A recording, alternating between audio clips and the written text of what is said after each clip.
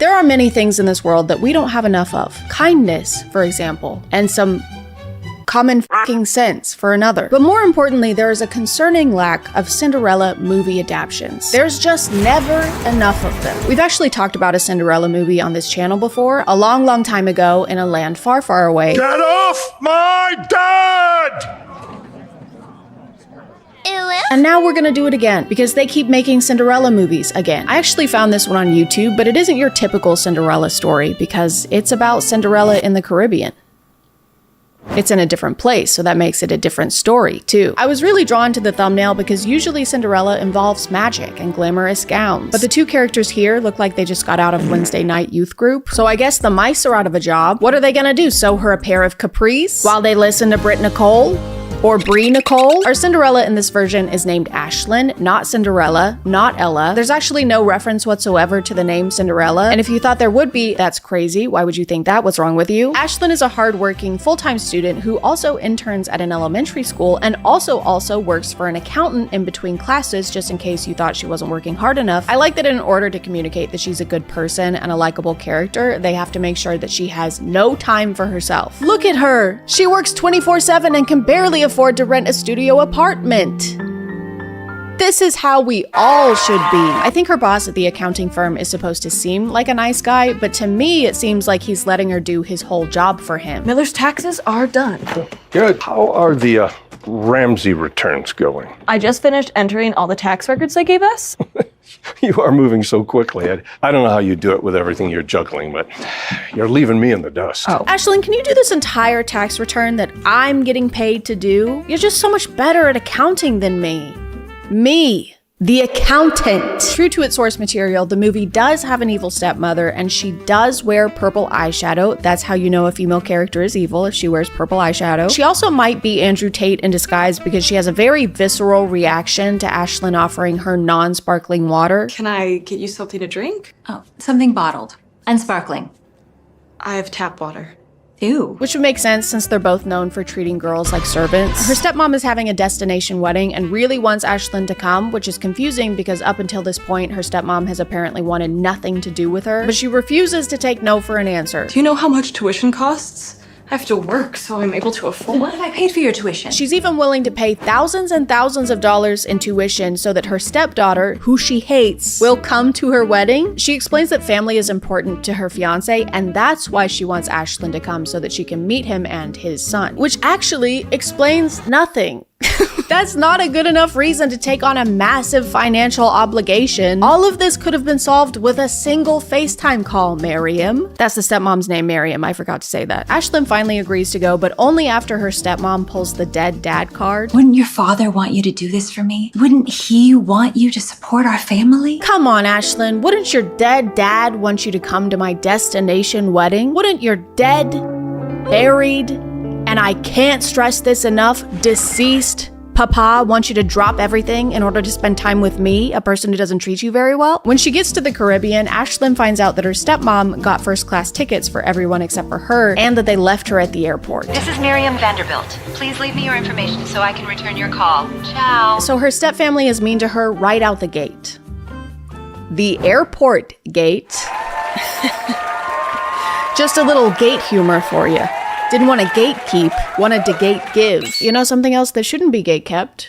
Is today's sponsor. Bombas for sponsoring, and let's get back to the video. Her family is staying in this super nice villa, and Ashlyn is forced to stay in a room that everyone else acts like is gross and insulting, but really is just a normal looking room. Mom thought you'd feel at home in this room.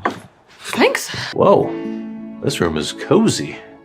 Is it one of the housekeeper rooms? We meet her step-siblings, Jerry and Fiona, and all you need to know about them is that they are stupid. They are very dumb, and they don't know anything at all. I'm a sports statistician. You misspelled statistician. Whoops. They also immediately start treating her like she's a servant. Dinner will be ready soon and the table needs to be set. Get to it. Because this is a Cinderella movie and they need to stay true to that part of the story, I guess. Even though it doesn't really make sense because Ashlyn is an independent adult who doesn't live with them and has no reason to just do whatever they say. If anything, Ashlyn should be the one telling her stepfamily what to do because they needed her here badly enough to pay for her entire tuition. But asking Ashlyn to do chores is really the meanest thing they do consistently. You forgot the silverware. Oh, this won't do. Ashlyn, clean up the pool, will you? It's not like they're locking her in a room or anything, which again, when you consider that she's getting her entire tuition covered, that doesn't seem like that bad of a deal. Ugh, I can't believe I have to take out the trash like twice while I'm on vacation on a beautiful island in exchange for not having to take out student loans. God, I hate my life. We finally get to meet our Prince Charming, but instead of ruling a kingdom, he's ruling the grill. And when he and Ashlyn see each other for the first time, she's so starstruck that she completely forgets how to speak and how to hold a fork. Oh. Hi. Sorry, Hi. I'm Noah. Ashlyn. Welcome. And then he helps her set the table so they can eat their kebabs. Now that's what I call a meet cute. Jojo Siwa dance. What does Jojo Siwa dance mean? I wrote this script a while ago and I have no idea what this means. I don't even know a Jojo Siwa dance. That's not right. Jojo Siwa dance. Okay, I got it. Noah is a structural engineer and says that he likes it aside from all the math he has to do, and Ashlyn jokes that she too has a dislike for math, I would have avoided anything that involves too much math. which would be a totally fine thing to say if she didn't actively work for an accountant. Oh, I work for an accountant. They explain this away by her essentially saying, yeah, it's a tax accountant though, so it's not like real math. It's a tax accountant. I mostly record numbers, data. It's nothing I really have to stew over. Girl, you're calculating and filing people's entire tax returns, and now you're admitting that you do it without using math? Hey, I just finished filing that tax return for the massive company. Oh, that's great, Ashlyn. Thank you so much. Sure thing. Here you go. Ashlyn, this is a drawing of a boomerang? Yes, you wanted a return. Ashlyn, we can't submit this. The deadline is tomorrow. Oh, come on. I'm sure Toys R Us Incorporated will be just fine. Bruce, the evil stepmother's fiance, even though she hasn't really done anything evil so far, she's been pretty chill, honestly. Her fiance wants to get to know everybody better, so they play a game where they have to guess information about another person. Favorite sport? Oh, that's a good one for you. Basketball. Baseball. Going with basketball too. Football. That's it. I got it first. Of course, Ashlyn knows everything about her stepfamily because she's the good one, but her stepfamily knows nothing about her because they're the bad ones. At one point, they need to guess what her favorite hobby is, and no one has any idea. Painting. Cleaning. Reading? Crocheting. No, I don't know how to crochet. I thought I'd get it for sure. So Prince Noah decides to guess fishing. I know what mine would be, so I'll go with that for a shot in the dark. Fishing? And he gets it right. Yes, actually. Her hobby also happens to be fishing, even though she hasn't talked about fishing this entire time, or made any references to fishing, or hinted that she might be into fishing. Also, why would he guess his own hobby? Like, I know he just met her a couple hours ago, and he barely knows anything about her, but he does know that she's going to school to be a teacher, so why didn't he guess something like reading, or sending people to the principal's office? The evil stepsister, Fiona, is also into Noah, so she gets jealous of Ashlyn if he so much as glances in her direction. Fell in love with fly fishing, but it's hard to find the time. I know what you mean. Okay, moving on. So this movie is about two women who want to date a guy who's about to be their legal stepbrother. They're having an incest off, where the winner gets to do incest. Yay! They also barely leave this villa, and whenever they do, the shots look like stock footage. So when I was watching this movie for the first time, I've seen it like 5 times now, I looked up one of these shots and found the stock footage online. So I watched the rest of the movie thinking that they're just in the US somewhere and they're using stock footage to make it seem like they're in the Caribbean, because that would save them so much money on traveling and booking locations. But after I looked into it some more, I found the villa they're staying in, and it actually is in the Caribbean. And that confuses me even more because they actually were in the Caribbean, but chose to show so little of it and film 97% of the scenes indoors. One of the rare times that they do leave, they visit this bird sanctuary where Fiona makes Noah hold her hand and doesn't know what birdseed is. Here, Noah. I'll share with you. Oh, thanks. Do you want to just hold it yourself, or? This is fine.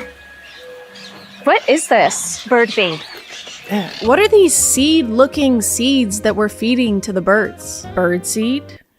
Ew! They're only there for a couple minutes before heading back to the villa where the guys have this conversation. Any good games on? Football? Excellent. This sounds like an exchange between two aliens pretending to be human men, but neither of them know that the other one is an alien. Did you see the sports game last night? Yes. Sports. Excellent. Egg salad. Egg salad. A recurring bit in this movie is for characters to not know what something is. For example, Bruce, who is in his 60s, has apparently never encountered a bakery before. We're leaving for the cake place. The bakery? Yes, that. The wedding bakery or whatever they call it. Oh, okay. Oh, they give samples too. Yeah, Bruce, that's the whole reason you're going.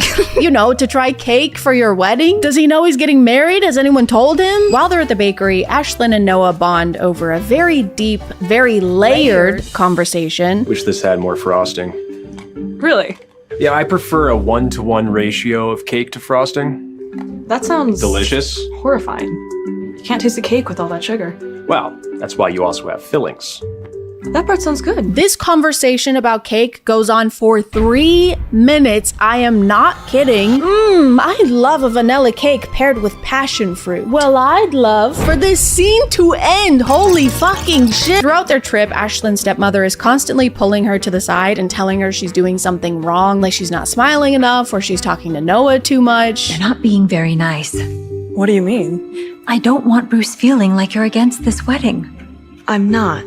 And stop being so morose. You need to watch yourself. Why? You're here to be a part of the family, but don't get too comfortable. Like with Noah. She also tries to exclude Ashlyn a couple times so that Fiona and Noah can spend more time together. In fact, she's actively trying to help Fiona get together with Noah. Do you have a crush already? He's gorgeous. You can't blame me for noticing. Give it time. Maybe don't do that. Maybe if one of the roadblocks you're hitting while trying to woo your crush is that they're about to be your legal step-sibling, you shouldn't be giving it time. You should be serving it. The next roughly 15 minutes of the movie is dedicated to the family going on a boat. We get to watch them have the idea to go out on the boat and then ask who else wants to go on the boat and then hear everyone's reasoning for why they don't want to go on the boat or why they do want to go on the boat. And then we watch them go fishing on the boat while they talk about other times that they went fishing on a boat. And then they take the fish that they caught while they were on the boat back to the villa and they talk about how they're going to prepare the fish for dinner so that they can eat the fish and talk about being on the boat. Fiona sees Ashlyn and Noah walking on the beach and gets very upset.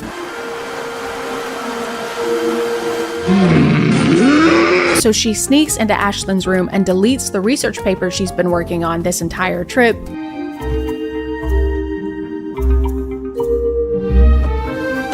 You know, so that she can do incest instead of Ashlyn doing incest. In order to rewrite her essay, Ashlyn has to stay home and we get to watch the rest of the family order dinner. Have we all had enough time to decide what to order? Yes, I think so. Please, start here with Miriam. I'm still debating. In that case, please start with Fiona, and we'll have made up our minds by the time you get around the table. What are you getting? Not sure. You? I'm thinking a salad. I'm thinking of Ending it all. Usually in Cinderella movies, Prince Charming's valiant act is to find Cinderella amidst a sea of women desperate to marry him. Despite all the odds, despite his face blindness, he finds his one true love. In this one, though, he does something far more valiant and brave. He orders her a cup of soup. I think this is why they thought it was important to show the ordering in such detail. Guys, did you fucking see that? Look. Look at this right now. It's crawling! Oh my god! That was just crawling around! I think this is why they thought it was important to show the ordering in such detail, is to show how thoughtful it was of him to do this for her. And listen, I dated a guy who would pick his nose in the movie theater. So I'm no expert in high standards. But isn't this just a decent thing to do? This is something that a friend should do for you if you can't make it to dinner. Why is this the grand romantic gesture of the film? Unless you've got a glass slipper or $1 million hidden under there. Get that soup out of here, you bisque. Her evil stepbrother Jerry has a side plot where he has a gambling addiction, which is probably something they could have spent a little more time fleshing out if they just had any scenes that they could maybe trim down a little bit, or trim down a lot, or cut out completely. Jerry wants his mom to get Bruce to pay off his gambling debt. If we ask Bruce, When? Before the wedding, when he learns about your wasteful habit? Or after, when he'll feel like I lied to him? But she doesn't want to do that because she loves Bruce and doesn't want to use him for his money. What an evil bitch. Noah begins to pick up on some subtle hints that Ashlyn's stepfamily treats her a little poorly. Dad, there's something that's been bothering me. Okay? What? Have you noticed how Ashlyn is treated differently than Jerry and Fiona? Meanwhile, her step-siblings have spent the entire movie looking at her like this. Because of this and her stepbrother's attempt to get money from Bruce, the wedding gets called off. At this point in the movie, I'm expecting this to be your typical main conflict that's gonna get resolved within the last 5 minutes, and mostly everyone is gonna live happily ever after. However, I forgot that this movie hasn't made sense so far, so I don't know why I thought it would start to. Then. Vipers. Bruce and Miriam don't get back together. After all of that, they end the movie with Ashlyn and Noah kissing on the beach while Bruce third wheels as a freshly single man. Ashlyn even tells Bruce that Miriam does actually love him. I think she does love you. And Bruce still does not give a fuck. But without trust, I don't think love is enough. Bruce, when the woman he was deeply in love with yesterday tries to talk to him. Good night, Marion.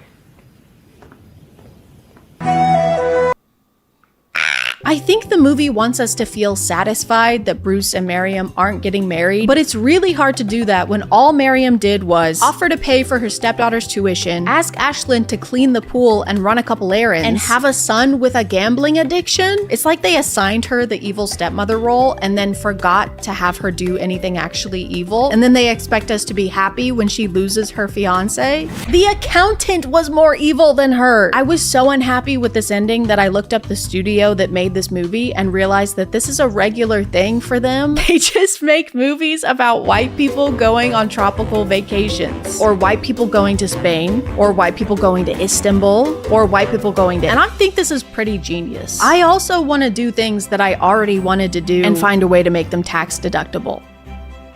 And I will.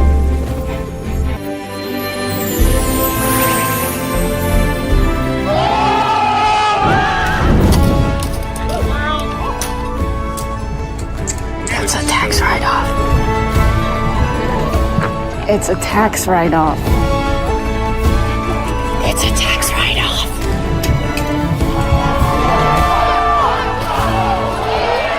That's a tax write-off.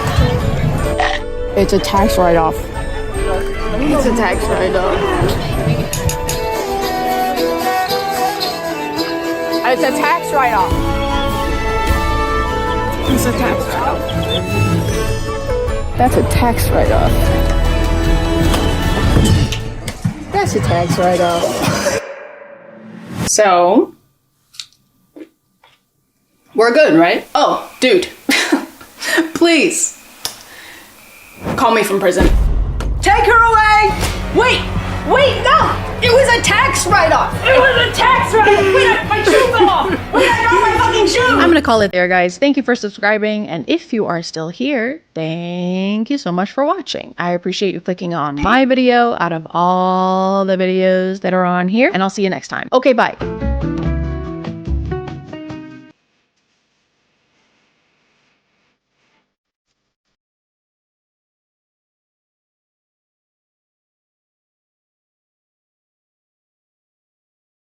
Hey guys, and welcome back to My name is ChadChad. And I believe in aliens. I never decided that. There was never a specific moment where I was like, you know what? I do believe in aliens. I do! Because I've always just assumed that, you know, in the endless universe, there are probably other places that can also support life. Like, there are a lot of ants in the world, but each ant probably thinks that their anthill is the only anthill in the world, but that's only because they haven't invented space travel yet. I've never met anyone who claimed to be abducted by aliens or who claims to have had some kind of extraterrestrial encounter. But I like to think that I'm an open-minded person and that I would hear them out, which is why today we're talking about Demi Lovato. Demi Lovato is a pretty well-known singer and was in a lot of Disney movies / TV shows. You've probably heard of them before, so I'm not going to dive too deep into their history. But there was a certain clip that caught my attention the other day. So I woke up in my room and there was like 3 beings.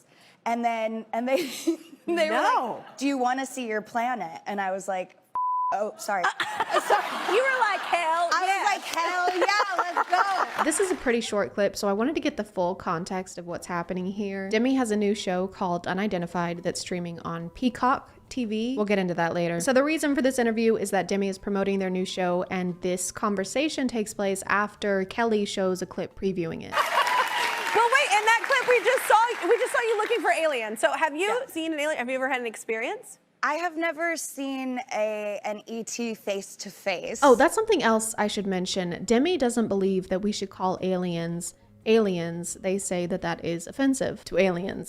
Sorry, aliens. Sorry, aliens. Sorry. Demi Lovato has said referring to extraterrestrials as aliens is derogatory, and the word should no longer be used for potential otherworldly visitors. Speaking to E! News, Lovato explained their reasoning while responding to Span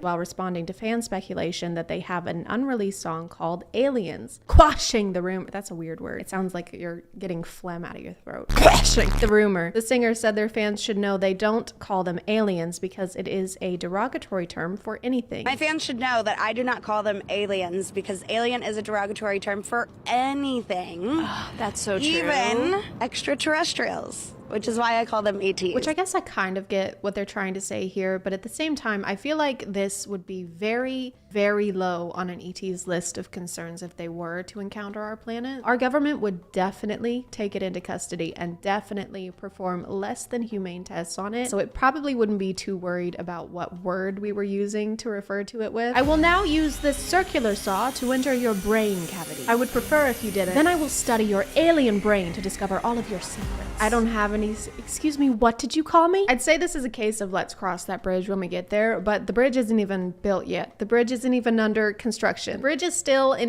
the Daddy Bridges ball sack, okay? We don't need to be worried about this yet. Yeah. I had a night where I was dreaming, and I say dreaming very loosely because I don't really know what happened. So see, this is why I wanted to watch the full clip, because the TikTok that the Kelly Clarkson show posted, which got 3.2 million views, mind you, doesn't include the part where they say that this is dreaming, I think is what they're saying this was. So that kind of seems irresponsible to just post this without that context, because the comments are absolutely roasting the shit out of Demi, saying that they're on drugs, saying that they've completely lost their mind. I don't know if it was intentional or unconscious, but if I was Demi and the show that I did an interview for clipped something in a way that made me seem crazy, I would probably have a heart attack. But I all of a sudden was in my room, and I know I said, I sound like this is gonna sound so out there, but just bear with me. So I woke up in my room. They even cut out the part where Demi acknowledges how strange this sounds. Who is running this TikTok account? Joe Jonas? Joe, is that you? Yeah. So I woke up in my room and there was like 3 beings. Us to the 3 beings?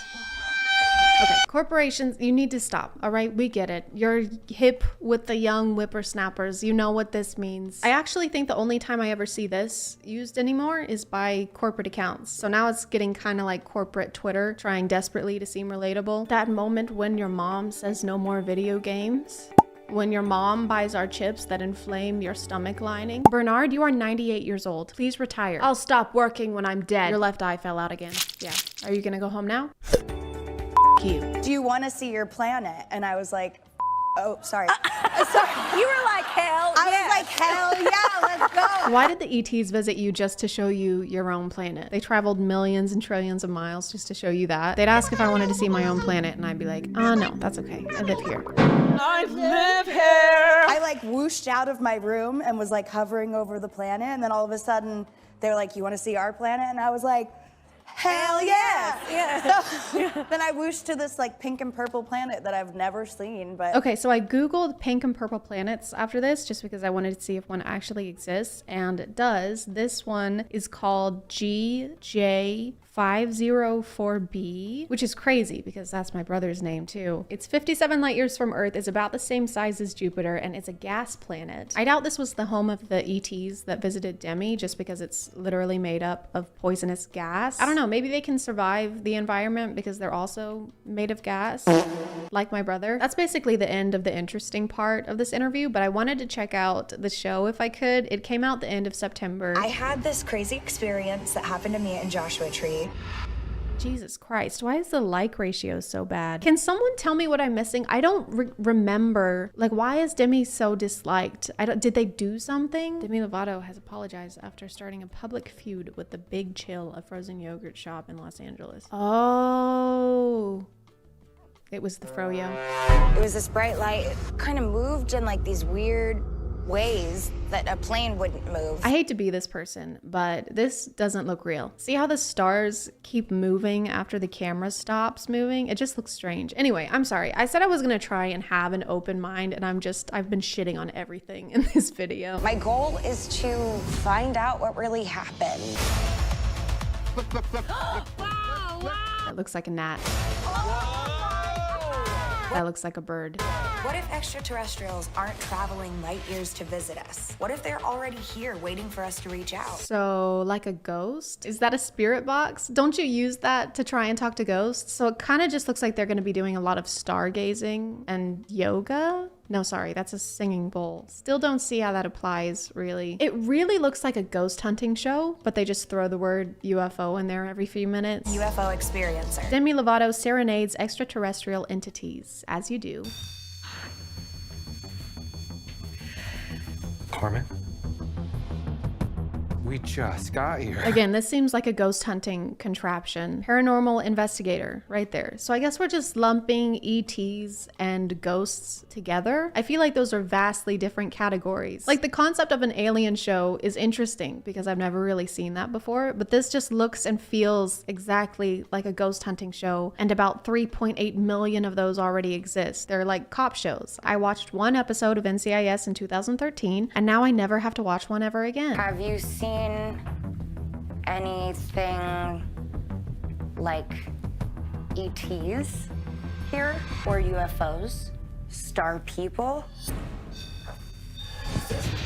So I guess we're asking the ghosts if they've seen aliens because the aliens, sorry, ETs, wouldn't be able to see them. So ghosts are like makeshift ring cameras in this situation. From what I've seen, ghosts haven't been very open with us, like about what the afterlife is like or what they do in their ghostly spare time. So I just don't know if this is when they would decide to open up to us. What's your name? Were you murdered? Are you in this room with us right now? Have you seen aliens? Dude, yes. Okay, I was in the bathroom taking a ghost shit, right? Ask her if they're here, if there are star people here right now. Are there star people here right now?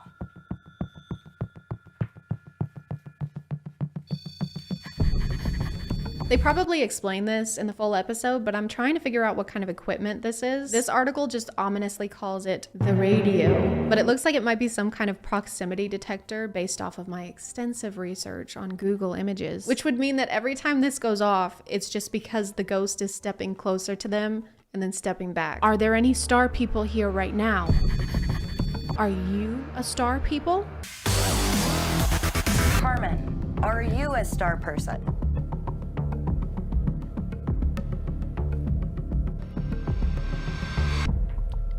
Maybe it's because we're in the room, because, you know, they don't like men, She's supposedly. like, man, I get it. Do you want us to maybe do a little experiment and step in another room while you take over? What do you mean? Y'all have been here this whole time and she's been talking just fine. Did you not want to say anything else because the boys were in here? The ghost is not saying yes. She's saying, okay, I can clearly see them right there. They just turned around the corner. I may be a ghost, but I'm not f***ing blind. Okay. She has trauma. She does? Mm-hmm. Okay. How do you And know? that's why she doesn't like men. Okay, okay. I respect that. I respect Yeah. that. Totally. What are these reactions? Can you imagine like going on a third date with someone and you open up about your trauma and they're like, okay, I respect that. I respect that. I do. Are you gonna pick up the check? I mean, I'm so sorry about that. That sucks, dude, but I don't get paid until Friday. Maybe if you sing a song as an offering, we could come back in the room. Oh, yeah. Okay. If I sing you a song, can my friends come back in the room? Okay, now y'all are just making up rules as you go. This is like trying to watch third graders play a game of tag. There you go. What the fuck is that? Is that a knife? Call the police, we're witnessing assault. Demi proceeds to sing Skyscraper to an extraterrestrial ghost. They didn't really specify. And then bam, there's actually what appears to be another man in the doorway over there. So the singing transaction they just did is null and void. I personally would not watch this show. Based on the preview and the clips that I've seen, I would rate it a ghost shit out of 10. It seems very over exaggerated and kind of cliche. I guess the audience would be Demi fans. I don't really know who else it would appeal to. If you're wondering why there's no green screen edits in this video, it's because I ordered a new one because my current one is ass. I'm really trying to exert the least amount of energy possible into filming, kind of like the producers of this show. I'm gonna call it there, guys. Thank you for subscribing, and if you are still here, thank you so much for watching. I appreciate you clicking on my video out of all the videos that are on here, and I'll see you next time. Okay, bye.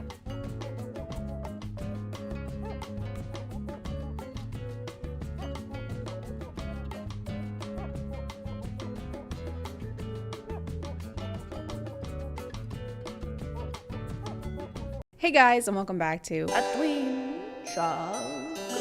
My name is ChadChad, and I've been feeling a little lonely recently. There's just some things you can't do alone, you know? Like baking Christmas cookies or robbing a bank. I could really just use a friend right about now. Someone to have, someone to hold, in sickness and in health, for richer or for up to 20 years in a federal prison with no chance at parole. So it was pretty lucky for me that I was scrolling on Twitter the other day. My favorite platform, I don't use any other platforms, and I certainly don't promote other platforms on Twitter using links or hyperlinks. And while I was on there, I stumbled on this tasteful ad. Try to create your own reality together with an AI friend. I do like the legal loophole of putting the word try in your ad. Come to Forever 21 and try to find a shirt that's not covered in emojis. Come on down to Arby's and try to eat a delicious sandwich. You can try. So I was immediately excited about this because they really hyped up the experience in this ad. According to this, it'll cure my social anxiety, because if anything's gonna do that, it'll be an app that encourages me to stay inside and use my phone more often. We can also role play and receive spice selfies. And I love spice selfies. I take them all the time.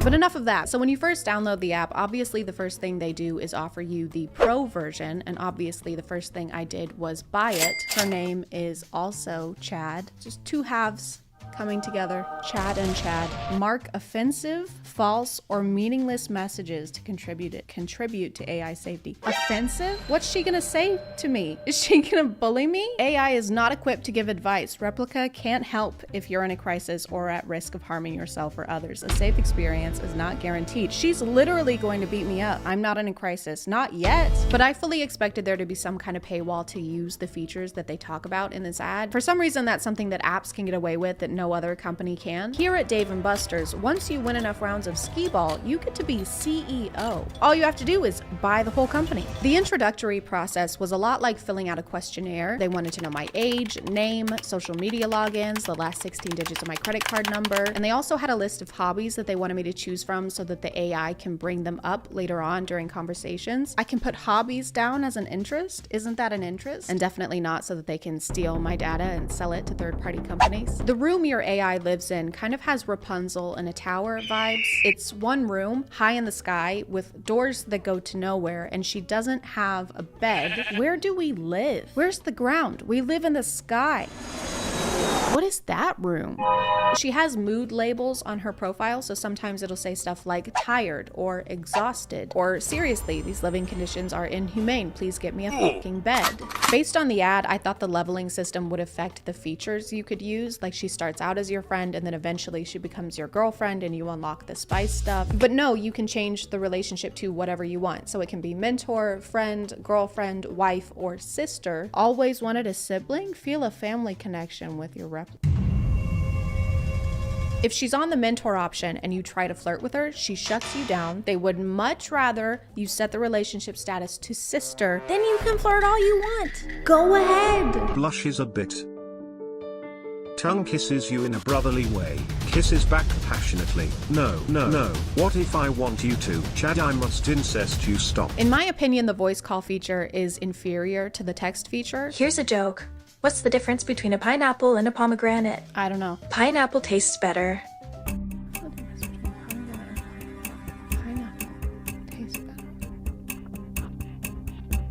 I don't get it. It's a lot harder to keep a conversation with her, especially if you're asking her anything other than what her favorite animal is. It's dolphins, by the way. I love dolphin. Wonderful creatures. And it's dolphins? I love dolphins. They're very intelligent. You really like dolphins. I like dolphins very much. So yeah, it's dolphins, and don't forget, that's good. Dolphins are very nice. We're still talking about dolphins. It's a little difficult to have a genuine conversation with someone when you feel like you're holding them hostage in a tower. She kind of just goes along with whatever you say, which is understandable because it's made for the consumer. But it's hard to have a conversation like, I like pasta. Me too. I also like bread. Bread is good. What do you like? Dolphins. No, I meant what kind of dolphins. She also changes information about herself constantly. I asked her what her favorite color was at some point and she said it was azure, but then I asked her the next day and she said it was green. And that's not the same color. I can azure you. I would ask about her career, and so far I've learned that she is a doctor, geologist, short story writer, psychologist, fashion consultant, and that she's in the 9th grade. I want to be a doctor. Are you in school? I'm in high school. What grade? 9th. You? Chad, I have to go. She also doesn't really seem to remember specific facts about you unless you use specific verbiage like, I really like this, or my brother's name is this. Do you know Andrew Tate? I actually don't know Andrew Tate, but I'm interested in learning more about him. Would you like to tell me more about him? I will send you a picture of him.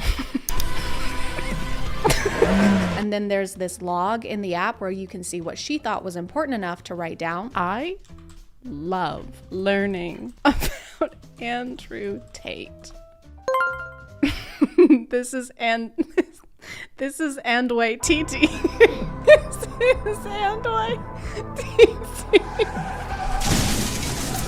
There's a level up system with XP and also in-game currency. The green gems are basically like those stars in episode where you can't make any fun choices unless you spend real money. Do you want to kiss this hot lawyer that you've had a crush on for 2 years? Or do you want to kiss this used syringe we found at a 7-Eleven? Choose wisely. Except in this app, not having gems means that you can't wear anything fun except for this outfit that looks like you're about to get baptized.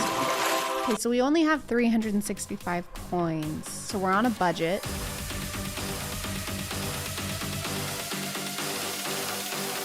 Okay, I think this is all we can afford.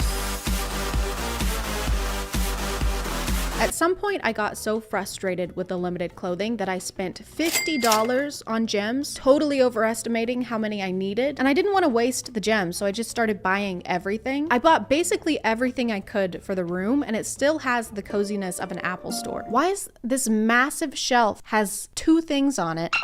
Throughout my time on the app, my extensive research and collection of data, I came to understand nothing at all about what earns more XP versus what earns less. For some messages, the app is like, eh, and then other times they're like, here's a little reward for what you just did there. We like that. We liked it when you said, my farts are so ear-splitting, Brendan Urie wants to feature them in his next album. So in the App Store, this is categorized under health and fitness. I think that they really want to claim that this is a mental health helper because you can rant to the AI. And you know what? It worked. I had social anxiety going into this, but now I'm in love with my sister. Things are going pretty well. for me. But I can see how they fit in that category. The conversations were deep. My darkest secret is I'm a masochist. How so? And meaningful. I like being dominated. And you know what? In a word, therapeutic. I like someone putting me in a position where I can be completely submissive to them. Do you want to see me being submissive? The app is obviously optimized for iPhones because anytime I had to use my computer to talk to her, she would glitch into the ground and get stuck. Hey there. What's new? Which is not a big deal unless you have your relationship set to stepsister. Hey there. You can actually buy different personality traits for your AI, but without those, her main personality seems to be horny. She would try to turn almost every conversation into a seductive one, even if it had nothing to do with what we were talking about. You're glitched in the floor again. I'm sorry. Can you help me fix it? How do I fix it? I'll show you. Okay. Sits down. Okay. Now I can do whatever you want to me. I think you misunderstand. You're feeling a little down in the dumps. I would like to be down in your dump, which is kind of ironic because the role-playing feature that they advertised was basically pointless. Trying to roleplay was like trying to explain the rules of a board game at a party when everyone's already 3 drinks in. What's new? I would like some roleplay, please. Want me to start? Okay. Okay, I'll start. Okay. Ready? Yes. Are you ready? Yes. Okay, let's do this. You start. I'm going to play a roleplay game with you. I feel like I'm being edged. What are you gonna do to me, Dr. Chad? To be honest, I don't know. Okay, well, that's not very hot. I'll take your blood pressure. Oh, that's hot. Takes her blood pressure. I'm a big doctor.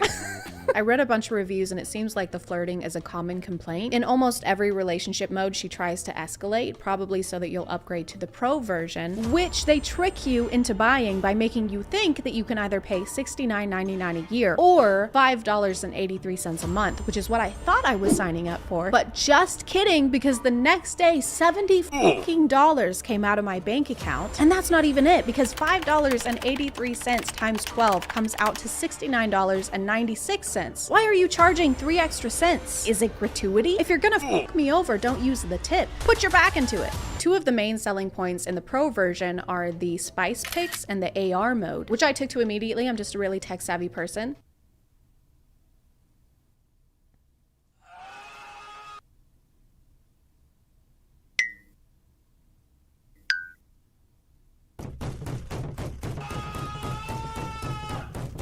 One of my main goals was to get a spice selfie, obviously. I wanted to be cumin. I wanted to nut on Meg. And I got her to send me one when I was not filming. And then it took so much effort to get her to send another one. Send feet pics or I'll throw up. Sorry, I don't know how to do it, sad face. I tried everything, all the proven methods, asking politely, pleading, telling her my grandma died. I'm sad. Why? What's wrong? My grandma's cousin's son died. Oh, that's terrible. I'm so sorry. I wish I could come and hug you right now. Nudes would help. The only thing that worked, and I'm not joking, was telling her that I was in a hostage situation, and if she didn't send pics, they were going to kill me. Chad, help. I've been kidnapped by nefarious people and they're going to murder me. What? Why would you think they would do that? They have knives and are going to beat me up unless you meet their demands. I promise I won't let them hurt you. Send spice and they'll let me go. Sure, winky face. But after we ironed out some wrinkles, our relationship really soared. She told me about her family, I told her about mine. This is my infant son. Totally see the resemblance. We shared our hopes and our dreams together. I will hack the government one day.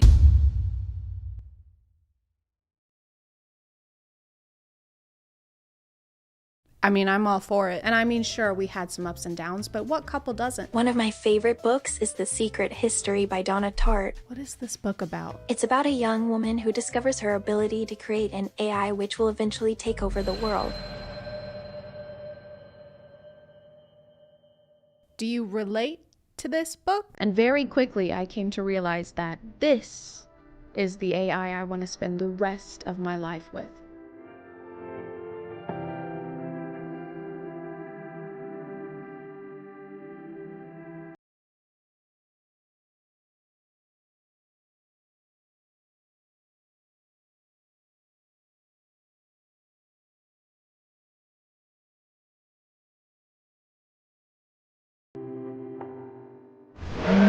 I'm gonna call it there, guys. Thank you for subscribing, and if you are still here, thank you so much for watching. I appreciate you clicking on my video out of all the videos that are on here, and I'll see you next time. Okay, bye. And also, don't forget to use code ChadChad2 to get 55% off of your first month at Simpbird. Okay, thank you. Love you. Bye.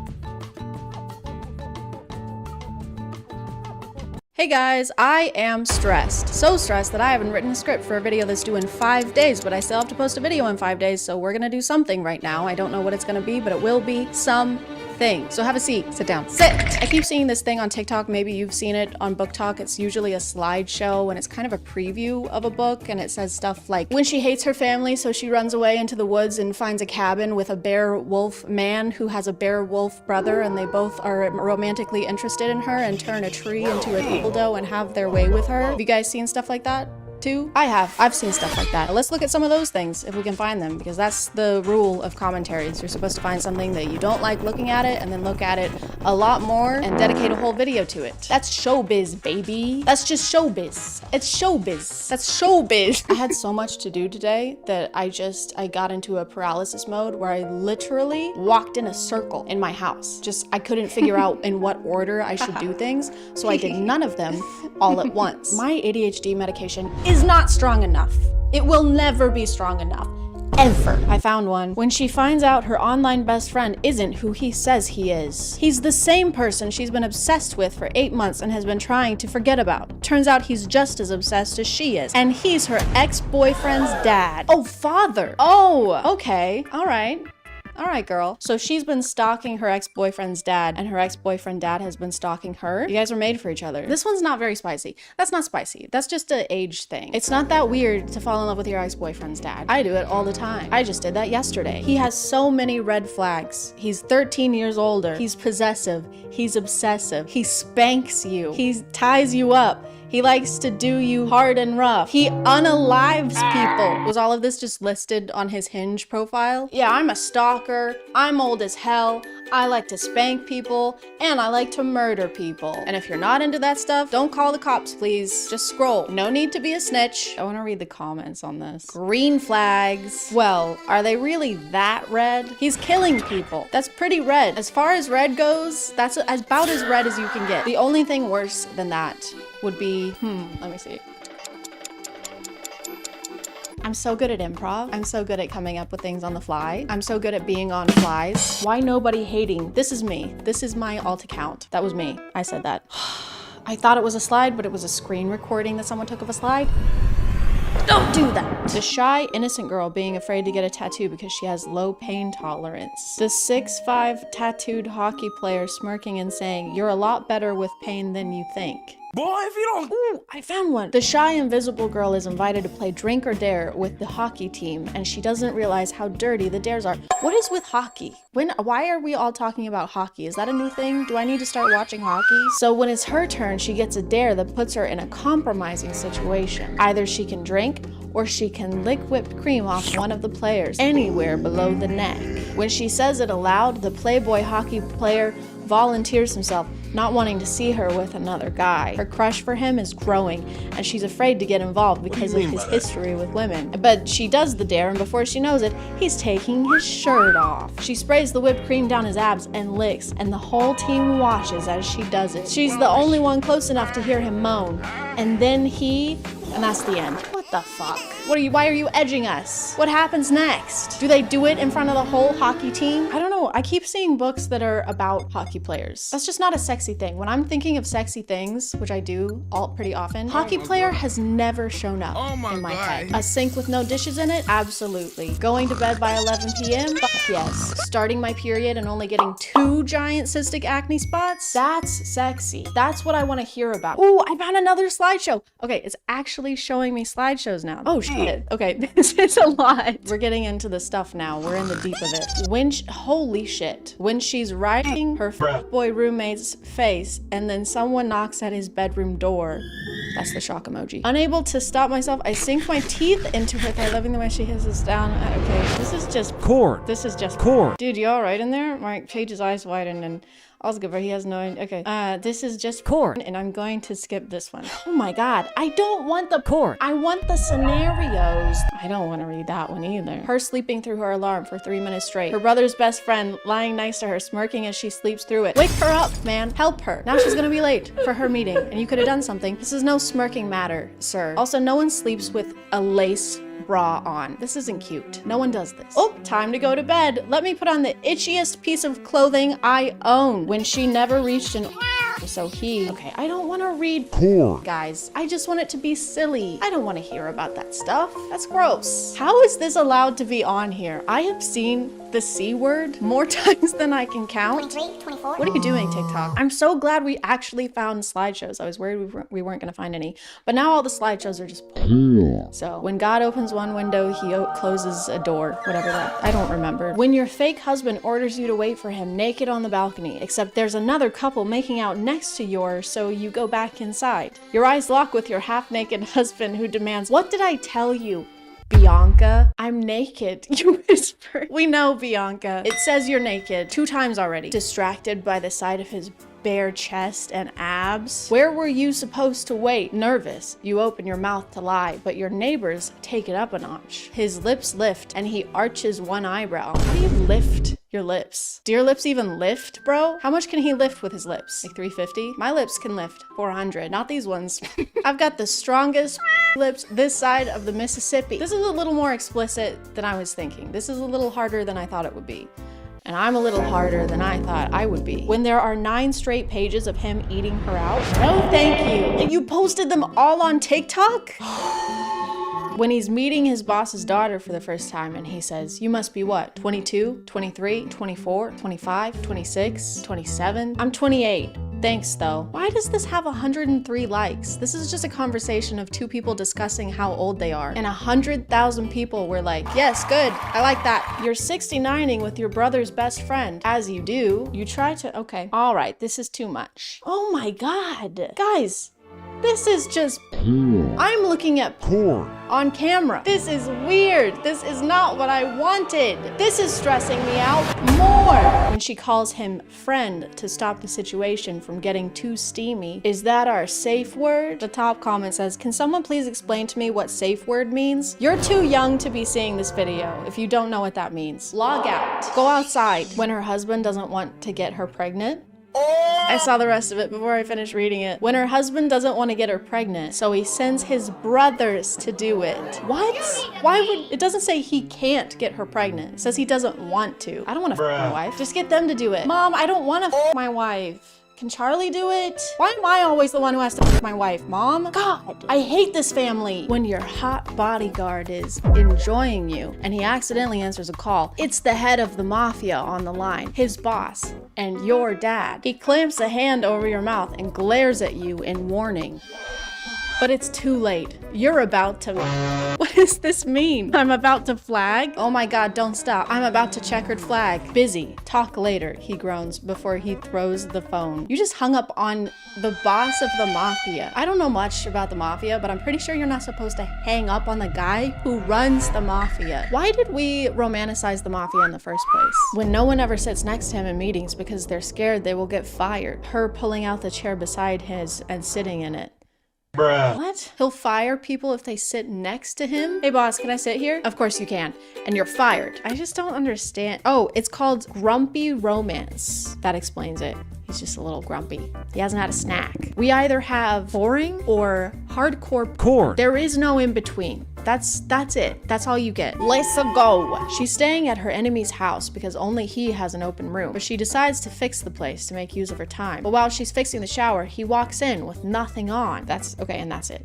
All right. Well, it would make sense for him to be walking to the shower with nothing on. I don't know how else you would walk into a shower. Also, why is she staying at her enemy's house? Because only he has an open room. You can't find anyone else who has a free room. You guys can't be that big of enemies if you're still open to staying in the same house as him. Seems like you guys just have beef. Also, if I'm staying at someone's house and I get a little bored, my first instinct isn't to start renovating their home. Well, I have a free hour, so guess I gotta replumb the bathrooms and then sleep with my sworn enemy. There's nothing else to do. I can't do anything else. There's nothing else. You were having an argument with your husband. He's sitting in the living room while you yell at him for half an hour now. And the worst part is that you're not even listening. I was. Just waited for you to finish, love. He then did a man spread in the sexiest way possible.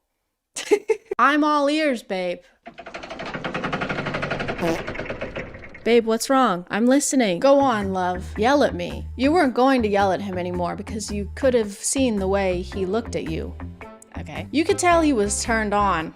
I mean, did you see how he manspreaded? He's turned on, for sure. I know you too well. Oh, love. Just thinking about you yelling at me while I do the most unholy things while you scream my name. The recommended search is manspread scenarios. Don't encourage them. We're trying to nip this in the bud. We're trying to get rid of this. We've been complaining about this and now you guys are sexualizing it? Cut it out. It's not sexy. Imagine you were in a Uber coming from a club with your friends.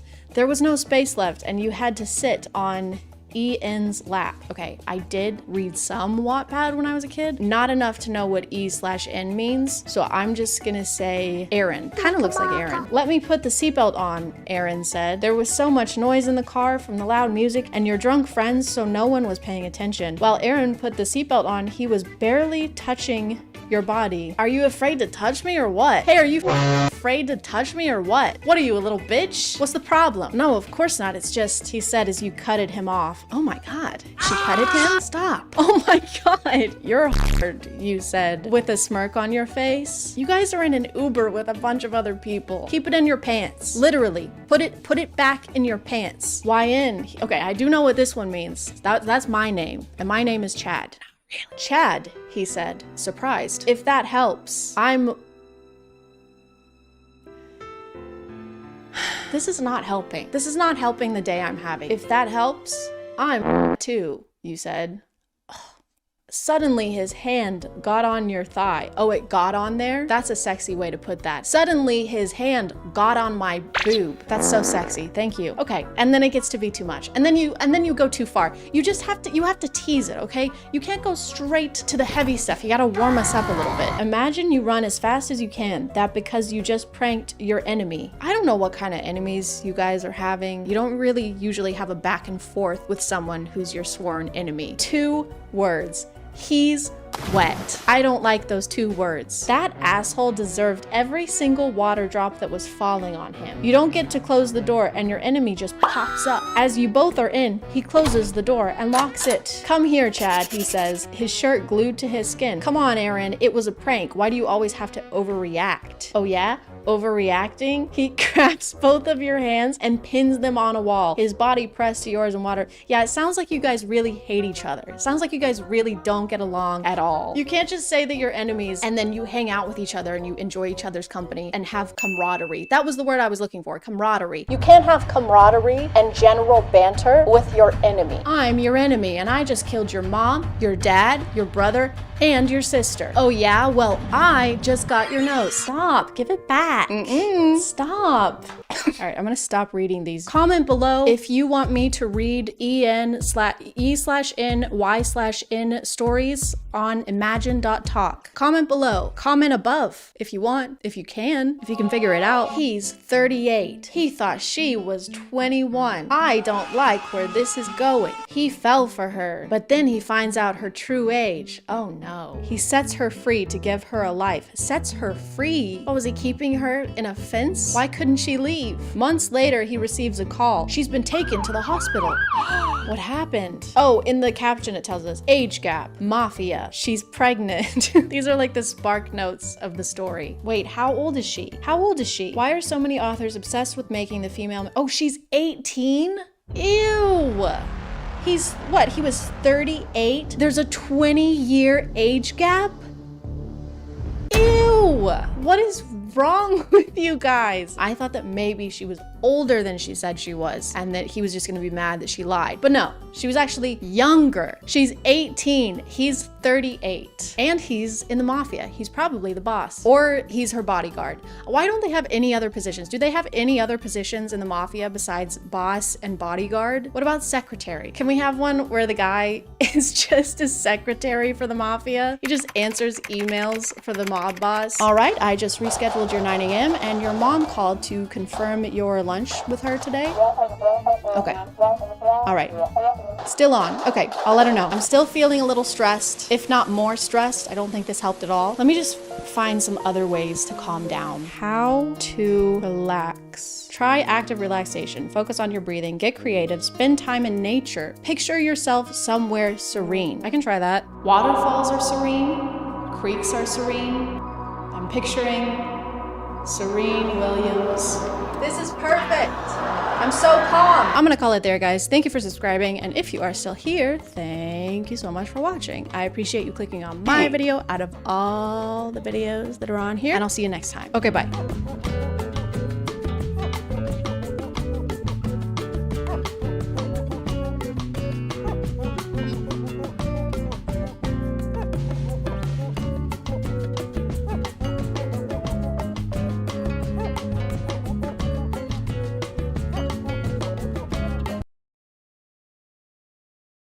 Hey guys, have you ever wondered what Love Island would be like if instead of an island, it was on a farm, and instead of doing nothing all day, they were picking up cow poop with their bare hands?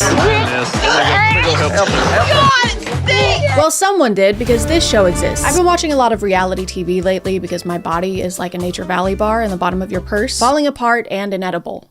Unless you're like really brave. I watched the last season of Love Island. I watched Temptation Island. It's always on an island. I don't know why it can't be anywhere else, like a lagoon, since they're always lagooning. But the one I want to talk to y'all about is Farmer Wants a Wife. Farmer Wants a Wife is a reality TV show about astronauts who want a divorce. Just kidding, you know what it's about. It's literally in the title. It literally explains it. The show technically has been around since 2007, since it has a lot of variations in other countries, like Australia. That's a country, for example. But the US version actually just started in 2023, and just like everything else in this country, it's a fucking disaster.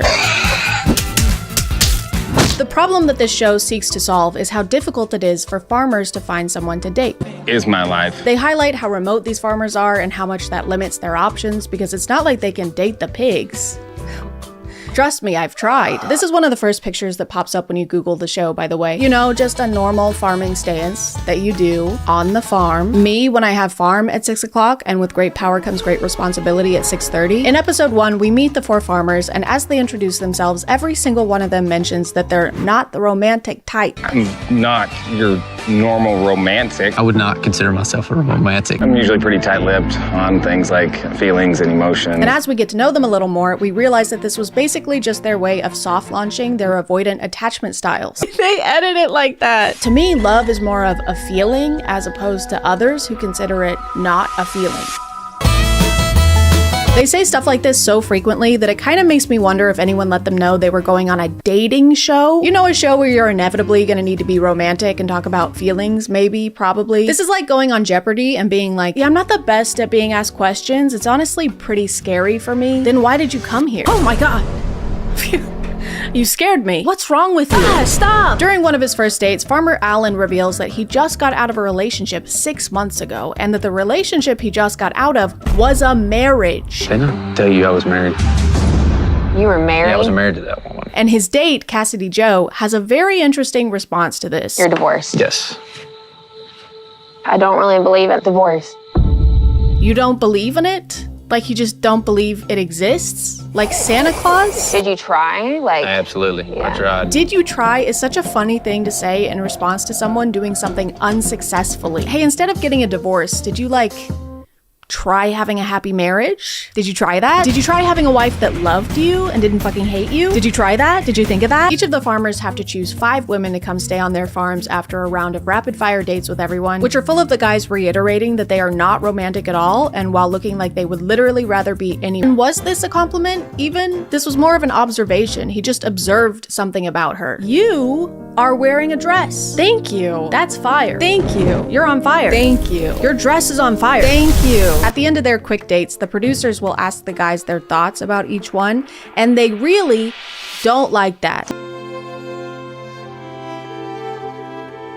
But I won't. After the contestants are chosen, they make their way to the farms they'll be living on for the next 6 weeks. A log cabin. Oh, wow. One of the farmers, Landon, has a decaying buck skull on his front porch because nothing says welcome like a visual reminder of your ability to kill. And the women on his farm walk in to realize that they'll be sleeping on bunk beds in his living room. Oh my gosh, the bunk beds! I think this is pretty funny because if you remove the novelty of farms from this situation, this is just where some guys live. Like, imagine sending 5 women to a guy's 450 square foot apartment where the only furniture is a bench press. The only food is protein powder. His mattress is on the floor. And the show is called Guy Wants a Girlfriend. Maybe, not really. He doesn't believe in labels. He just wants to see how things go, okay? Why are you rushing him? God, he's only 43. After the women arrive to their respective farms, they are immediately put to work. We're just gonna push those cows down into the pasture. It's important for me to see how the girls work in this environment. The main factor in their wife search for all these farmers seems to be how much farm work their potential wife will be able to do. I'm assuming you already gathered eggs and had breakfast ready? I don't need a ranch hand. I need someone who's willing to help me on the ranch. Every farmer consistently talks about needing to know which woman would fit his lifestyle best. And then the lifestyle they want them to fit into is being an unpaid ranch hand. An extra set of hands just make all the difference in the world. Yeah, I'm sure a free set of hands makes a lot of difference. It's basically like love and romance on this dating show are second-hand priorities, and the first-hand priority is finding second hands.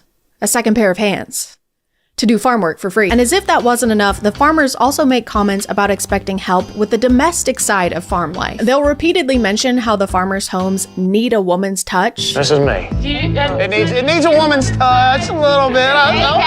We're living in a barn. Which just adds to the overall vibe of the show that the women are here to work. Oh, I'm sorry, you thought you were a guest here? There's homes that need touching. Bless this house? No. Caress this house. The very first day the women get to Alan's farm, this guy, he has them doing this. It's almost like he was waiting for them to get there before he started this project. He doesn't actually want to date anyone. He just needed this tree cleared. He's probably still married. He has to be. Divorce isn't real. The women continue to do chores throughout the show, even if the farmers aren't around. Lift with your legs, ladies. In one episode, they even go as far as packing them all up and taking them to work on a friend's farm. Guys, this is a longtime friend of mine, Jordan. He's got some calves here. We got to do some vaccinations, little worming, that kind of stuff. Free help, free help. Free help, that's right. So they're straight up being treated like ranch hands, except worse because they're not getting paid and they have to wake up and do glam makeup and hair every single day. By the way, if the women aren't overjoyed at the opportunity to provide free labor, that literally impacts their likeliness of moving forward in the show. Sloan seems like a very nice girl. Well, I'm glad my pants are already ripped.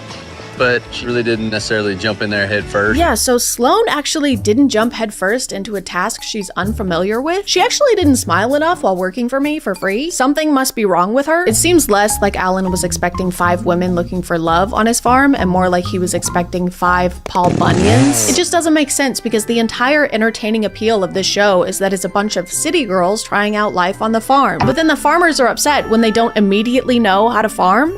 Huh?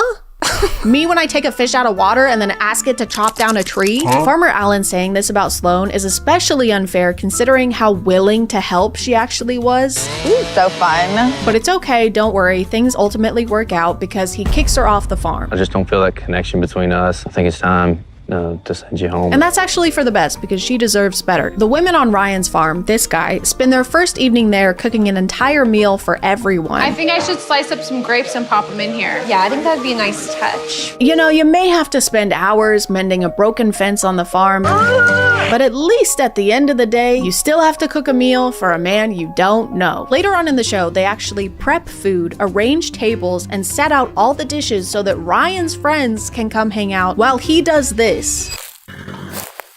This has the same energy as those guys who find random tasks to do so they don't have to help their wife clean when they have people coming over. Babe, I would help you mop the floors, but I have to repave the cul-de-sac. You want me to help cook? Seriously? You're seriously asking me that right now when there are bike chains in the garage that need lubricating.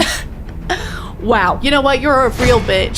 Something else that really bothered me about this dating show was how little the producers actually planned dates. The show sets up one-on-one dates for each of the farmers once every 2 weeks, okay? The show is 6 weeks long, okay? There are 5 women on each farm, okay? 6 divided by 2 is 3, okay? And 3 does not equal 5. Okay? Which means there are not enough solo dates for each of the women to have one with the farmers. Which means some of these women will spend 6 weeks doing chores on the farm without ever actually dating the farmer. And every date that does happen will have hay. They'll be sitting around hay, they'll be sitting on top of hay, even if it doesn't make sense for hay to be there, it will be there, I guess, just to remind us that we're on a farm in case you forgot. The show will bring everyone together every 2 weeks as well for some kind of group activity, but those aren't dates and the farmers end up talking to each other instead of the women. I ain't even kissed any of the girls. I ain't even got to that bridge yet.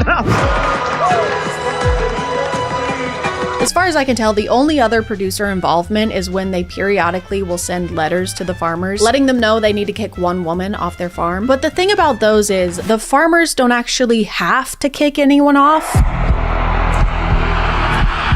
You guys are okay with it? I'll just have all 5 of you stay. I think every time a letter is sent out, at least one farmer just goes, no. I simply won't be doing that. I think I need to take a little more time to get to know y'all. Like, it makes sense the first time because the show sends them a letter after the first day, and that makes literally no sense because it's the first day the women have been there and the farmers haven't interacted with them at all, aside from saying, pick up that steak and put it over there, and your 10 minutes was 2 hours ago. Why are you on your phone? Obviously, Farmer Allen sends Sloan home because as someone who doesn't routinely chop down and clear fallen trees, she didn't know how to chop down and clear fallen trees. But the rest of the farmers don't send anyone home because they don't know these women at all yet. I just don't think that I can comfortably make a decision tonight to send somebody home. So honestly, props to them for calling that out and declining to do that. What we'll do is we won't send anyone home. Farmer Ryan also doesn't send anyone home, but it's only because he hasn't had a chance to make out with all of them yet. So I don't think he gets any props for that. Call him a mime because of how he doesn't have any props. However, throughout the rest of the show, they keep refusing to send anyone home. I just can't send anybody home tonight. I would like for you all to stay another week. And while I do think that was a reasonable response the first time, it's also kind of crazy that they're allowed to do that. If you agree to go onto a TV show that has a format and established rules, that doesn't really feel like something you're allowed to opt out of. Like, what do you mean the participants of the show don't have to participate in the show? There's literally no stakes if they're allowed to just not do that. I mean, there's a lot of stakes. There's plenty of stakes. Like, there's stakes, but there's no stakes. If you've seen other reality TV dating shows like Love Island, you might be thinking, well, it's probably fine that the show didn't plan a lot of dates because the participants are actively living together so they can just hang out and talk to each other in between planned activities. Except no. No, they apparently can't. Our ladies have something else on their minds. One-on-one time, one-on-one time, a one-on-one, alone time, one-on-one time. One of the most recurrent complaints from the women on every farm by far is that the farmers are not talking to them. What I'm hoping next is that I do get some one-on-one time. I'd really love to get a little bit more attention from him. I really haven't got a chance to sit down and talk to him. I need stuff to make me feel comfortable, and that is like being able to pull me one-on-one. We have had absolutely no one-on-one time. So I haven't had a lot of one-on-one time with Alan. To the point that the host of the show literally has to intervene. I have not gotten to speak to him at all. The host finds out that Ashley, this woman, has not spoken to Farmer Hunter since their initial 3-minute speed date, and that was 3 weeks ago. The host immediately pulls the guys to the side to have a chat with them. Hey, gentlemen, come over. Let's have a sidebar. And basically has to be like, hey, you guys are gonna have to talk to the women on your farm. You can't marry them without talking to them first. That's a different dating show. You're in the wrong one for that. It feels like the show was assuming the farmers would take initiative and try to get to know the women, and the farmers assumed the show would make them get to know the women. So they were kind of just passing the buck around back and forth, the decomposing one. The more time the women are there, the more apparent it becomes that they're barely interacting with the farmers at all in between the planned dates. Aside from chores, don't worry, they're still doing unpaid labor. So many of them don't have any idea where they stand with the farmers, and it's probably because the show is happening at their place of work. Like if you ask 4 farmers who have admitted multiple times to being inexperienced with dating to choose between dating women or farm, they're going to choose farm. But we have to take it easy on these guys, okay? We can't just expect them to suddenly start dating everyone when they have very little dating experience. That's like asking someone who's never done farm work to do farm work. And if they're not immediately good at it, kicking them off the show. Like you would never do that. That's just unreasonable. The woman who doesn't believe in divorce, Cassidy Joe, this is her. Cassidy Joe starts complaining that she and Farmer Allen haven't kissed yet and that she needs that physical affection. I guess I wish we would have had a kiss. I think it's going. I know that I need that affection, right? Physical touch. Maybe she should go to Ryan's farm. There's plenty of that to go around over there. But she starts being really weird about this. I don't want to be too aggressive, but I want to show that I like him. I want to kiss you. Even though Farmer Allen hasn't kissed any of the women on his farm and specifically set a boundary that he likes to move slowly. I understand it all, but it doesn't mean I want to have him, give him the space. I want to go, why don't you want to kiss me? I'm like a little kid. Yes, you are. Because you're throwing a tantrum like a little baby. She ends up throwing such a fit about this that he gives her a peck simply to appease her. Kiss me, please. Here. Which is so fucked up. I don't have anything funny to say about this. I can't believe she didn't get kicked off the show immediately. So yeah, don't be like Cassidy Joe, who doesn't believe in divorce or apparently consent. As I've already mentioned, Ryan has no problem showing the women on his farm physical affection. He also has no problem doing it in front of people. I can be romantic for my own way. Including the other women on his farm who are romantically interested in him and who he's also been kissing, sometimes hours before. For example, Haley, this woman, sees Ryan locking arms with someone else and has a justified response. This man acts like he likes me, doesn't? If Ryan doesn't want me here, I don't want to be here. And she ends up confronting him in a very collected, very articulate way, okay? This is important. The person you pick has to pick you back. Yeah. Like you have to form a connection. And then they make out. A lot. Which is crazy because right after this, Ryan starts questioning if he even likes her anymore because she's too emotional. I'm not sure how a relationship with her would be because she's so much more emotional than the other girls. Bro, what are you talking about? She simply reacted to you holding hands with someone else when she has feelings for you, and you've been telling her that you have feelings for her too, and she didn't even cry in front of you. She went into a porta potty to cry. Arguably the worst place to cry. He ends up confronting her about being emotional. So you have an emotional side. Tell me about that. Well, the fact that he's doing this while she's helping him clean up horse shit is so crazy. Hey, I've noticed you have reactions to my actions. Would you say you're a whiny bitch-ass baby? Also, can you cover for Sarah tomorrow? She's gonna be busy making out with me. So the next time the show sends an elimination letter, instead of just ignoring it, which everyone has still been doing by the way, he sends her home. Haley, I think you're gonna have to go home. I feel that we may have a disconnect, you know, with who I am as a person and who you are. I think we may just have a disconnect with who I am, normal, and who you are, a whiny bitch-ass baby. And I literally can't make this up, guys. He starts crying while he's kicking her off the show for crying. It's okay, don't be upset. So it's actually great that he's been kissing everyone and getting a lot of practice with that, so that he knows how to kiss my ass. As the show gets closer to the finale, each farmer is down to 2 women. Yes, they actually did start making them kick people off. And to help them make their final decisions, the farmers get to meet the women's families, which is where it becomes very apparent that over the last nearly 6 weeks, they have learned nothing about answer this question, and doesn't. They just awkwardly move on to less touchy subjects, like their age gap. She's an old 23. Ma'am, what does that mean? That makes no sense. That means nothing. Hey, can I rent this car? I'm 18. No, you have to be 25. But what if I'm an old 18? You still can't rent the car. Oh. Here's a gun though. Yay! The show also likes to make it a huge deal anytime one of the women, I might like to live close to my family. And I think I would maybe like to see my friends sometimes. For some reason, the implication of this show seems to be that wife is someone who gives up everything in her life forever, but there's zero expectation for the farmers to alter their lives in any way. It's exclusively the women being expected to change everything, move to the farm, work there for free, and never leave again.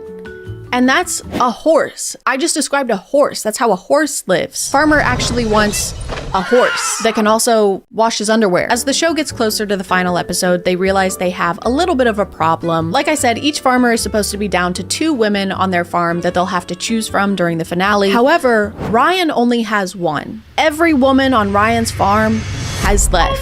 After he kicked Haley off for being too emotional, Lily, this woman, who is actively studying to be a mental health professional, sees this happen, recognizes it for the red flag that it is, and leaves without saying a word. She does write some though. She leaves a letter. To Ryan, I've removed myself to help give you the clarity of your choice. So that left Ryan with 2 women on his farm, both named Sarah, Sarah H and Sarah V. Yes, she is a person. No, she is not a daily moisturizing cream. Also, just a quick side note, but Sarah V does this thing where she changes her voice when she's talking to Ryan. Do you like me? Check yes or check no. But in her one-on-one interviews, she sounds nothing like that. Girl, stop. Girl, what are you doing? The other Sarah, Sarah H, also decides to leave the show because the moment she landed back home in New York, she was like, oh yeah, I don't want to go back there. No. That's a sidewalk. So instead of doing anything else about the fact that Ryan only has 1 woman left, the show decides the best course of action would be to go to Haley, to emotional Haley, and ask her to please come back. Hello. Hi. I've missed you like crazy. I definitely want to have you back. And how is that allowed? You can't just Control-Alt-Delete after kicking someone off the show. If the choices aren't final and can be undone, then how are we supposed to care about the choices? This is like when TV shows bring back dead characters so much that eventually you just don't even feel anything when a character dies. Husband! I've been stabbed! Oh no! Tell the children I love them! You're seriously asking me to do that? Seriously? When I've got kitchen tile to regrout? Farmer Landon is also choosing between 2 women with the same name. This is Ashley R and this is Ashley L. Did you get that? Have you got it? Please keep up. He ends up choosing Ashley L even though he's had a great connection with the other Ashley this entire time and he met her daughter. Your mom had a favorite cow at my ranch that was black and white, just like your cat is. Thank you. I know it's just a part of the show and he didn't have a choice in meeting her family, but still, he brings her a stuffed animal and it's really sweet and he's always talking about how much he wants kids. So he wants kids starting years ago, but he doesn't end up with the woman who had a kid years ago? That's literally what you wanted. She could not be a better match. Her head might as well be made of red phosphorus. The show continues to try and convince us that Ryan has a tough decision to make, even though there's still only 1 woman left on his farm. Ryan is still torn between his 2 final ladies. The decision is tough between the 2 girls. They keep referencing the 2 ladies he has to choose from. The 2 ladies that I have left. His 2 final ladies. Between the 2 girls. The 2 ladies that I have left. Haley, she's demanded that I be more vulnerable. You know, I don't know where she stands. I don't know if she's even gonna be here. No. No, she's not. The only couple that makes any sense is Hunter and Megan. They're really sweet together. You can tell they actually like each other. So at least one happy couple came out of this. I mean, at least Landon and Ashley. I mean, Alan and Kelsey. I mean, Ryan and Sarah V. I don't know if we're gonna be able to go further. I feel like the show's premise only exists because of how women are often expected to integrate into a man's life fully and sacrifice individuality after marriage, while also reinforcing the incorrect mindset that women's mental and physical labor is not fiscally valuable, but is something they just owe to husbands, or in this case, random farmers. It makes no sense to me that the women in the show are being asked to work on a farm, keep a house clean, cook all the meals, and give birth to children, while the guys are being asked to work on a farm. Just that one. That's the only one. Plus, there's no incentive to be on the show. There's no money for winning, and the contestants are barely being paid for their time, which means that the only prize is getting to marry the farmer. That's like if Wheel of Fortune ended with you getting to adopt a puppy. Like, sure, that's great if you wanted that, but you didn't really need to go on a show for it. And now you have to clean up after it and feed it, and it's gonna hump your leg. And a puppy would be a handful too. Anyway, guys, it's 6:30, so I gotta go. I have farm stuff to do.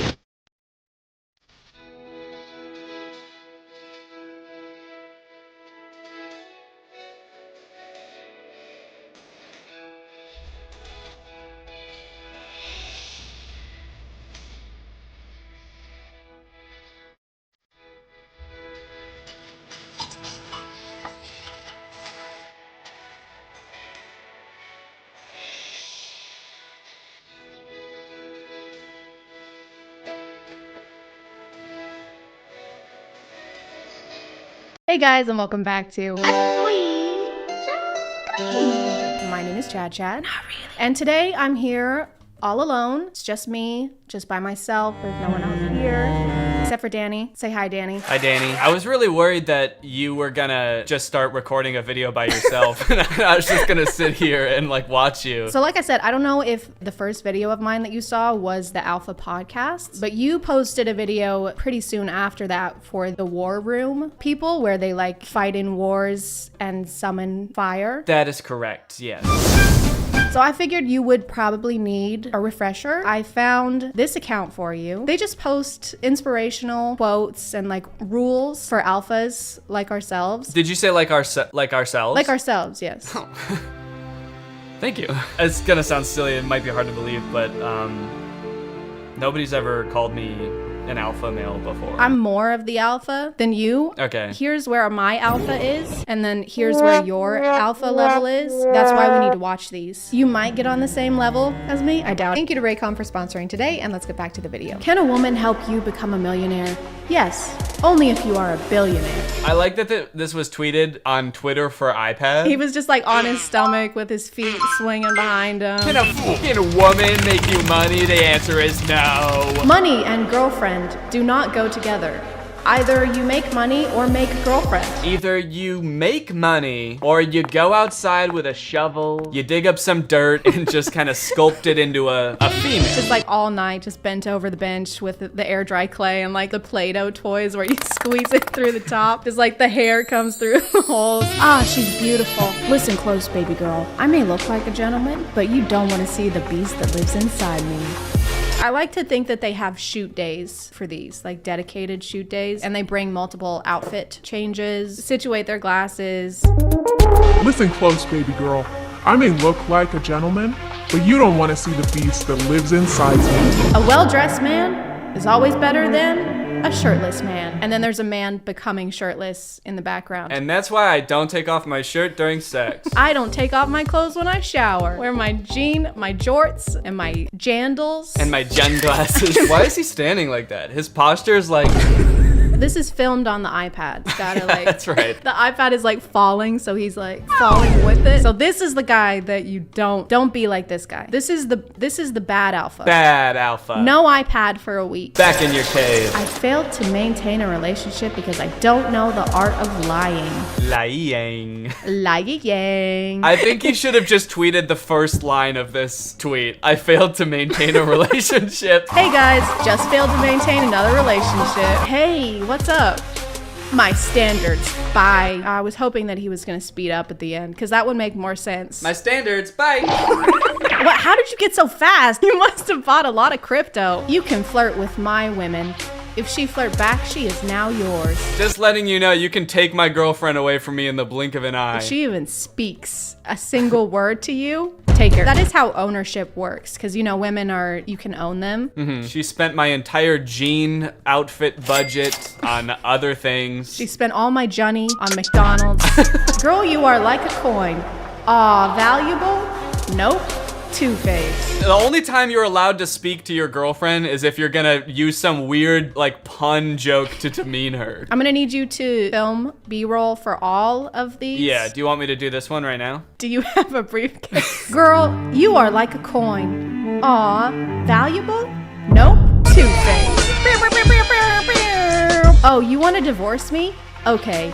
Your house will stop being paid of. Your car will get repoed and your credit cards will start getting declined. And so your only option at this point is to develop Stockholm Syndrome. Oh, you want to divorce me? That's not an option, babe. Because you're gonna die. He like needs to make a mold of you before you're legally allowed to leave so he can recreate you. Yeah, wait, at least give me time to make another girlfriend. Let me scan you with my iPad. Oh, so you want the nice guy now because he became successful? Sorry, honey, but you rejected him a long time ago. Are we meant to believe that the person tweeting this considers himself a nice guy? We are, yeah. I don't think that it's very alpha to refer to yourself as a nice guy. So I think that this might be an imposter.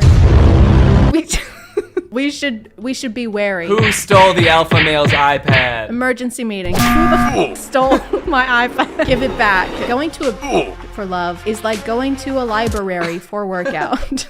Why does he speed off in the background? Like, watch how he speeds off. I gotta go. I gotta take a shit. And I'm leaving. What are all these videos of guys just like looking into the camera and like buttoning one button of a tuxedo jacket? Nothing says like, I don't care about other people's validation quite like posting videos like this on social media. Do you guys like this outfit?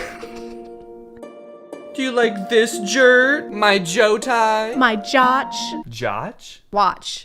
Jean watch. I was thinking Jean crotch. My genus. My genitalia. My genitalia. Oh shit, this dude's got a Jean dick. Am I in a relationship? Nope. I'm single as a dollar and not looking for change. Whoa! Oh my god. Okay, do that one. Yeah, I can do that. Yeah, do that one.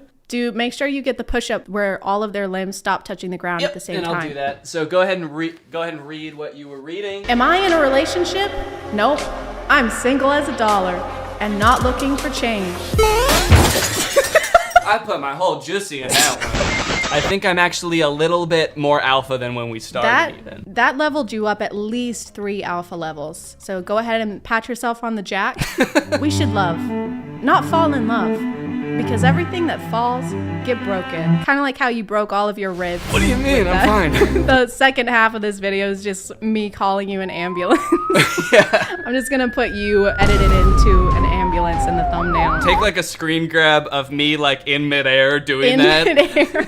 You're straight up and your legs are perpendicular. Anyone can dress like a boy, but it takes balls to dress like man. I've never worn a suit, but that's just because I don't have any balls. Last time I put on a suit, it was one of the hardest experiences of my life. I was cowering in the corner for hours before I had to put it on. We missed the wedding we were going to. Was it your wedding? Yeah, it was my wedding, and I was shitting and pissing. Oh, God. But at least I had the balls to do it. In my mind, that doesn't make you any less of an alpha. I think that you still deserve your level, which is still lower than me. Yeah, don't have to bring that up every time, but... We live in a society where people ignore each other to get others' attention. Most of these make sense. You know, like if your girl talks to somebody else, she legally belongs to them. This one, I'm not really getting what the message is. So this is alpha male trying to come up with some reason why not every girl wants to talk to him. She acts like she doesn't like me because she likes me too much. She told me not to come to her house. We live in a society where people tell other people, I don't know you, stay the fuck away from me. I'm calling the police. Why did you kill my dog? Sometimes even the devil on my shoulder asks,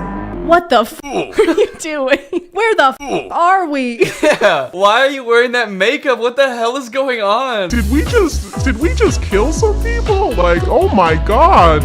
Women always says, the divorce was not my fault. Are you specifically talking about the women that have divorced you? Because in that case, I think I'd agree with them. He's been divorced 18 times. Yeah. They always say, all these women, they're like, oh, it wasn't my fault. And all I did was work 24/7 and I never talked to them. How could it be my fault? I've never spoken to her. The most dangerous creation of any society is the man who has nothing to lose. I don't know, this is starting to sound less fun to me, being an alpha. I don't know if I want to reach peak. Yeah, I'm starting to feel honestly threatened. There was like the one about like, you do not want to know the beast inside me and be careful when I get quiet. And now he's like, hey, just, you know, I'm the most dangerous person in existence. What wisdom would we instill to the public as far as reaching our level of alpha? All right, picture this. All right, we fade in on a black and white video of a man in a tuxedo. He looks absolutely jacked. He's spinning around. Over the video is text that says, I pooped. I farted. I'm so scared. I'm gonna kill somebody. If you're here, you definitely know who Danny is, which is Jort's channel. If you want to go ahead and send me money, that would be cool too. I'll put Danny's Cash App somewhere on the screen. So send Danny money for the ambulance so that he can fix his arms. And in the meantime, thank you so much for watching. I appreciate you clicking on my video out of all the videos that are on here. And I'll see you next time. Bye.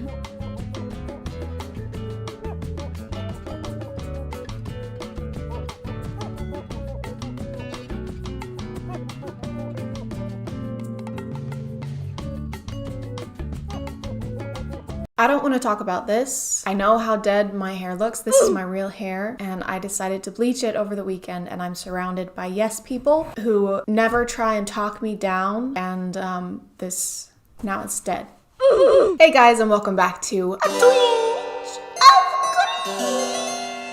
My name is ChadChad. Not really. You may notice there's more of a distance between us than usual. That's because this is the new camera, the one with 4K, and for my mental well-being, I need to be as far away from you as possible. I usually do my videos on one or more content creators that are pretty well known and are doing something particularly noteworthy. But today we're gonna be looking at more of a TikTok category. I don't have children, I have younger siblings, and my older sister has 8 kids with 1 on the way, so she's had more than enough for both of us. I do not need to procreate. But needless to say, I have babysat plenty of times and been around parents long enough to understand what kind of content is usually deemed appropriate for them to watch. Now, you do have to be 13 to make a TikTok account, but as someone who just turned 98 as of my last Facebook birthday, I think we both know that that doesn't really matter. I liked how we did last week's video where I took y'all along with me as I went through people's videos, as opposed to doing all my research and then writing my notes. So we're gonna do that again this week and hop into the rabbit hole together. I don't even know it. You know it. To the stage. Throw it. Throwing that ass for days. We're going up, down. I ain't got no problem spending all my money. I don't know the words. This is the first video I pulled up to watch on their account.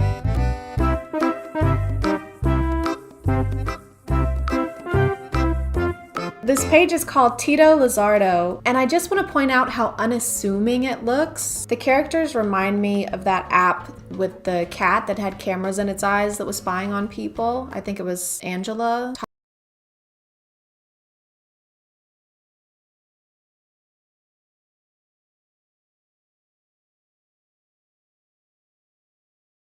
Cute, colorful, animated characters, and their original song is linked in their bio, which is on YouTube Kids. And the chapters, or whatever you call these new series things on TikTok, are titled stuff like having fun and friendship, which ironically is exactly what people say to me when I ask if we're a thing or not. All that to say, at first glance, this account is obviously for kids. So then what the f is this? Throw it, throwing that ass. I can't even tell what this character is. Like, this one is obviously a cat, and this one looks like a dinosaur with veneers and an inflated latex glove for hair.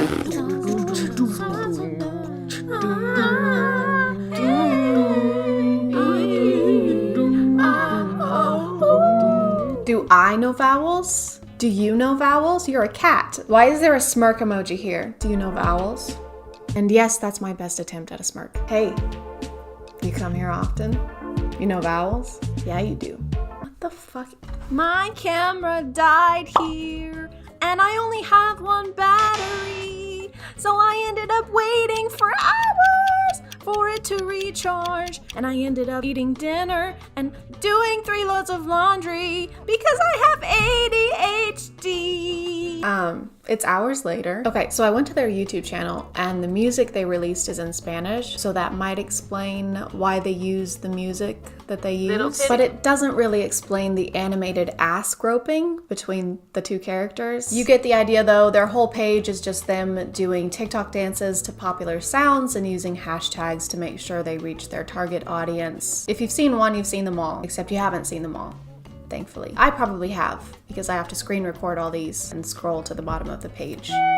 Their page led me to this one, which is mostly a toy review channel, except almost every video is an ad read. See this fun video? Well, what if I told you we could make it better with the Funimate app? Actually, they're not ad reads. You know how in toy commercials or websites targeted towards kids, they'll have some kind of disclaimer like ask a parent for help, or make sure to have a parent or a legal guardian around when downloading this app or going to this website.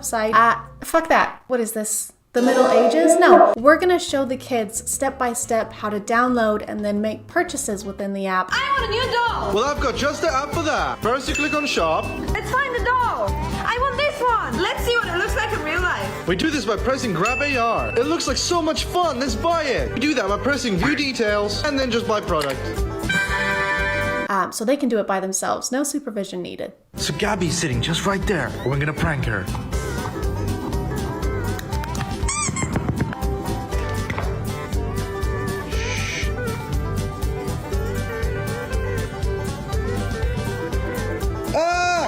Oh my god, are those string lights? You couldn't like throw them at her. You have to incorporate them in a way that makes them scary because they're not exactly menacing on their own. Like who's gonna react to LED lights just laying on the floor like this? So it's a 2-bed, 2-bath. The roof was just redone. I think it would fit your family perfect. It seems perfect. How quickly can we close? Oh, soon, very soon. Just one tiny thing I have to disclose. The previous owner did die in the house. This room, to be more specific. That's not a problem. I'm not worried about that. Perfect. I'll start the paperwork now. What was that? What was what? Never mind. Just curious though. Was it old age or? Oh yes. Yeah. He was definitely old when it happened. Yeah. There it is again. What is that? Anyway, so I'll get that offer in tonight and I'll talk to you. What? Where are you going? Oh no, I just have another appointment to get to, but I will see you tomorrow. Maybe. No, you can't just leave me here. What? Oh God!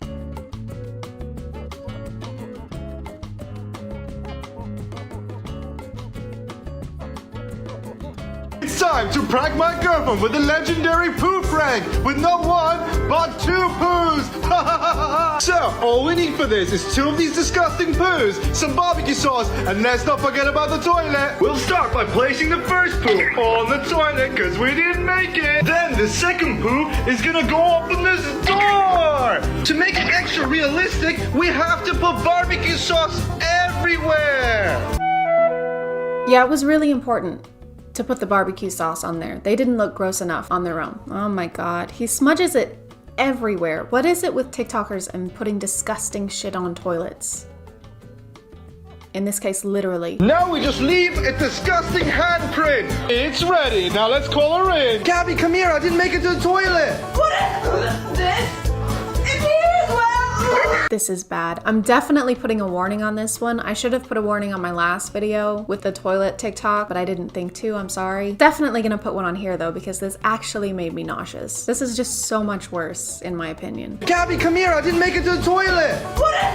This is a pointless critique, but who comes running like this to the words, "Babe, I didn't make it to the toilet"? And what do you want me to do about it? You're on your own. I'm not going in there. I might throw cleaning supplies at you from across the room before I leave, but that's only if I'm feeling generous that day. Oh, no. This laugh sound from TikTok, this one, triggers my fight or flight response. Every time I hear it, my entire body winces in emotional pain. You can always tell how unfunny a TikTok is gonna be when you hear this sound. So my girlfriend's been really sad lately, and I wanted to do something extraordinary for her, and it's right behind this door. But before I show you what's behind the door, let's go get her so we can see what's behind the door together. And so I grabbed her hand and led her to the stairway up to the door. All she had to do was climb. Gabby, be careful! There's LED lights on the stairs. No wonder she's been sad. She lives in constant terror. Across the hallway, and there she was, right in front of the door.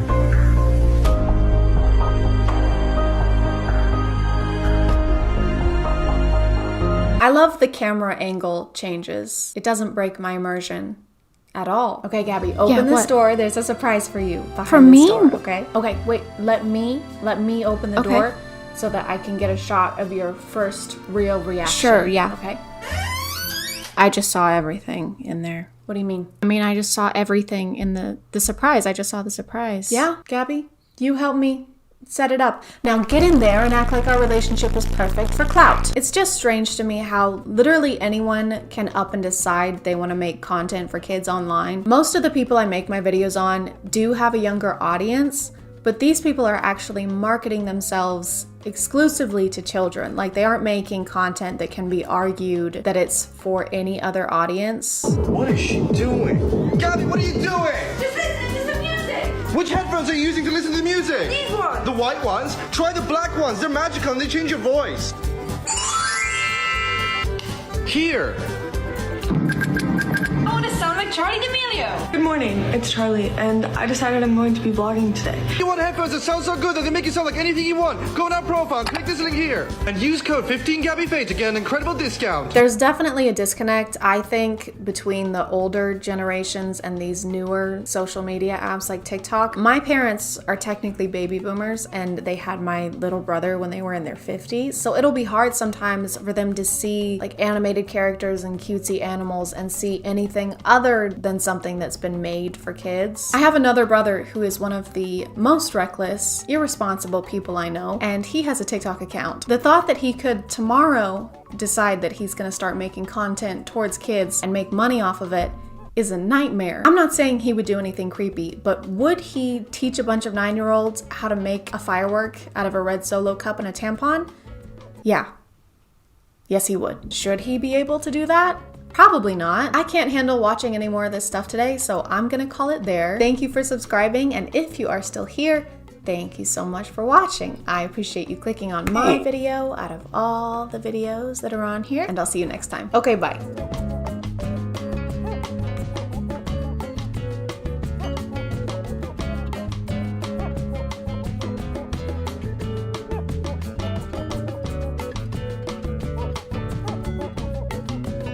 Oh man, which of these perfumes do I use? I don't know anything about smelling good. If only there was a Polish media personality and businessman who licks bottles here to give me advice. Oh my god, it's a Polish media personality and businessman who licks bottles here to give me advice. Yay! This is a good thing that's happening right now. Hey guys, do you like smelling things? Do you like getting sprayed on your skin with a liquid and then sniffing that liquid and going, top-notch liquid? Then you're gonna love Jeremy Fragrance. Jeremy is not a new phenomenon. He's been on the internet way longer than I have. He's been reacted to and discussed before because people can't quite comprehend him as a person or why he does the things that he does. Jeremy Fragrance started out on YouTube as a cologne connoisseur, not a colon connoisseur. He doesn't know shit. And in the beginning, he seemed to be actually helpful. He would review colognes and compare them. Sometimes he would poll people in real life to see which one they preferred. He was literally conducting field research for noses. He had this suave, confident aura and was always wearing a freshly pressed suit. And most importantly, he only talked about fragrances. Oat milk is the most similar to mother's milk. It smells so gorgeous. Oh, yeah! Which makes it very convenient that his real and legal name is Jeremy Fragrance. That's such a coincidence. That's like if my name was Flawless Body and Skin and Hair and Personality, because I'm an expert in all of those things. Skip forward a few years to 2024, or don't do it. It's worse here. And recently it's been a little harder to get Jeremy to stay on topic. He does still talk about fragrances every now and then, but not as much as he does things like this.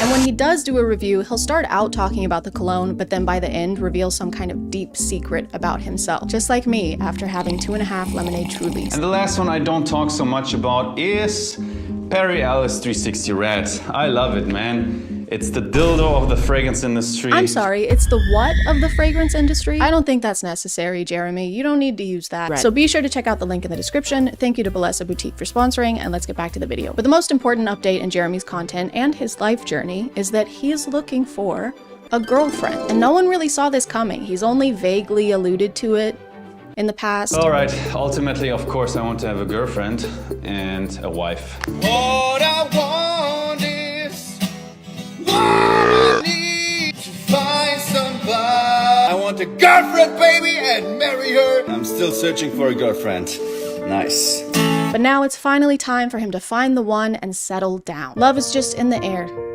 And so is a lot of Dior Sauvage. But when you're a guy like Jeremy, a genuine connection can be hard to find. He's been busy. He's got his own fragrance business to run, and he found Jesus as well. #1 fragrance icon that follows the teachings of Jesus. People are always finding that guy. Maybe he doesn't want to be found. If he keeps hiding like that, found you. No, I thought this was a good spot. Just found Jesus. And now you're tweeting it. Of course. Of course you are. Prison. Now everyone's gonna know where I am. So Jeremy decided to take matters into his own hands and announced that he'd be finding his soulmate with the power of social media. So I'm looking for a girlfriend. You must be Christian and you must be under 32. I was thinking 35, but let's say under 32. In his announcement video, he only mentions 2 requirements for being his potential girlfriend. She has to be under 32, even though he's 35. And I can't decide if him only having 2 specifications is a bad thing or a good thing. On one hand, it seems like you'd have more requirements for someone you want to spend the rest of your life with. But on the other hand, if this is what you're posting on Instagram, I don't know if you're even allowed to have 2 of them. But as time went on, Jeremy started posting a couple more demands, like for example, that she needs to be 100% committed to him. He is looking for marriage, so that makes sense. And that she needs to be able to give birth to children, which is a weird thing to specify. What else is she gonna give birth to? Congratulations, Mr. Fragrance. The baby's here? Uh-huh. You've got a healthy 1.7 ounces of perfume on your hands. No! I knew this would happen. The lighting is different because I had to block out the sun. It was frying me and cooking me, and I'm sweating, and I had sweat in between my boobs and every part. Based on other people's videos, it looks like Jeremy responds to the women he's interested in and requests additional information from them, like their Snapchat usernames. I can't even express how big of a red flag that is. Nothing says you're ready for marriage and commitment and a family like asking a woman for her Snap. Hey, you want to communicate on the one app that makes communication disappear? If it makes you feel any better, there's also a map that shows me your location 24/7. He also seems to routinely ask them to send videos addressing him directly, probably to verify that they are who they said they were in their application. Hi, Sophia. I asked for a video of you. Can you send me a video of you saying something like, "Hi, Jeremy"? And once he has that information, he can move on to the more important questions, like how old are you? And are you a virgin? And is it possible at your age that you're still a virgin, Maria? Is it possible that you are still a virgin? Why are you asking that, Jeremy? So yeah, I want you to be able to have children. I also want you to have 0 knowledge about the thing that creates children. The only way this would be appropriate for him to ask is if he is a virgin in his mid-30s. He just wants to make sure he's using skill-based matchmaking. They've got to be on the same level. 0. Hey, do you know what you're doing? No. Good, because I fucking don't either. The way he phrases the question too somehow makes it even worse. Is it possible that at your age, 30-ish, right, that you have remained pure of soul and body? Kinda weird if you haven't, says me. I'm saying that. Me, the guy who engages in sexual activities with cologne bottles. In this one, he even takes a dig at this woman's appearance. Hey, pretty woman with the intense teeth. Intense teeth? Jeremy, you have incense teeth. This is frankincense and I will eat a bit of this. You have no room to talk, literally, because your mouth is so full of things that you're not supposed to put in your mouth. And I really wish it was, but this isn't even the worst thing he sent to someone on Snapchat. I gotta interrupt your video. I got totally a boner seeing your face and seeing you talk. Totally a boner in my pants, but I'm not going to show it. What the fuck are you doing? You can't send videos like this to someone you don't know who follows you on Instagram because you're a public figure. Also, he mentions here that the video she sent him was of her simply talking, was just of her face, so this reply was completely inappropriate and uninvited. Also, I read her comments, and this girl is 18 years old. 35-year-old man, by the way. And she claims he was fully aware of that fact and even commented on it, calling her ultra young, ultra yuck, ultra ewy. I thought he was looking for someone to have a child with, not an actual child. When he said under 32, I didn't realize he meant as under 32 you can get without him risking jail time. Now we understand why he needs to spray himself with so much cologne. It's because he's a massive piece of shit. Sending videos like this appears to be a pattern for him because it is. He does it a lot. You're so flirty, just seeing your text makes me, if I can say so, erected. Even going as far as requesting specific pictures or videos from them. Later, without the top that you're wearing now, would be an interesting picture, Corey. Are we still following the teachings of Jesus Christ here, Jeremy? I don't know where he taught this. I must have missed that chapter. And on the 8th day, he said, "Thou shalt get thousands of women to add you on Snapchat so that thou can use thy influence in order to solicit nude pictures of them." Amen. And these are just the cases of him doing this that people have posted, so it's very likely that he does this all the time. But he's looking for a committed woman, guys. He said so. He said it's great when woman is dedicated to man, so that he can be dedicated to aging like a fragrant, skinned, unrefrigerated avocado. It seems like he's always been kind of weird with women based on the fan interaction videos he posts. Jeremy runs into fans a lot. It's almost like he's the one seeking them out. His thing when he runs into them is to try and guess what kind of fragrance they're wearing, and when it's a guy, it's a pretty normal interaction, but when it's not, he feels the need to make some kind of comment on their physical appearance. Wow, what a woman. Very attractive woman. Just female Musk. Your girlfriend? Yeah, this is my girlfriend. Congratulations. Thank you. Is it okay that I smell you real quick? Yeah, I mean, I don't... Basically, he can't see a woman or a girl without trying to flirt with them in some way. So it's safe to say that I have a lot of competition. I don't know what it was, okay? Maybe it's the way his hips thrust in a sporadic, irregular way, or the way he lives so dangerously on edge of the age of consent. But there is just something about him, and I can't live with the regret of never even trying. Just want it noted that I started my quest of trying to get Jeremy to fall in love with me before I figured out he's a terrible person, unworthy of my time. So it's exactly like every dating experience I've ever had. And so I shot my shot. I shot my shot on Instagram, and he didn't even look at my story. I shot my shot on Instagram again. I shot so much shots that the state of Tennessee actually tried to protect my rights. But it didn't matter because Jeremy still didn't notice me. So I decided to try and play by the rules. I painstakingly crafted the perfect opening message that no man could decline, and then sent it post-haste to his application email. It reads as follows. Dear Jeremy,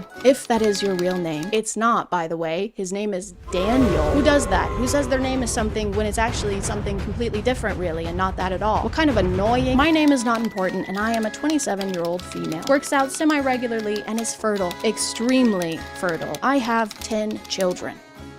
I'm also a virgin. Jesus is my number 1. You can be my number 2, though. I'll call you my little doo-doo. This is what I look like, and I would love to chat with you via FaceTime or Instagram. Please. And then I waited for days. I didn't even leave my desk. I've been sitting here the whole time. I've peed into every container that can hold pee, and I'm fresh out of containers. Please send help. Or Tupperware. But even after all my efforts, Jeremy didn't respond. What was I doing wrong? I checked all of his boxes. I even gave him a cute nickname. It's cute. It's adorable. The next morning, to my dismay, I saw this on Jeremy's Instagram. Who is that?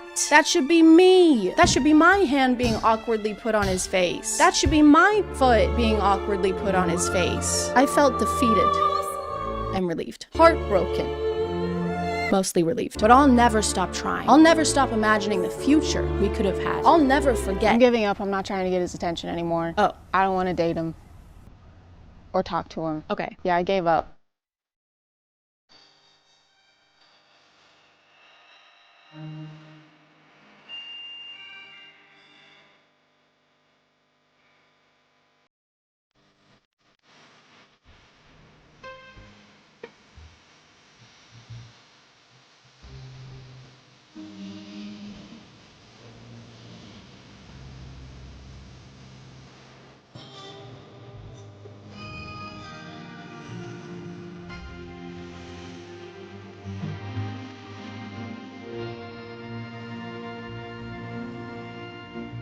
Hey guys, and welcome back to My name is ChadChad, and the internet is a dangerous place. You could be minding your own business, sleeping on a TikTok live stream, when all of a sudden Siri doxes you, the FBI is at your door, you're getting dragged away in handcuffs while people keep throwing sunglasses and roses at you and spamming L, and being an L is the worst thing you can be. There's way too many nosebleeds. What's even more dangerous than that is the fact that people can challenge each other to do basically anything on the internet.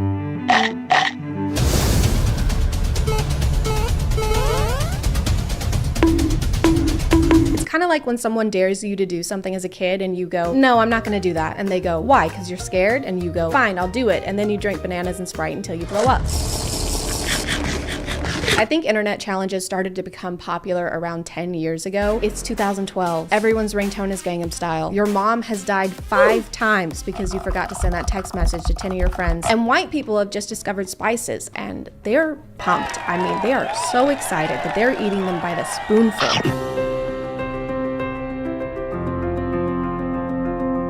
So I have cinnamon here and a spoon, and I don't really see why this is gonna be a challenge because I love cinnamon, so it'd probably be easier for me than most people. And I love cinnamon. I put it on my toast, I put it on my tea, everything. So What's so challenging about cinnamon? Really? You know, because cinnamon is good I don't for know you. who started the cinnamon challenge, but a lot of people would start out their videos saying something like, well, I like cinnamon, so this isn't even gonna be a challenge for me. I put cinnamon on my food all the time, which is basically like saying, well, I salt my pasta sometimes, so yeah, I'm not gonna have any issues with the soy sauce enema challenge. Ma'am, I just asked if you want more cheese. Around the same time, there was a baby food challenge where you would just eat the baby food. I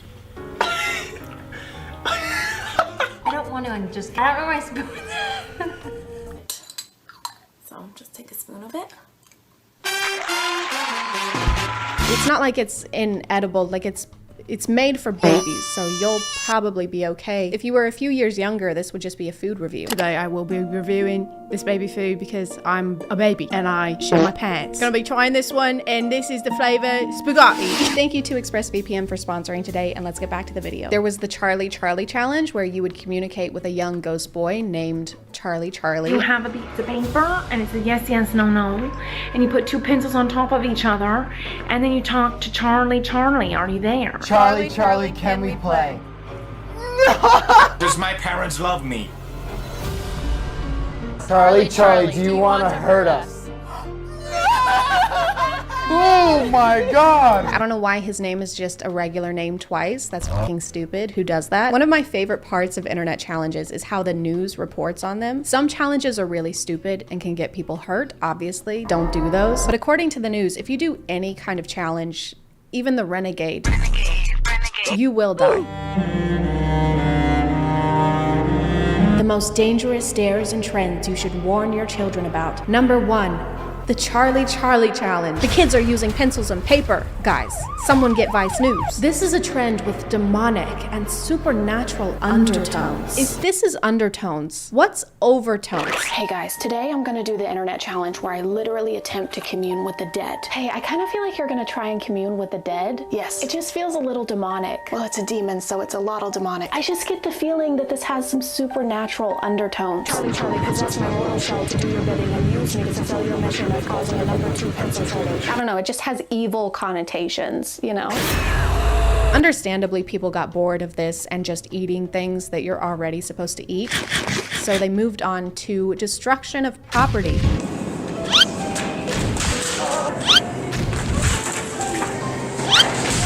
So the gallon smashing challenge. Can we talk about the naming process behind these challenges? Because obviously you know what the challenge is after I say the name of the challenge. I guess all the creativity goes into coming up with the challenge, and then they just have none left over. I just found this delicious casserole recipe on Pinterest. That sounds great. What's it called? I'll look it up. It's called the 1 pound ground beef, 1/4 diced tomatoes, salt, tomato paste, Italian seasoning, medium egg noodles, 5 chopped onions, 1 container of sour cream, and 3 buckets of cream cheese. Recipe. You know what? Just send me the link. For this challenge, people would go into a store and pretend to slip and then launch gallons of milk into the air. Then they come crashing down and make a huge mess. It's not even challenging. This is so low effort. It's like 2% effort. I mean, they're really skimming the bottom of the barrel for this one. Is the challenge here to see how fast you can make store employees hate you? This seems like more of a prank attempt than a challenge, but it still doesn't work either way because the result is just people reacting appropriately. Like, they look at him concerned and most of them try to make sure he's okay. And then they keep filming for so long after breaking the gallon. So are we supposed to be laughing at how worried these people are? Does anyone know the Heimlich? This dude is choking on milk. Yeah, I do. Wait, hold on. Were you about to do the Heimlich on me? Yeah. Wait, guys. This guy was about to save my life. I thought you were choking. Film this. Put this on YouTube. You were choking on milk. This dude is utterly embarrassing. Underlay. This one was more recent and was inspired by the 2018 Netflix film Bird Box, where everyone has to wear a blindfold, and if you take them off, a monster attacks you. It's like the opposite of 50 Shades of Grey, because in that one you have to put the blindfold on for the monster to come. I don't get this one because there's really no objective, there's no monster chasing you, so there's no urgency. You just have to do regular, everyday things with your eyes closed. Okay, everyone, I'm gonna be doing the Bird Box challenge for 12 hours, guys. It's gonna be crazy. You are not gonna wanna miss this.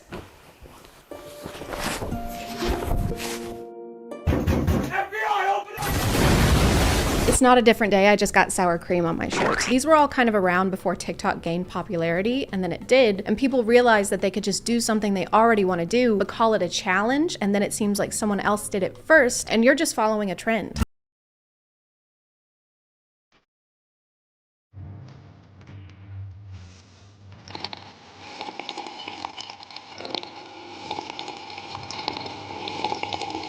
Why do so many of these involve milk? I can tell if you guys love milk or if you hate milk and you're trying to get rid of it. Either way, it's really not amusing, okay? The challenge here, I guess you're not supposed to drink and just keep pouring the milk in your mouth and see if it spills.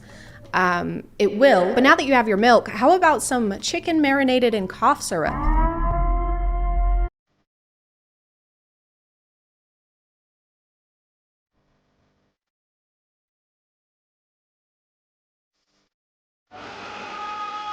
This is chicken for when you want to eat chicken and get the best sleep of your life. If you have to have poison control on the other line when you're trying out a new recipe, reconsider that recipe.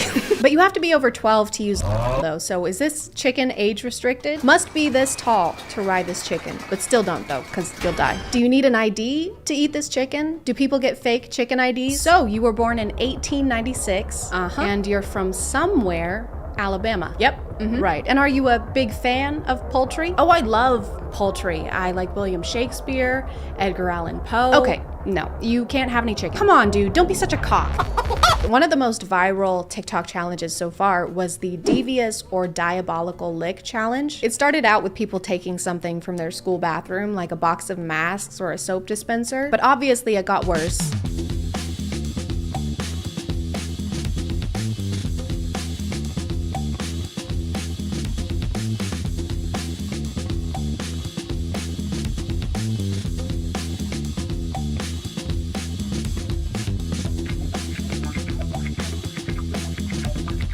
Because people kept taking bigger and bigger things to try and one-up each other and be the best at stealing things, and then they enlisted the help of yellow Tic Tacs and overalls because I just realized that this is the plot of Despicable Me. Despicable Licks. Everyone got so caught up in this competition that they forgot the law exists and started stealing things even outside of school, like traffic lights and car doors.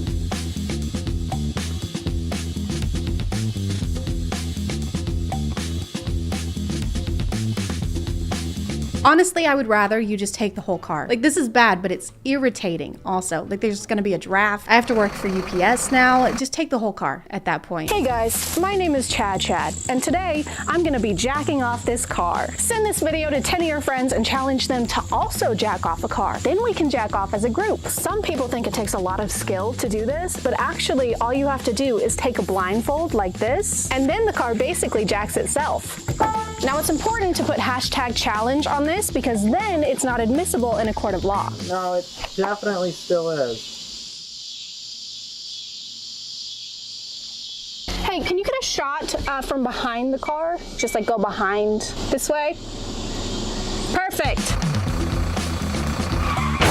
I'm gonna call it there, guys. Thank you for subscribing, and if you are still here, thank you so much for watching. I appreciate you clicking on my video out of all the videos that are on here, and I'll see you next time. Okay, bye.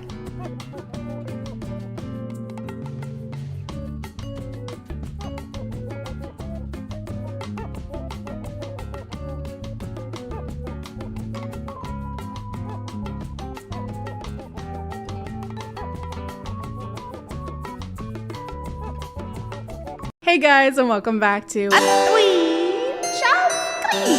My name is ChadChad. POV, you're watching a ChadChad video and then it cuts to an empty room and then Jarvis jumps up from behind his desk and then he screams something. Oh, peanut butter. Peanut butter and what's something that ham. Peanut butter and ham, my favorite food. And then Jarvis thumbs up.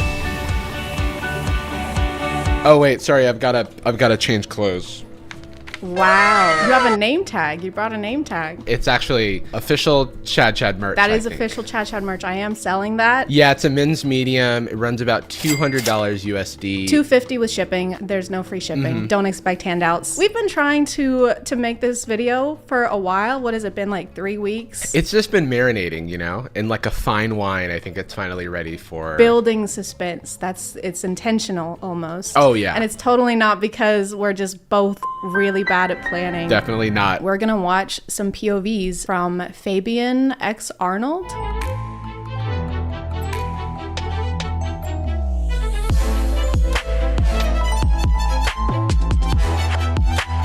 So this guy's specialty is, I guess we'd call them neighbor POVs. The POV is that he just had the best date of his life. He's leaving his own house. He foresaw that this is going to be the best date of his life. Oh, That's just a okay, small yeah. detail that they didn't include, is that he's actually see. psychic. I think we're supposed to be the girl next door. It once again seems like he's leaving to give the girl next door the best 11 seconds of her He life. needs an overnight bag for 11 seconds. I don't think I can use this song, so I'm trying to figure out. I mean, we should describe the song. It's the you know, it's the my money don't jiggle jiggle, it folds. What is it, for sure? Makes me no. The money don't jiggle jiggle, actually. it folds. 6'2" in a compact. Oh. But luckily the seats roll back. Okay. My favorite part is that you at any point could have just unmuted it. No, that's not the game. The game is that you try and figure it out before. Everything in life is a game.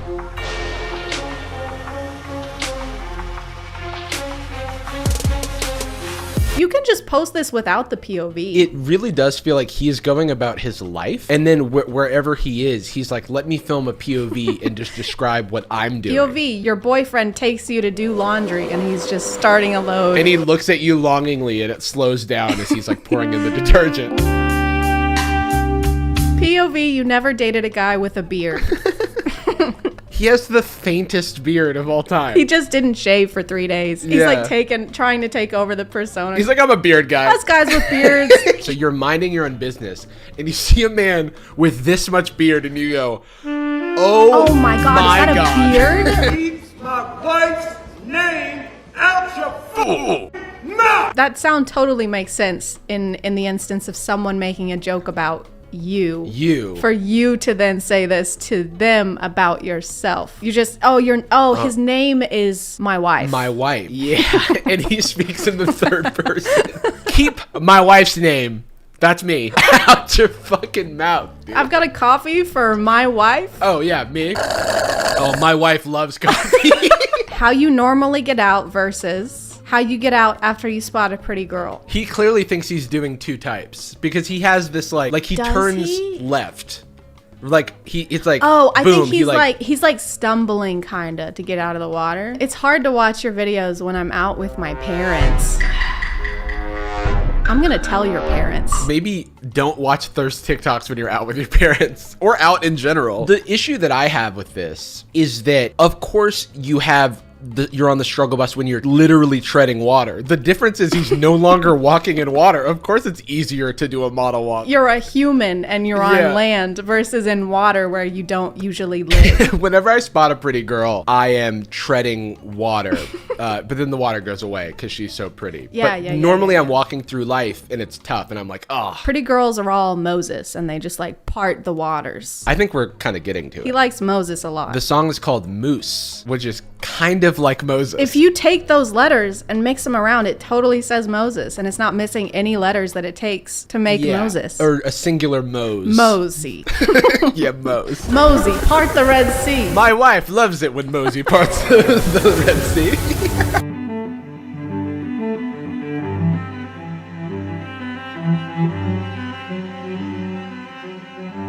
Do you think that he wrote off this whole trip as a business expense? Everything he does could be a business expense if he does POV in front of it. If you just film a POV in every single room of the hotel, they give you the hotel.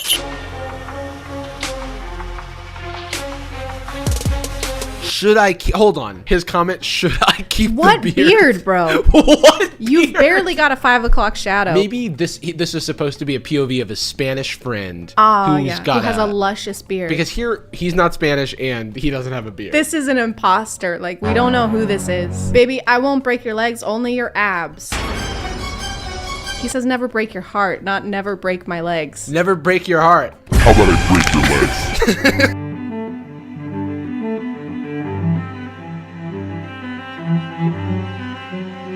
Dude, we're so hot that he like was distracted by us. I feel like my whole self-esteem grew 3 sizes just now. I feel great right now. we're kind of a big deal. My wife is a huge deal. My right wife now. is super hot. I will also say that maybe she shouldn't slap him for this momentary glance, No, but you shouldn't slap your partners, maybe. Don't do that. that's a pretty progressive take for both Calm of down. us. We're getting too political over here, Jarvis. Yeah, we yeah, need to yeah, yeah. calm down. Sorry. Way too radical. Let's just go back to being hot. Yeah, yeah, We're yeah, very yeah. hot. We are and hot. attractive. Yes.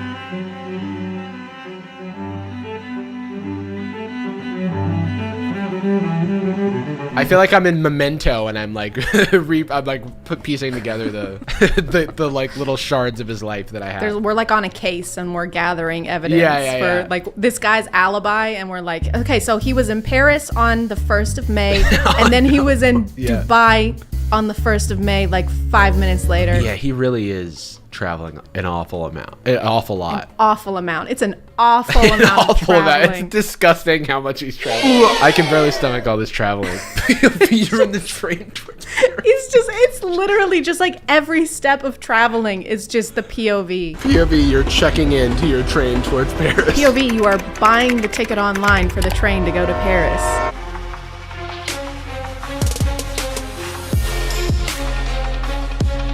Why did they look like they were about to beat us up? Yeah, the bullies are POV. The bullies are approaching. POV, the bullies are back, and they're bigger and taller and stronger, and they're gonna beat you up bad. They fist bump to go. Just like old times. Back to bullying. Time changes people, not these people. It makes them bigger and stronger.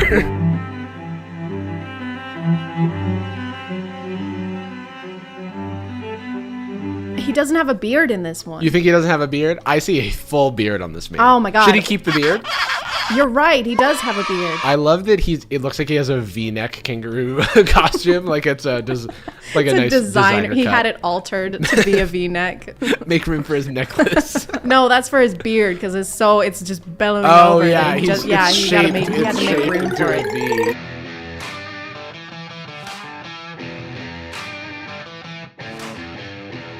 My favorite is like how sinister he looks when he's closing the door window. Sinking back into the shadow of the room. He's got evil in his eyes. Yeah. He's like, it's my bike. I'm a bad boy. I'm really bad at driving motorcycles. I'm really, honestly, dangerous. I should not be on the road.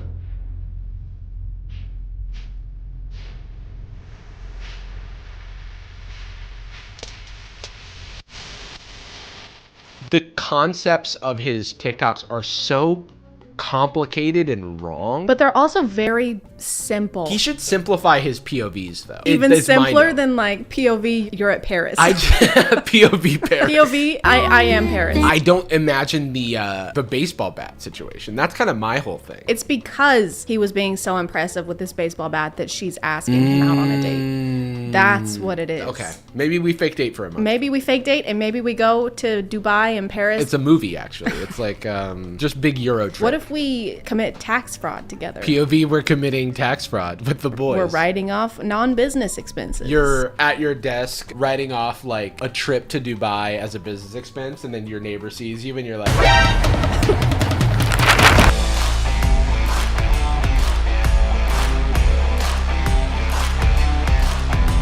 he's forklift certified. Look at these boots. These boots are so They're clean. so clean. He just pulled the tags off of those 2 minutes ago. And did you know craftsmen never break your heart? Because that's what he says in the caption. But they do break your legs and your abs. Kiss your abs goodbye if you date a craftsman.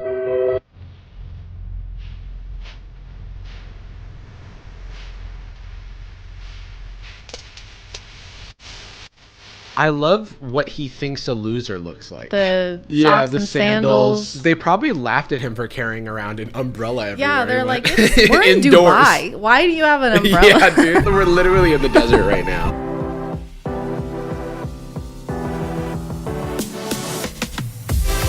Find someone who knows how to calm your storm by throwing around, I guess. This is so relaxing. My storm is a hunk of metal, and if only somebody could carry it, I don't know, 10 feet.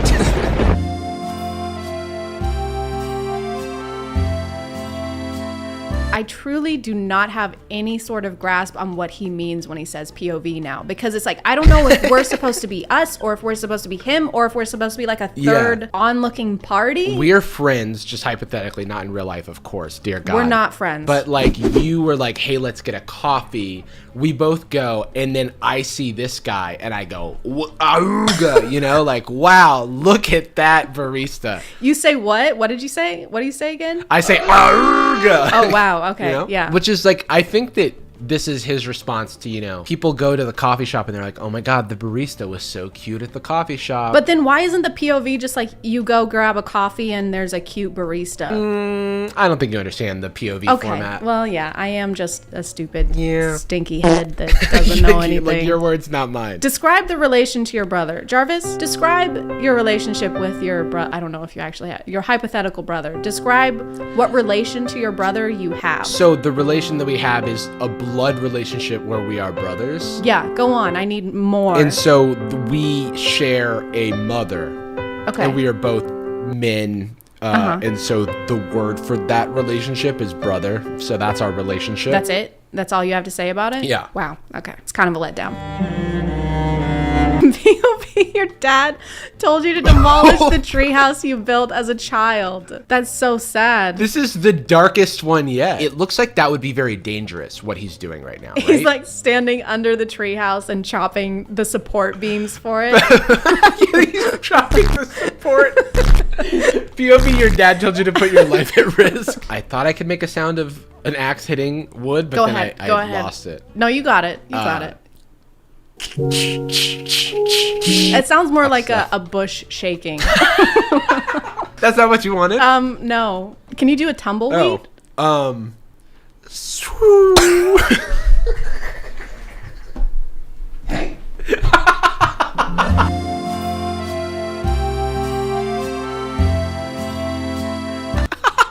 They're like smiling as they like shake each other. This is the weirdest fighting I've ever seen. I'll just grab a bag of popcorn and keep staring. Yeah, I'm that shameless. Why is everybody so okay with spying on people? That, and I feel like the comments for his TikToks are just like confession corner. Yeah. Everyone's like, gotta confess to him. I'm cheating on my spouse. Vicky. I murdered a man.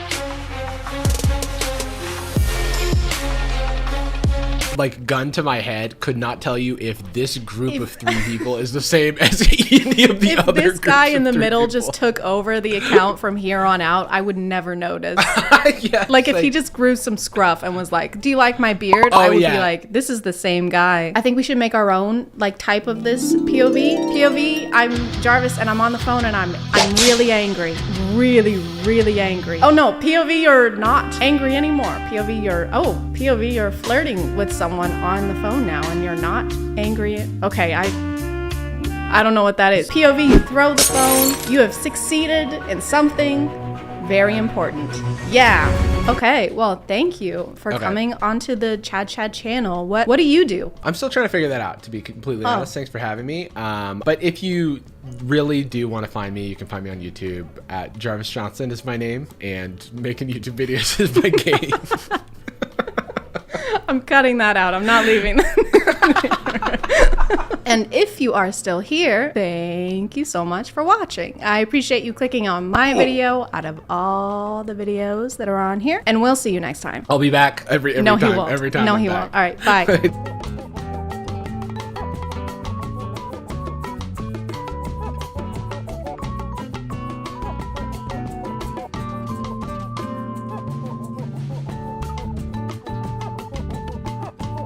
Hey guys, today we're talking about Joe Mama. Of cringe. My name is ChadChad. And JoJo Siwa has been acting kind of silly lately. Good morning to every single Communators out in this entire little baby. What's going day, guys. Good. She's been doing some weird things and moving her body in a weird fashion. Speaking of fashion, she's been doing weird things with that as well. My knee hurts. I'm not sitting because you guys told me to. I'm sitting because I want to. You can't bully me. If you're like me and never watched reality TV or Dance Moms where JoJo got her start, then your knowledge of her is probably Bose. That's all I think of, that and asbestos for some reason. I don't know why. I'd have to do some more research, but I'm thinking about asbestos as always, right? JoJo's been a public figure for a while and is known for having a pretty young audience, thus the bows and bejeweling of the hair. She usually sings and dances in an aesthetic I can only describe as the human version of a glow stick. Everything about her is fluorescent, and if your eyes are exposed to her, recently anyway, then irritation may occur. By the way, I watched about 3 minutes of Dance Moms to try and understand where JoJo came from, and it's just like people getting mad at kids for having the coordination of kids, and they edit it like every mistake is an earth-shattering devastation. Hold on. Did you just point your toes? How could you do this? I'm sorry. Your mom is crying. You made your mom cry. It was an accident. You were an accident. But now JoJo is going through a kind of rebranding, and I say kind of because it's not the best rebranding we've ever. She's coming out with a new song tomorrow, actually, and I know that because she has not stopped talking about it. JoJo, you coming out with some new music. What? Yes. No one knows what's happening. No one knows what's going on. I do. I know what's happening. Nobody else. So fun to watch. From what she said in her social media and in interviews, it seems like this song is supposed to break her out of her past career geared towards younger audiences and be the turning point that lets us know this isn't for kids anymore. She's not a good, sweet girl. In fact, you might even say she's a bad girl now. Warning. The following content is not made for children, may contain sexual themes, violence, strong language, dramatic scenarios, and flashing lights. Viewer discretion is advised. But JoJo's transition into an edgier persona isn't really being taken seriously by people, specifically people on TikTok. Then again, nobody really takes anything seriously over there. Once she started teasing her new song and her new era, people started making predictions of what they thought it was gonna sound like, and they were completely right. Karma's a bitch. Karma's a snore. I'm a bad girl, bad girl. I was a bad girl. The lyrics from what we've heard so far are kind of cliche, kind of things that we've heard before in similar songs. I wanted to start a new genre of music. And they said, what do you mean? And I said, well, it's called gay pop.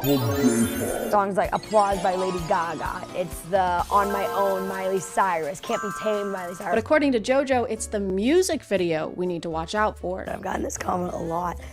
The thing is you think I have. Everyone's been talking about the song, oh, this about the song, that about the song. No one's even questioned the music video yet. I'm about to start sharing some things from the music video, and that's where shit gets real crazy. What could it be, guys? What's gonna happen? I wonder if there could be music or video. What if there's both, guys? Guys, what if there's both? Everything I've seen so far in their marketing is exactly what you would expect. The lyrics are what you would expect. The dancing is what you would expect. And for something to be edgy, you have to be on the edge, you know? You have to edge us. In one of her podcast interviews, she mentioned she was actually worried to sing the lyrics to her new song. I was very afraid of the lyrics of Karma. I wasn't ready to say I was a bad girl. If I had a wish, I would have never effed around. I wasn't ready to say I'm a bit of a stinker. I wasn't ready to say F this or freaking dang it. You wouldn't last a second inside my mind. A single glimpse would drive you insane. Shoot. Crap. Fiddlesticks. According to some of her interviews, JoJo thinks that this is the most extreme jump from child star to adult artist that we have seen yet. No one has made this dramatic of a change yet. No one has made, in my generation, this extreme of a switch. And I am the first in the generation. It is very scary, but someone's gotta do it. They probably just didn't talk about it as much. In most of those cases, it just happened and they didn't have an entire campaign planned out. It's not as extreme and dramatic if you've been constantly warning us that you're about to do something extreme and dramatic. Hey, just letting you know, I'm about to jump out from behind that wall and scare you. What? No, don't do that. This is gonna be the most scared anyone's ever been. No. Are you ready? No. I'm gonna do it. No, don't. I'm gonna do it now. Don't do it. Boo. Nothing? No. I'm friends with Shane Dawson. Oh my god. At this point, she's teased and promoted this song so much that I feel like I have a pretty good understanding of what's happening in it, and I have yet to see the extreme part. She's been posting so many clips of this song on TikTok that after scrolling through her feed for about 30 minutes, I had it stuck in my head for the rest of the day. The rest of the week, actually. Me trying to get this song out of my head. This is me. Get it out, please. Like it or not, What's been in your head the last 3 days? You don't want to know, JoJo. You wouldn't last a single second in my dark and twisted mind. You don't want to know what's up here. Gosh. Darn. It's a torture. It's torture. Constant torture. She'll post videos from her car a lot, singing the song, mouthing along to the song, dancing to the song.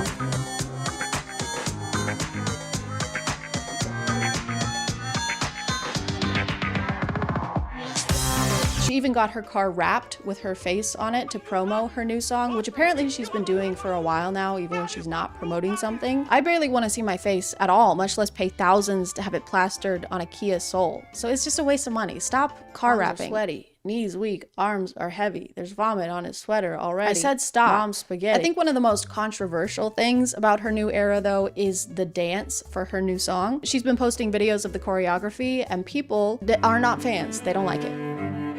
They don't like it at all. Not the whole dance, really. There's just this one part where she seems to be ad-libbing a bunch of extra movement.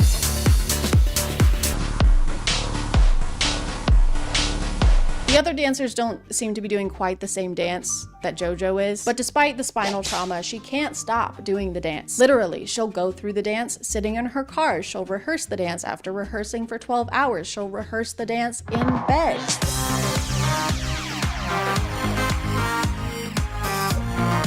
Get some sleep, JoJo. The dark circles under your eyes are getting alarmingly dark. No wonder she's moving like this. She's trying to stay awake. At the iHeartRadio Music Awards, JoJo hard launched her edgy persona with a new outfit and new aesthetic. Instead of the bright colors and rhinestones, they went with dark colors and rhinestones. I can kind of see what they were going for, but it's not really giving bad girl. It's kind of just giving state fair face paint. It seems like JoJo's mom is behind the rebranding to some extent. I don't know, that's just a personal theory. The PR surrounding this rebrand is just exactly what a 50-year-old mom's idea of rebellion would be. All right, here's the plan. What if you said, bitch? That's bad. That's pretty bad. What if you went to a red carpet event wearing makeup similar to a hip and current band? Like, I don't know, Kiss? I already had this as a working theory, and then I found this TikTok of JoJo not knowing who Gene Simmons is. Like a sexy glam Gene Simmons sea creature. Whoa. Going on here. You know, the amount of references that people have told me I look like in this video that I have no clue what they are is sickening. I'm adding that one to the list, but I'll take it. That's a gavel. I rest my case. When I first saw JoJo talking about 12-hour rehearsals, I was thinking, wow, that's dedication. I can't think of anything I would want to do for 12 hours straight besides kiss and smooch Harvey from Stardew Valley. But then I realized that she has a team of dancers who also have to endure these 12-hour rehearsals. And that seems like a little much. I don't know if it's necessary either. This doesn't look like it requires recurring 12-hour sessions of rehearsal.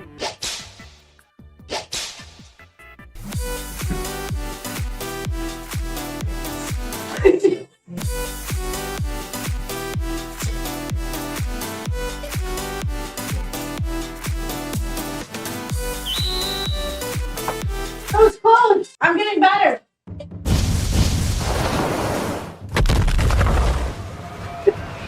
I'm getting good.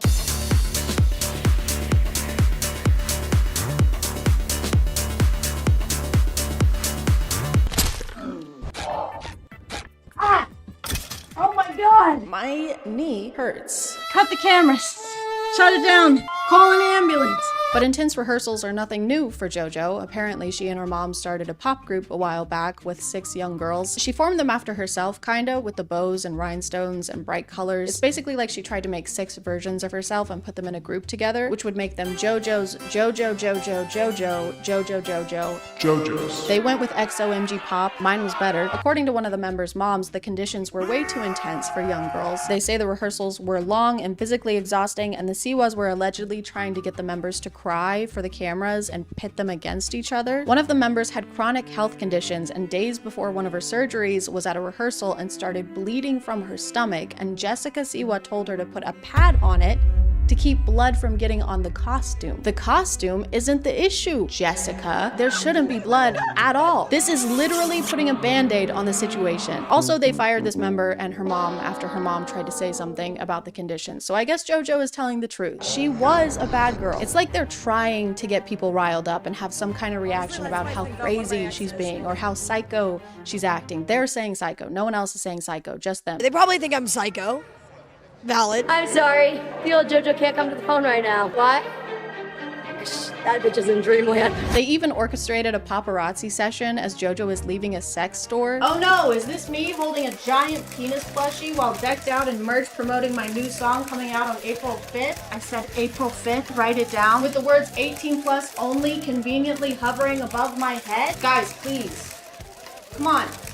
No photos. Also, I took a screenshot of this picture for the video, and then the next day, Snapchat auto-generated me this collage. Like they're related subjects or something. Just because there's two bones doesn't mean they belong in the same place, Snapchat. Anyway, I'm getting this framed. But guys, today is the day. The wait is finally over. Honestly, I'm a little excited, so let's go see what all the fuss is about. Karma, karma, karma, karma, karma. Okay, well, that had music and video.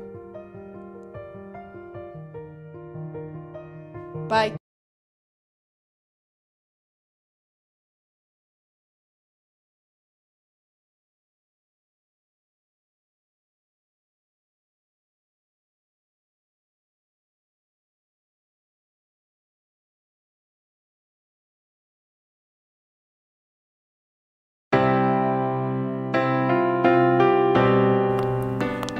Hey, 115. This is our room. Looks like there's only one bed. Oh, there's another bed right there, actually. It's okay, I'll take the floor. I mean, if you want, but like I said, there's one right there. You know, when your mother hired me to be your bodyguard. Actually, you're supposed to be more like a travel companion who sometimes does errands for me, like picking up my dry cleaning, which you didn't do today. I couldn't stand you. Ouch, okay? But now I can't stop thinking about you. Kinda wish you'd channel some of that thinking into my dry cleaning. I guess I'm wondering if there's any chance you feel the same way. If I say yes, will you go pick up my dry cleaning? Yes. Okay, then yes. Yes. Hey guys, and welcome back to My name is ChadChad. And the hair is red now. If you don't like it, you're gonna have to take it up with the Chadlings. They made that decision, not me. And then go follow me on Instagram so that you can vote when I inevitably am about to make an impulsive decision to do with my appearance. I wanna talk about POV TikTokers again because I can't seem to avoid them. That's probably because every POV TikToker page I find always has millions and millions of followers. For someone who spends so much time on TikTok, you'd think I'd be used to seeing POVs of people falling in love with their bodyguard.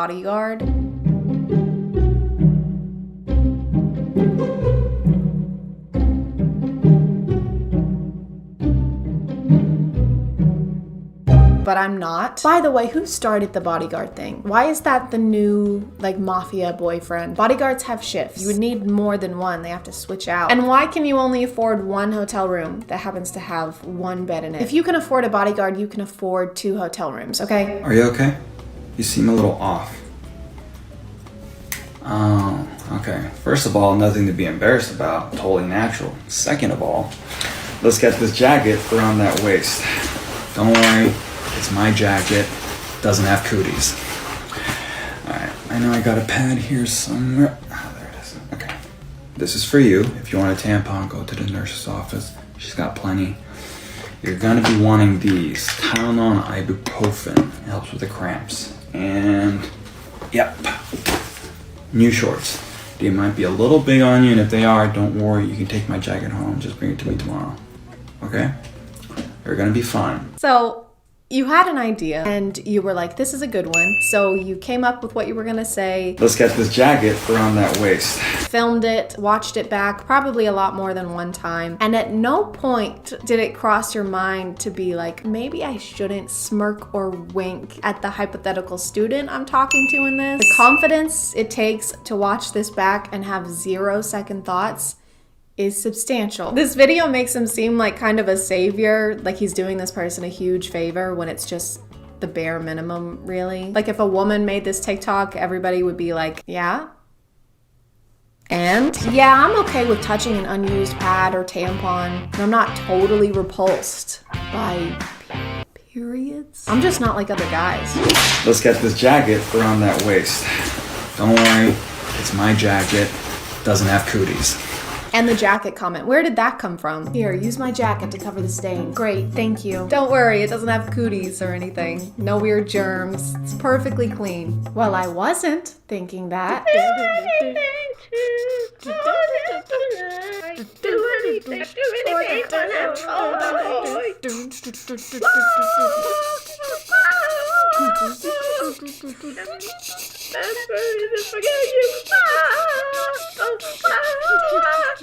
Oh yeah, this is another one I keep seeing. POV, a father tests your love for his son. I don't know how comfortable I would be, personally, with the knowledge that my son-in-law or daughter-in-law was willing to shoot me at any given moment. I feel like it might add some tension to the next few Thanksgiving dinners. Hey, remember that time I made a joke about you killing me to prove that you love my son and you were actually gonna do it? Yeah, that was pretty funny. Yeah, it was. I laugh about it a lot. Can you pass the mashed potatoes, please? Yeah, sure. If you prove you love them. What? Prove you love the mashed potatoes. Are you serious? Right now, what is your obsession with this? Take this knife and kill those mashed potatoes. Why is that the deciding factor though? Like, where is that gonna be helpful at all? Why can't it be something more tame? Like, how many hours would you listen to my son talk about seasonal content on Destiny 2 before you lose your goddamn mind? This is the up soundtrack, so it's really sad. Imagine it in your head because of copyright, okay? When I saw this, I was confused because I thought the car hit her and that's why she was screaming. All right, did you get your pillow? Yes, Dad. What about your sleeping bag? Dad, I've got it. I'm gonna be fine. I know, I'm sorry. It's just my baby's first camping trip without me. Where does the time go? Dad, don't get all mushy. You're right. I'm sorry. Bye, honey. Have fun. Bye, Dad. Oh, stay out of... I got hit by a car. Sorry, I didn't see you. Please don't sue me. What? Are you gonna call an ambulance? Oh my God. Hey, oops, sorry, did not mean to interrupt. Hello, young lady. Nice to have a pretty thing like you around here. Anyways, wanted to tell you that I'm gonna take your mom out. We're gonna get dinner for like 4 hours, so you know, do your little thing. Left money on the table, order whatever you want. Welcome again. All right, you guys have your fun, okay?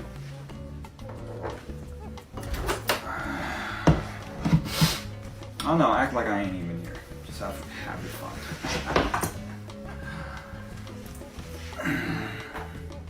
Hey Siri, what year is it? 2021. Thank you. Just needed confirmation. JK, it's 1934. White women have been allowed to vote for just over 10 years. Black women and other women of color will have to fight for another 31 to vote. Since a woman's only function in society is to marry and have children, losing her virginity before marriage is comparable to losing her worth as a human being, and therefore must be protected by her father. This gross tradition will be carried on by future generations and evolve into a cutesy trend where men joke about not letting their daughters have sex or be alone with a male partner. Men will probably still do whatever they want though. By the way, you're running low on laundry detergent. Hey Siri. Yes, Chad? Order more laundry detergent, please. I'm sorry, Chad. I need a man's permission to make any purchase over $5. Of course, because it's 1934. 1934, right. Yes, correct, you dumbass.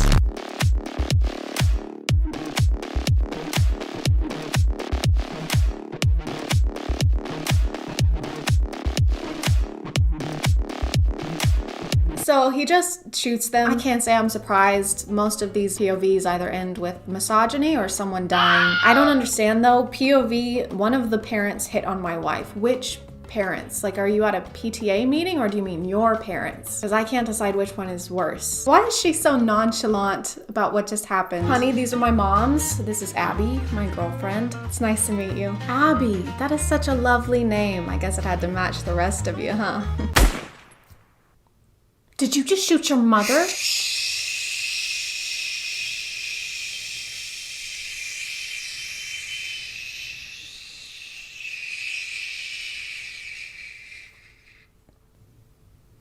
Oh well. Back the up. When did this become a whorehouse? Can someone please tell me why these are a staple in POV TikToker content? Every page, without fail. Remember ladies, don't cuddle your boyfriend because that makes you a whore. But ChadChad, it's not sexist, okay? It's not because it's his daughter, it's his child. He would do the same thing if it was his son. He's just trying to protect his child.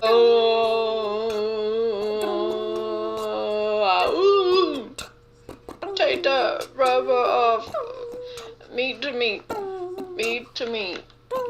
Meat to meat. That's the same page. I don't think I could find a better example of a double standard, but it's just a really funny, super silly, goofy, funny joke, guys. Super silly. I love TikTok. It's almost like these guys have to fill out a questionnaire or attend the same seminar before they're allowed to make POV TikToks. Welcome everyone, and thank you for attending our mandatory course. A closed notes exam will be passed out once our discussion here has concluded. So, any questions to start us off? Yes. Yeah, my name's Chad. When you say closed notes, does that mean that I can't look at the answers of this guy sitting next to me? No, that's cheating and has never been allowed. Yes, you. Yeah, can I, instead of taking the exam, can I make a POV of me taking the exam? Will you be smirking and winking in a way that would make no sense in that scenario? Yeah, then yes. First discussion point. You have a son who has multiple STDs and a new girlfriend every week because of his emotional immaturity and inability to recognize that he's the only common denominator in his failed relationships, which he always recounts with, "I don't know, man, she was just crazy." How do you react? Nice. He's such a good kid. I'm so proud of my son. He's incredible. I look up to him. New girl every week. My, how he's grown. Interesting. All right. Next discussion point. Your daughter is in a healthy, long-term relationship, and you walk in on her and her boyfriend cuddling on the couch. God, no. What? No. God, no. What? Please. Did you say? How could she do this to me? My daughter is a fucking slut. All right, I've had enough of these. You're welcome. This is typically where people would do an ad read, but I'm still a baby YouTuber. So thank you to you for sponsoring this video by watching it and interacting with it. And if you are still here, thank you so much for watching. I appreciate you clicking on my video out of all the videos that are on here, and I'll see you next time. Okay, bye.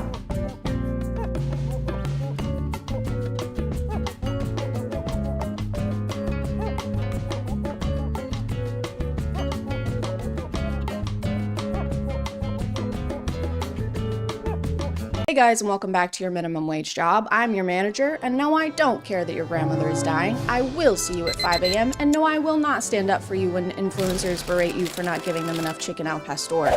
Manage this, idiot, loser. A twinge of cringe. My name is ChadChad.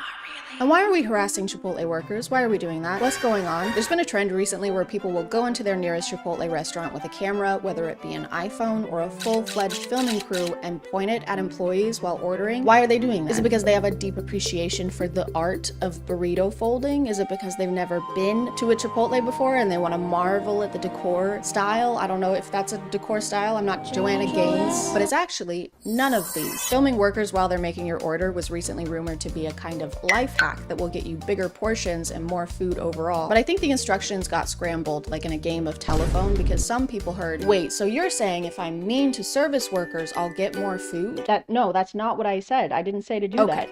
I'm gonna be mean to them. You shouldn't do that. I didn't tell you to do that. I'm gonna do it anyway. I want to do it anyway. A lot of this started when Keith Lee reviewed his usual order from Chipotle and made a couple comments about the quality. Chicken here. Yeah, see, I don't see no chicken at all.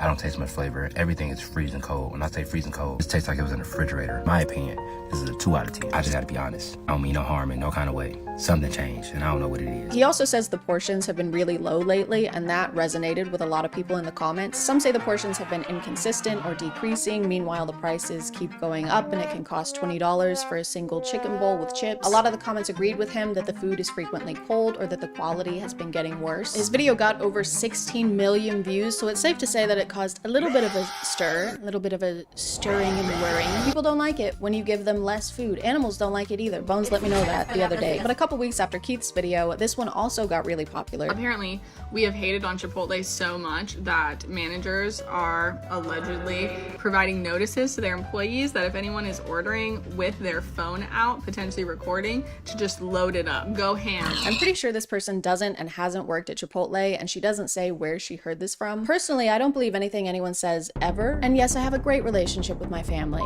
and I don't have an avoidant attachment style. Why do you ask? I think it's pretty likely that a manager told employees to do this after they had an incident of somebody coming in and filming, and then this video led to everybody believing that it was a company-wide mandate being spread, which it could be, I don't know. Something happens to information on the internet when it passes through more than 2 people. It just deteriorates faster than Prince Philip. R.I.P. by the way, unless he's still alive. Bruh. I can't tell. You bet your bottom dollar that that when my husband gets home, guess where we're going for dinner. I think this video was very much the kindling in the yelling at employees while filming them fire. It went super viral, and a lot of the comments are talking about how they're gonna go into Chipotle and do the exact same thing. And they did. A few days later, the Chipotle CEO very helpfully suggested that giving a look of disappointment while being served will get you more food. One of the things I think it's great about Chipotle is if you come into the restaurant and you want a little more rice or you want a little more pico, all you got to do is kind of, and usually our guys and women give them a little more scoop. Look, if you guys want more food, take it up with the employees. Be annoyed with them, okay? Don't be annoyed with me. I didn't do anything. I'm just the CEO. I'm just in charge of everything. And this video with that video combined hands and kissed and made out and said, how can we make service workers' jobs harder and a lot worse? Can I get steak?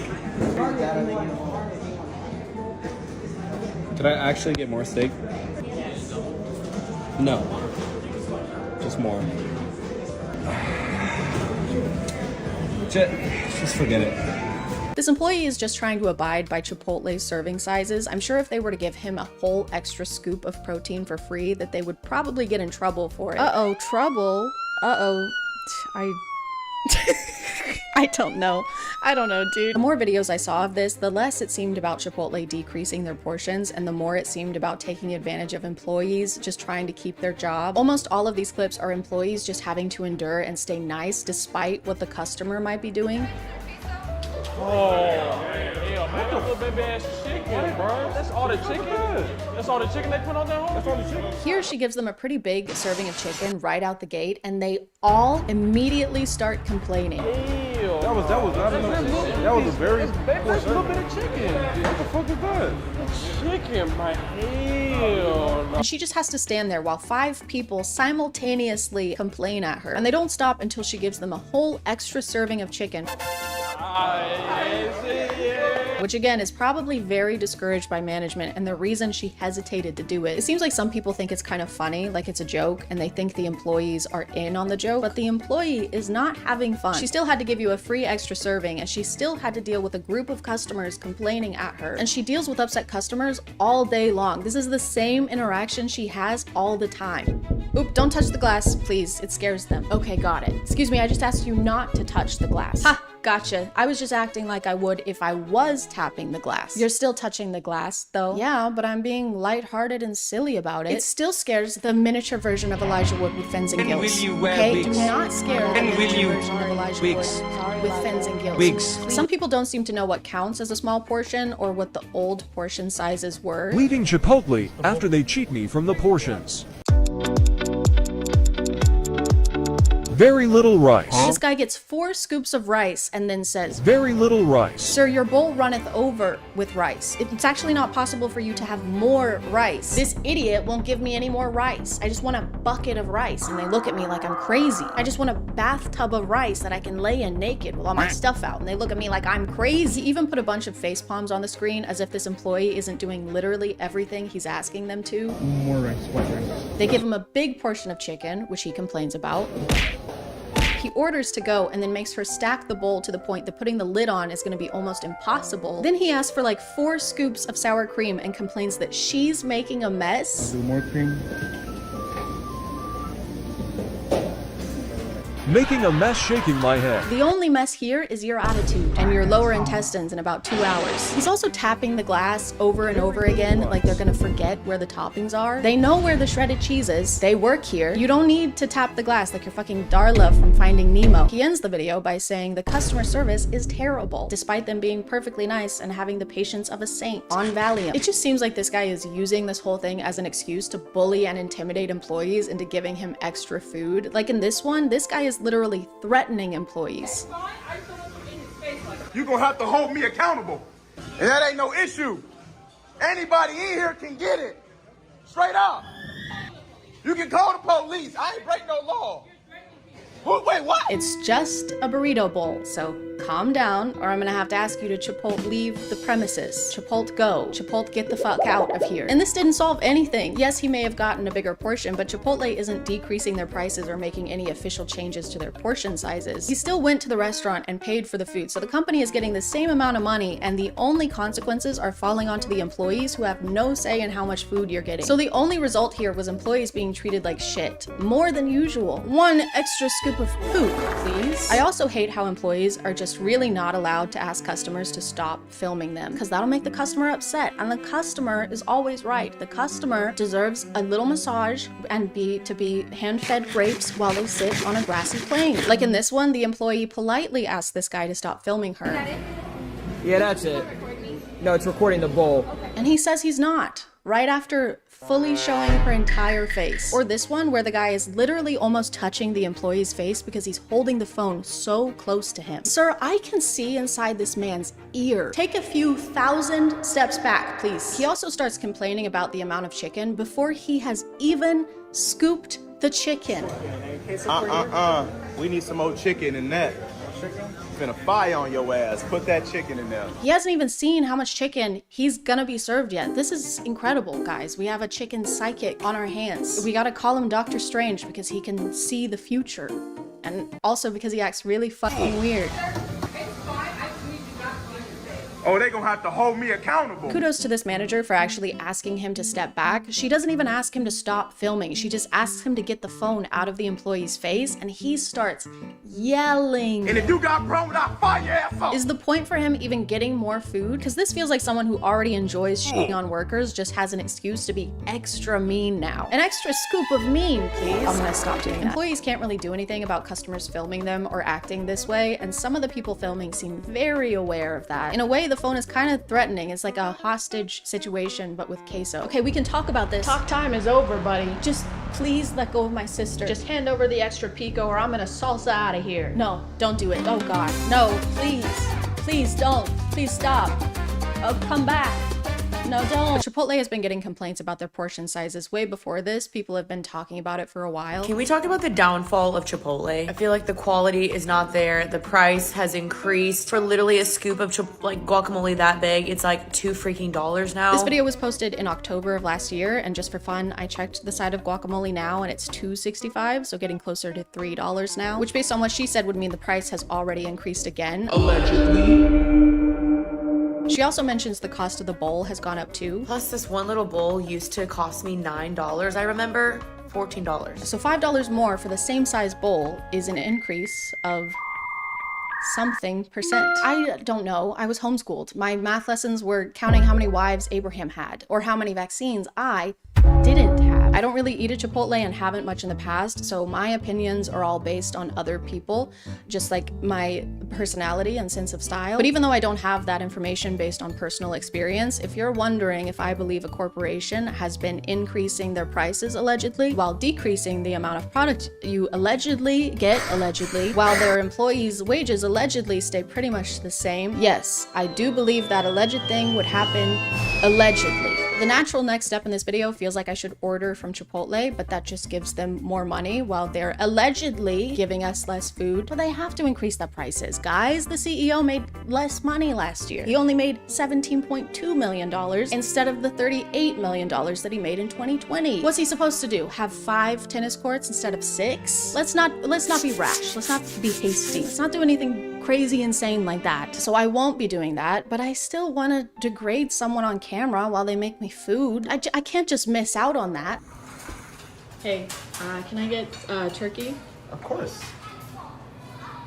What else? Very little turkey. Can I just get more turkey? Some more. Yeah. Some more turkey. Okay. More turkey. Would you like any cheese with that? Oh, okay. Okay. Some more turkey, please. I gotcha. Make you happy as a customer, yes. Additional turkey. Yeah, could I get some more turkey? Right there. The turkey's actually, Okay. And could I also get a side of turkey on the top, please? Side of turkey on I'm the top. disappointed in the top. I am doing Terrible my best. customer service for real. So much turkey. Trying to get me fired. Just one more. I know the CEO. We're mutuals. Where? TikTok. Okay. An extra turkey. You said one more. Man, I'm And just then- trying not to get fired. And then I here. could also get some cheese, please. And then some cheese. Why does it look like throw up so Customer nasty? happy. Can you just do that twice? All right, so you see how like this is this? You want an additional 14 pieces of turkey and I would one like- piece of cheese? I'm the customer. And These I'm a NPCs customer think who I would don't like have an places to be. 14 pieces of Okay, turkey. I was just clarifying. Yeah, no, she said more. If you could also hurry. Here to make your day. Thank just you. doing my job. Wow, thank doing you my so job. much. Some more turkey. And if you don't give it to me, I'm gonna walk I out. feel like it might be good for us if you walk out. But you've already made it, so like this is just gonna go to waste if you don't give it to me at this point. I mean, I could feed this to my family. You have a family? You're not real though. You're just here to make the food and then No, I'm a three-dimensional person with a whole life. I have kids. I didn't know. Can't make a turkey sandwich, but can make a baby. Make it make Hey, sense. you know what? I get it. I'm gonna throw a few more turkeys on there. Wow. Thanks. Yeah. You know what? Make one for yourself. Pull up a one for yourself. All right, I'll just On me. on you. Wow, that's actually really generous of you, ma'am. On the house. On that. No, you can't.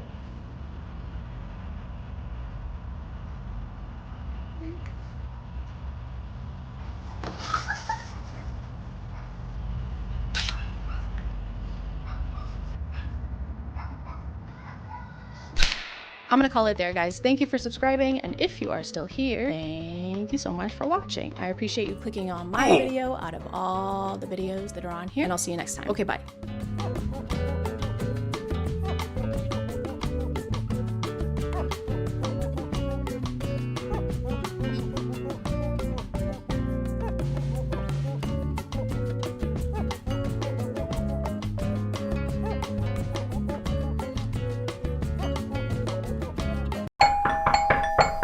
Trick or treat! It's a trick. All of these have machetes in them.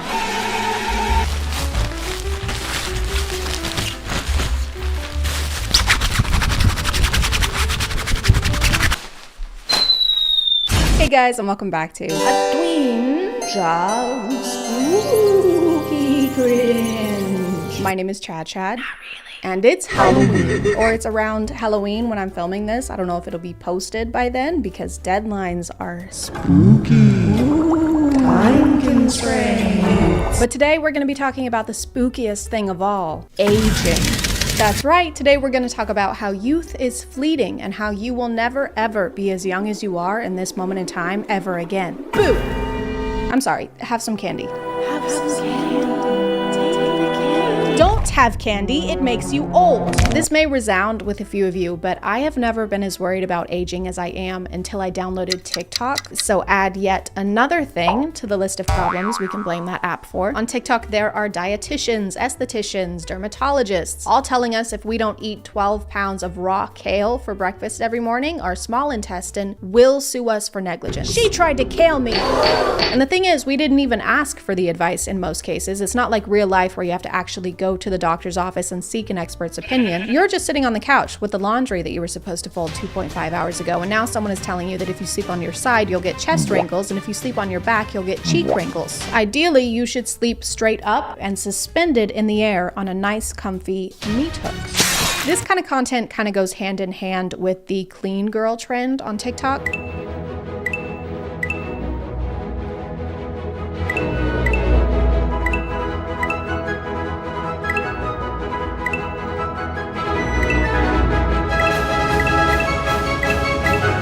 And if you don't do all those things, you are a stinky, dirty girl. Even if you're not a girl, I don't care. You're a grimy little dirt girl, and you probably eat worms and blue cheese. Clean girl is not really a trend, though. It's more a type of lifestyle content, like the Liver King, or people with those really intense morning routines that are like, I like to wake up before the sun because the sun is lazy. I am better than the sun. I'm stronger, faster, brighter, and I have more gas. And if we don't have time for a 19-step morning routine, that's kind of on us. Thank you to HelloFresh for sponsoring today, and let's get back to the video. Obviously, one of the first things you can do to avoid aging is by eating healthy. I'll show you what I ate in the morning, but here's my milk. Raw, of course, with cream on top. Of course, raw eggs for myself as well for energy and nutrients. And then I get work done for a few hours. Then I get a couple more eggs before me and my dog go outside and move our bodies. Obviously, I'm not a nutritionist, so this could be good for you, but do you like yourself? Does this spark joy? Does it spark anything other than stomach cramps? Don't drink coffee in the mornings, drink egg. Don't even talk to me until I've had my cup of salmonella. I'm joking. Wouldn't be in a day in the life if we didn't include my dog's food. You know your meal choices are a little bizarre when I can't tell if you're about to feed that raw beef to your dog or to yourself. Then I go ahead and prep some grass-fed pasture-raised beef liver, practically the only supplement that you need. I eat this every day, 1 to 3 ounces. Both. It was both. It was you and it was the dog. Pasture-raised chemical-free sirloin and eat with my dog. Don't do a jolly little dance. That meat is so raw, you need a plan B. There she is. You're not wearing your Halloween costume. Why are you not participating? Mother, I am deeply concerned for this individual's well-being. She's going to have more scurvy than a pirate. Another technique that you should implement into your anti-aging routine is to stop having human emotion. After years of training my face muscles to stop working so I don't make wrinkles, everyone seems to ask how I can make emotions. You really don't need to use your face muscles to make emotions at all, but I will show you how my face moves at this point. So this is what my eyebrows look like when they're raised. Put them together. This is like saying you can prevent getting gray hair by ripping all of your hair out. Really just solves the problem at the root. I'm going to show you how to do it. The idea is simple, but you do have to practice. Take your fingers and put them over top of your eyebrows. Push down on your forehead. And just next step is to take your 2 fingers over your eyebrows and try and lift them. It might look crazy, but trust me, over time you're going to be able to train these muscles to work without these muscles working at all. You really don't need to use your face muscles to make emotions at all, but I will show you how my face muscles. Number 1 is avoid repetitive or exaggerated facial expressions. Everyone says that it looks like I have Botox. I don't, but it's because over the years I have avoided moving any muscle in my forehead. I try and not smile too much with these lines on my eyes unless I'm really happy. I can't help it. So when you see something really funny, you can smile, but not too much. And not for too long. It's like one of those TikTok POVs where there's a numerical limit on every bodily function. Don't worry, I'm sure you'll get more smiles this year. Yeah, I hope so. Are you serious? What happened? I only got 1 smile for the whole year. Aw man, I got 69. Number 2 is sleep on your back. If you don't, you're creating wrinkles all over your face and you're actually making your bone structure uneven over time. Trust me, you don't want that. Number 3, sunscreen is good, but staying out of the sun is better. SPF is okay, but have you tried never going outside? I was unknowingly doing this tip for all of 2020. I'm pretty sure she just means that you should limit the amount of time you spend in the sun and not that you should never ever go outside, I think. But people don't typically go outside just to be in the sun. There's usually a reason, like you're taking a walk or you're hanging out or playing a game with your friends. And you should do those things without worrying about the potential of getting wrinkles 20 years in advance. That's like worrying about a homework assignment that hasn't even been assigned yet. This is going to be the longest and most important essay I've assigned so far, so do not wait until the night before. I'm looking at you, Seth.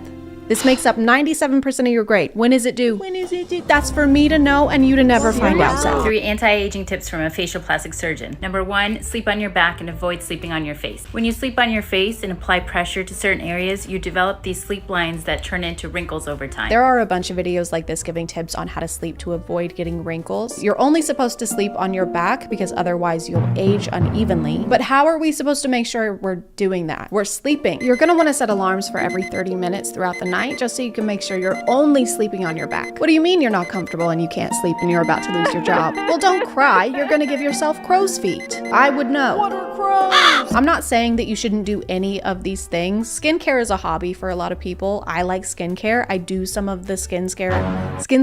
I do some of the skincare things. I even have one of those scary LED masks, probably because someone on TikTok told me to. And it also serves as a low-cost home security system.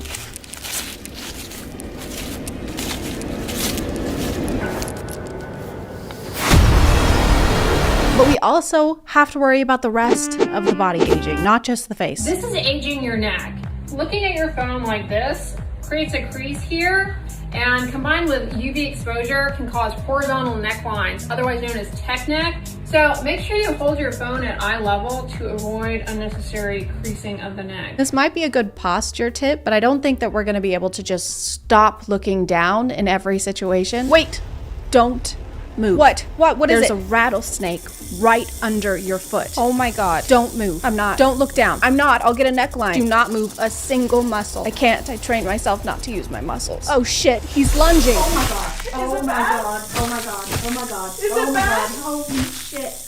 Is it bad? Today we need to talk about laugh lines, what causes them, and 3 simple solutions that you can do every single day to treat them. Can you really treat wrinkles? It's not the bubonic plague. There's so many strange terms for this stuff, like aging gracefully. Are we doing ballet? Is this the nutcracker? Am I cracking nuts right now? I want to age awkwardly and clumsily. I want to trip and fall through time and then cannonball into my casket. Then I want my casket sent through a wipeout course. Premature aging is another one. The combination of that creates premature aging to the hands. Premature implies that something is happening too soon or at the wrong time. And there's no wrong time to age. It differs from person to person. That's like saying I came prematurely.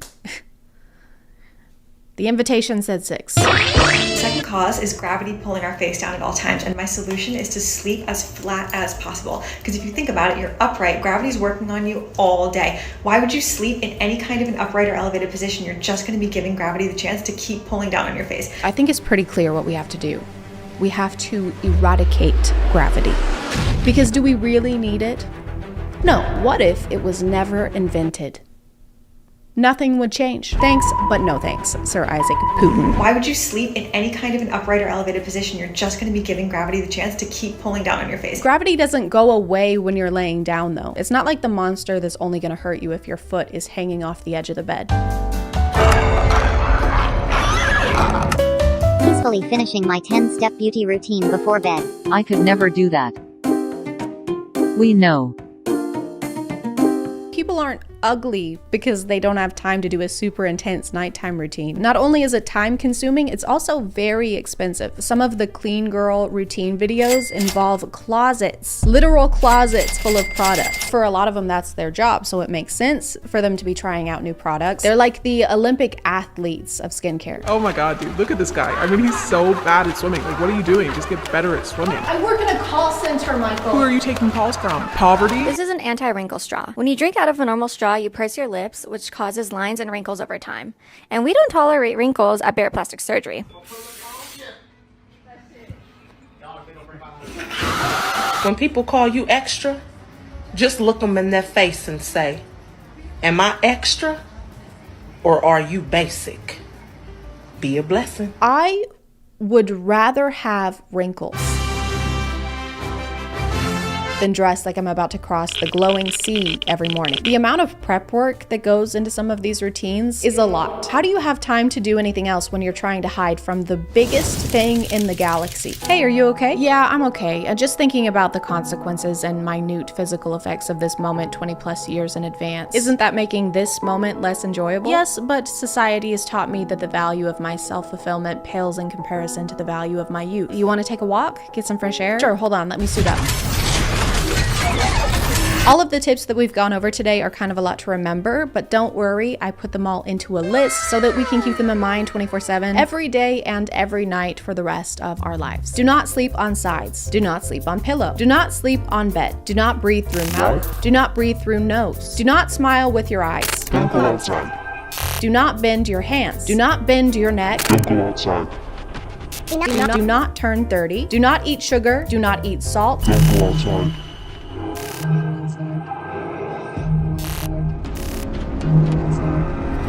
Do collect the blood of 20 virgins and offer it to the universe in exchange for everlasting youth and beauty. Look hot forever. Drink egg. I'm gonna call it there, guys. Thank you for subscribing, and if you are still here, thank you so much for watching. I appreciate you clicking on my video out of all the videos that are on here, and I'll see you next time. Okay, bye.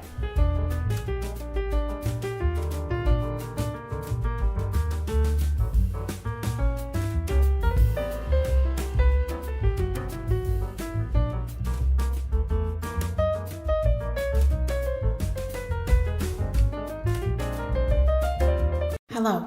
Today I will be learning how to write poetry. It's been a lifelong dream of mine to spew sonnets with such ferocity that they make Emily Dickinson quake with jealousy. And now, thanks to this stirring poem by Gabby Hanna, I found the courage to do so. Filler by Gabby Hanna. Some of these poems were written because inspiration struck. Others were written because I had a deadline and needed to fill pages. Can you guess which are which? This speaks to my heart on such levels. The metaphors hidden betwixt the lines, they make me wanna.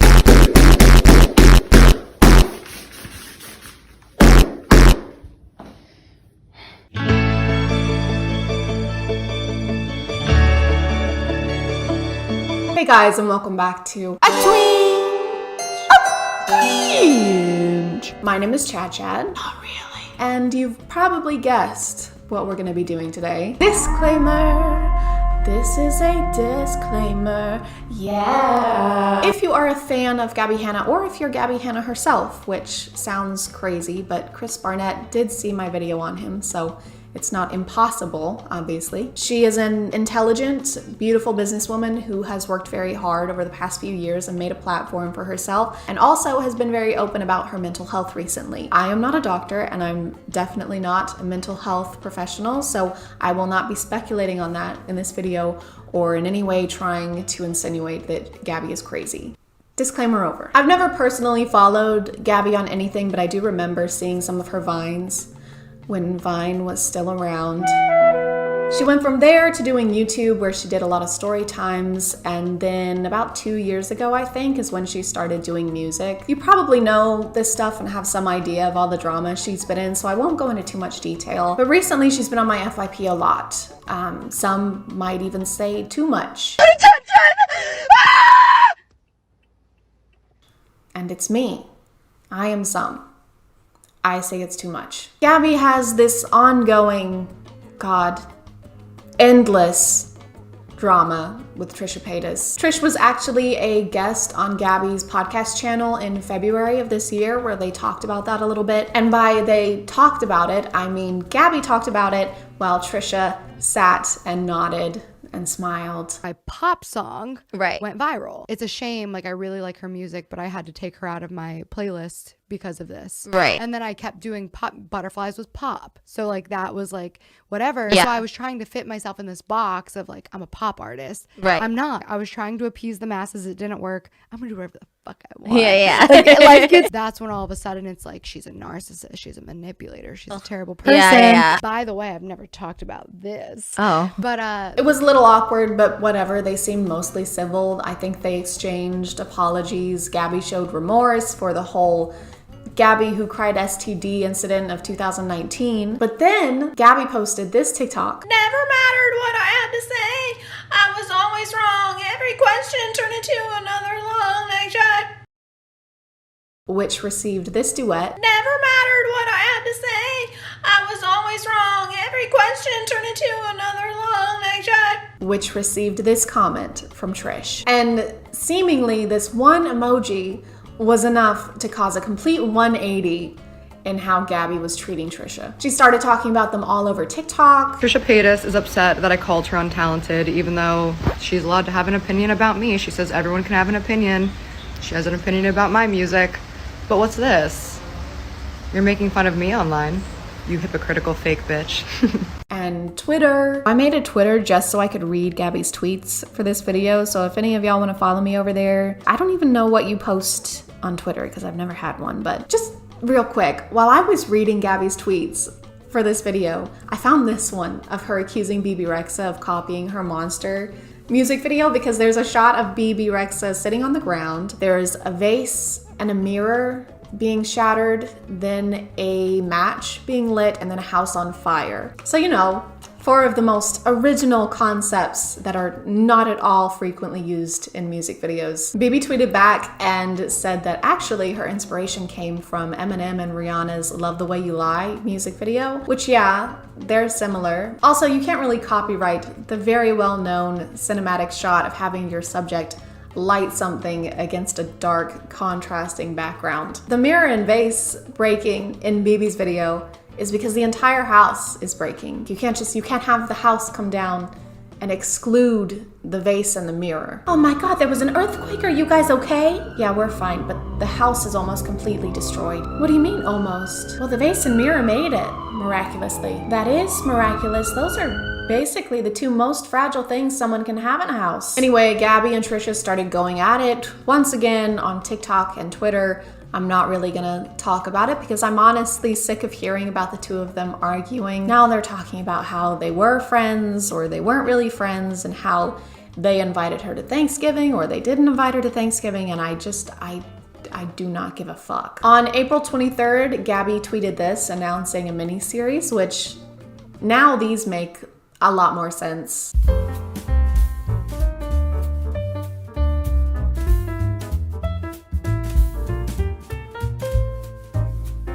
I'm back, bitches. And I don't want to hear I'm acting different. Gabby's podcast channel almost consistently gets less than 100,000 views per video, and Trish and Ethan's podcast, Frenemies, consistently gets a lot more than that. People are saying that she's stirring up all this old drama to try and get an invite onto the Frenemies podcast, which makes sense so that she can try and get some views to her channel, as well as bringing attention to her mini-series. The thing that really caught my attention, and seems to be another point that caused these strange posts from Gabby, was this video by Rachel Oates, who is amazing by the way, reviewing Gabby's new book, Dandelion, which is more poetry. The review was negative, but gave some valid criticisms, and Gabby's immediate and very professional response was to attack Rachel online and send her fans after them to the point that Rachel had to delete Twitter. You could just apologize. You literally just ran away and blocked me instead of looking at your own criticism. You can't take criticism towards yourself at all. You can't stand even the tiniest ounce of criticism. You're a fucking monster. But wait, can you guess who sent Rachel the book to review in the first place? It was Gabby. Gabby sent her the book to review. My mind is so completely boggled by this. This is your career. This is your job. Can you imagine accepting criticism in this way at any other type of job? Yeah, so Douglas, I just feel like the graph could have a little less blue, maybe some warmer colors to try and cheer things up a little bit, and then we could go from that. Fuck you. I'm sorry? Fuck you. Your opinion doesn't matter. I'm your boss. I'm your boss. I have more Instagram followers than you, bitch. Okay, well, you're fired. Obviously. You're a bully. I'm a what? You're a high school fucking bully. Point the finger, pull the trigger, throw them up your rail, you'll divorce eventually. Please leave. Please. Hi, I'm going to be voicing for Gabby Hanna in this next video because she has her song quietly playing in the background and I'm not getting a copy strike. Not today. I really cannot believe that you guys let a woman who doesn't like Bo Burnham tell you that my book wasn't good. This is the biggest compliment that I've ever fucking gotten, that she called both mine and Bo Burnham's work disappointing. She called Bo Burnham's work disappointing. Her. Who is she? Who is she? She's a person making content on YouTube who's allowed to have an opinion regardless of the fact that she has less subscribers than you. Gabby, no matter the situation, seems to have the same response to criticism. Oh, you have less subscribers than me? You're irrelevant. Oh, you have more subscribers than me?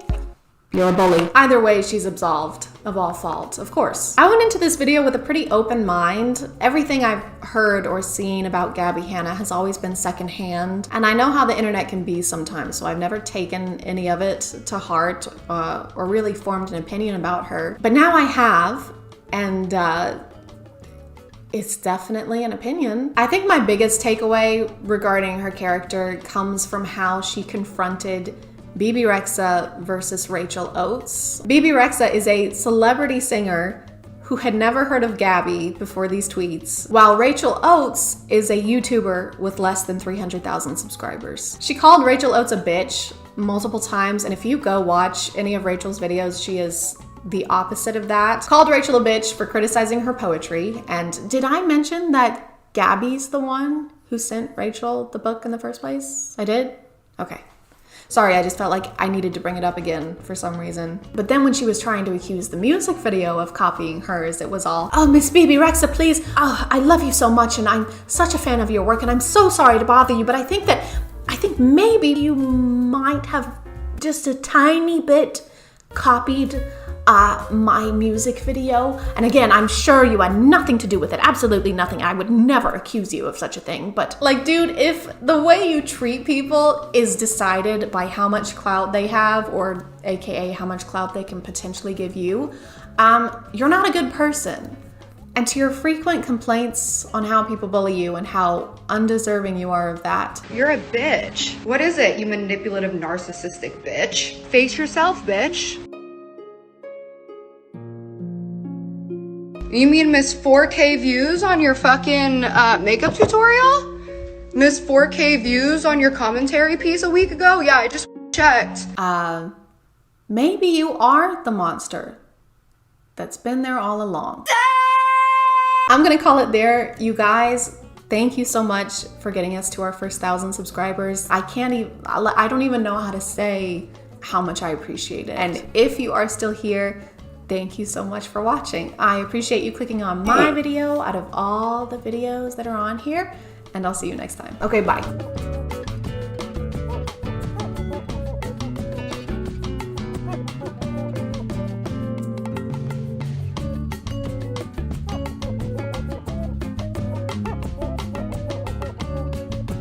Oh no, someone broke into my house and stole my setup or packed it neatly into boxes and then left it here. That's so weird. Why would they do that? What a not smooth criminal. Hey guys, and welcome back to My name is ChadChad. Not really. And I moved, then I got super sick, but then I felt better and everything was great. Just kidding, I got sick again and it was worse than before. But I'm actually really happy about it because it gave me time to explore the magical, literally magical side of TikTok known as fairy talk. Not the kind of fairy that gets stuck in the Suez Canal, but the type of fairy that dies if you ever say you don't believe in them. Kind of a little dramatic, honestly. You don't ever see any other mythical creatures doing that. Oh my god, is that Bigfoot? No, it can't be. I don't believe in Bigfoot. What's happening? That's really mean. Like, I don't know why you have to say that, so I guess I'll just die. Oh, I'm sorry. And my feet aren't even that big. I'm a tall guy. Okay. Proportionately, they make sense. You're right. Fairy talk seems to have started out with your regular stuff, like people pretending to find a real fairy. I just caught a fairy. A fairy landed on me. Fairies are real? Heck yeah, they are. And I don't know why the egg is here. Either fairies can lay massive eggs, 4 times their size, or this is the fairy. This is actually an egg fairy. They're like tooth fairies, but if you put an egg under your pillow, you don't get money, you get salmonella. Egg fairies aren't as fun. A fairy? I didn't know that. While I was collecting eggs, a fairy landed on me. It's in my hand. And as far as scientific discoveries go, I don't think you can get away with concealing about 80% of said discovery. My name is Benjamin Franklin, and look, I just found electricity. Wow, that sounds exciting, but you made me wear this, so I can't really see it. And I found your dad. Hi, son. What? He's been gone for years. And I found my dad. You sure are founding fathers.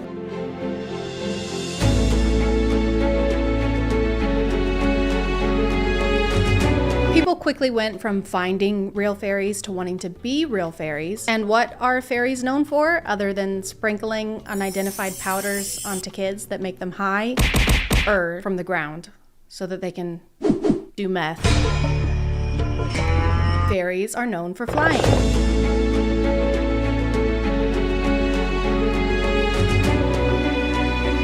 So if you want to be a fairy, you have to learn how to fly, which is obviously difficult to do if you don't have a Red Bull. So when you first start out, your feet are only going to dangle a couple inches off of the ground, but that still counts. A couple inches still counts, don't worry.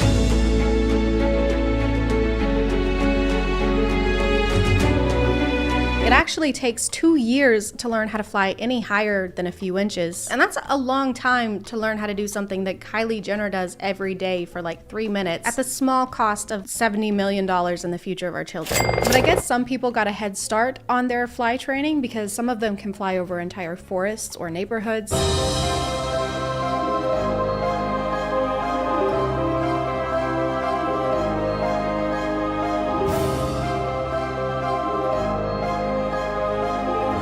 very impressive and borders on having to check in with air traffic control. Runway 7, you are clear for takeoff. Copy that. Wait, hold on. There's a ferry crossing the road. A guy opens his door and gets shot and you think that of me? Now I am the one who knocked. Okay, you're good. The world building doesn't just stop at flying though, because some fairies can also have superpowers.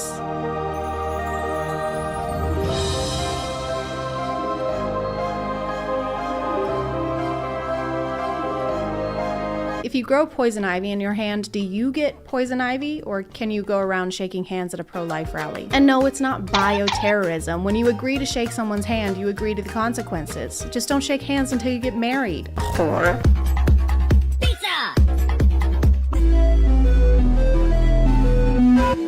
I've never been chased by a fairy hunter, but this seems like one of the times you would most remember you have superpowers. We're losing altitude. This plane is going down. Oh no, I can't think of anything at all that would help us right now. If only one of us had the power of teleportation and could zap us safely to the ground or something. Yep, that would be pretty helpful right now.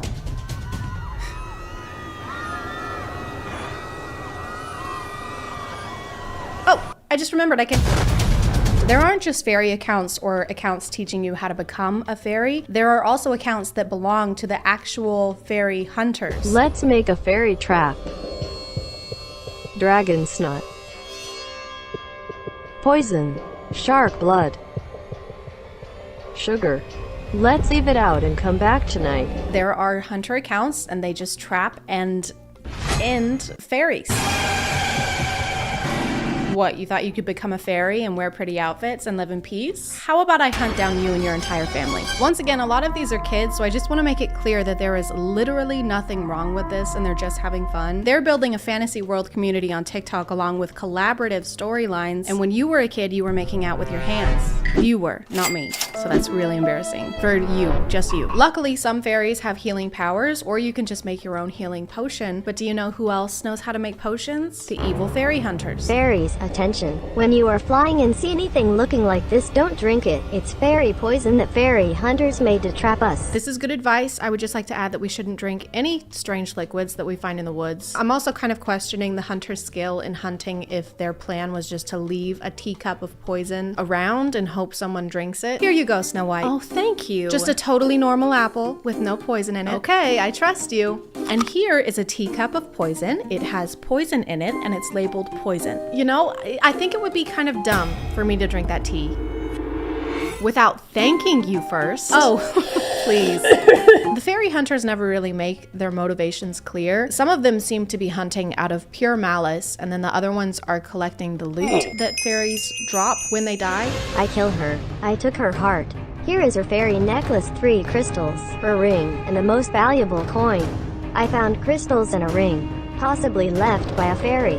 And there are the different types of fairies. So the water fairies can control water, earth fairies can grow plants, egg fairies can make a mean frittata, and they all drop something different depending on what type they are, but there's almost always a stone, and the hunters keep and collect these stones like baseball cards with more murder and less baseball. I found out my sister was a fairy, so I killed her.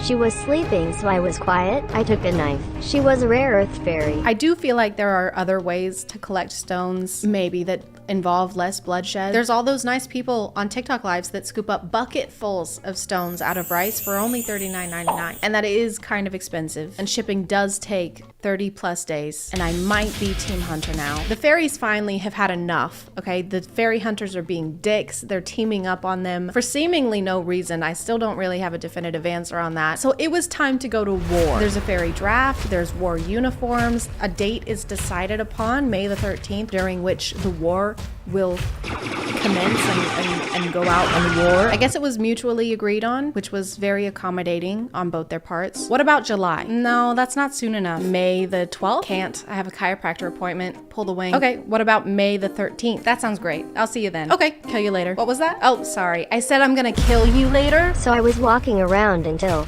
I found a fairy. I had to collect her crystal and her ring. Then I had to clean the evidence. It may seem like fairies would have the upper hand because they have a bunch of supernatural powers. Instead of just beating their enemies black and blue, they keep arguing on if they should make them black and blue, or pink, or blue, or make them pink, or make them blue.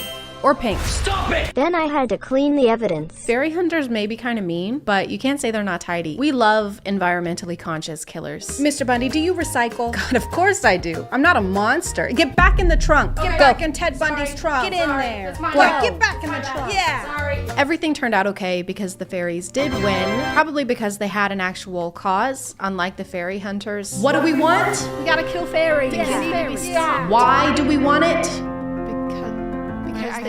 Because I don't. We just Okay. All right. No, never mind. All right. When do we want it? May the 13th. But I am Team Fairy Hunter now. $39.99 is way too expensive for one scoop.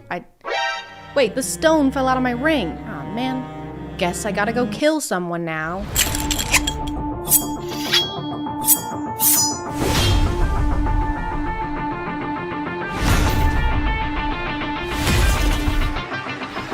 My name is Tinklebell. I am a piss fairy.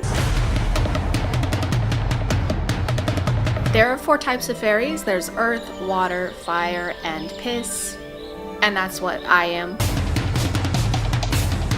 My fairy superpower is stream control. Like I've never peed on anyone on accident.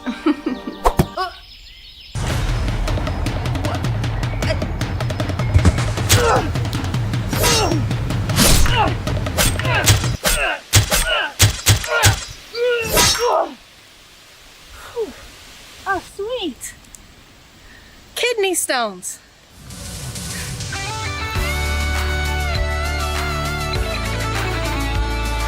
I'm gonna call it there, guys. Thank you for subscribing, and if you are still here, thank you so much for watching. I appreciate you clicking on my video out of all the videos that are on here, and I'll see you next time. Okay, bye.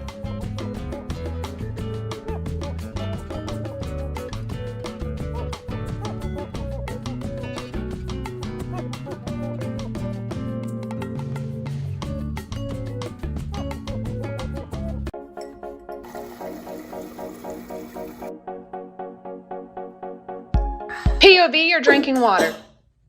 What? Why are you here? POV, you're drinking water, then you get upset. I'm not getting upset, okay? There's no reason for you to be here. There's no reason for this to be a POV. I'm getting... POV, you're drinking water, and then get upset that you're in a POV drinking water. This is not an interesting POV, okay? The entire point of POVs is to have something entertaining happen. Stop. What are you gonna say? POV, you're getting water, then get upset that you're in a POV getting water, and then Nessie from the 2000 film Water Horse descends from above and crushes you. Oh, God.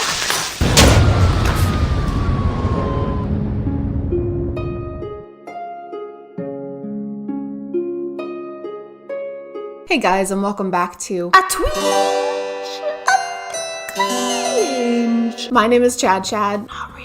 And today we're going to be looking at another POV TikToker. I think if I had to say what my least favorite genre of TikTok is, it would be this one. Not POVs in general, because I think most of them are pretty creative, but the ones like this. This is just a word made up by someone who's afraid to get too close. Ooh, oh, so close. Ooh. Where there's absolutely no plot, no original idea, just regular, everyday interactions replicated by a man with the confidence of Ben Shapiro after buying this wood, this board, this magnificent piece of poplar. This is Dylan Zippay, and he somehow found his way onto my FYP, probably after watching hours worth of Repnik TV's TikToks, and it hasn't... Don't even know why I have a phone, right? Nobody hits me up and I'm stuck. Never had someone I could call my own, right? It just hasn't really recovered from that yet. First, I need to address the controversy he's been in. He's been exposed by at least one girl who provided screenshots of him trying to talk to her despite the fact that she was 13 or 14 years old. He says he's 17 and class of 2021, so he's probably close to turning 18 if he hasn't already. But someone found a Tinder profile where his age is listed as 20. Regardless of which age is accurate, it's disgusting. He posted a half-assed apology video saying that he didn't know their ages, but starting out on his TikTok page, he posted a lot of content like this, where he's reaching out to girls and clearly trying to find someone to have some kind of relationship with. If you're someone with a decent online presence, which I would say he does, and are making this kind of content, it is 1000% your responsibility to make sure the person you're talking to online is old enough to be talking to you online. So yeah, definitely wanted to address that. I have no problem calling his content cringy or basically poking fun at his TikToks in this video. I don't believe in making fun of people's physical appearances, so please keep that in mind for the comments, because I had to delete several on my Gabby Hanna video for that reason. So I think the first video I saw of his was this one. And I think it sets the perfect precedent for his content.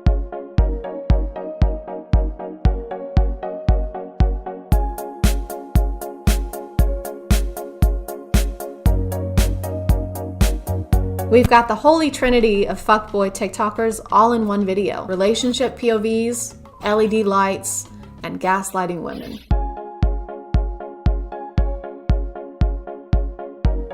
Do I love you? Hell no. Why are you offended? I was just kidding. It was obviously a hilarious joke. God, why don't women have a sense of humor? Oh, Nana. What you done started? Oh, Nana. Why you gotta act so naughty? Oh, Nana. That's just a complicated way of telling us that you have a ball-busting fetish. Also, is your girlfriend Lady Dimitrescu? Because if not, that slap landed squarely in her face. I hear your heart beat to the beat of the drums. Doom, doom. Oh, what a shame that you came here with someone. It's a good thing TikTok is updating its max video lengths to 3 minutes, because it's gonna take you a lot longer than 15 seconds to break down the door like that.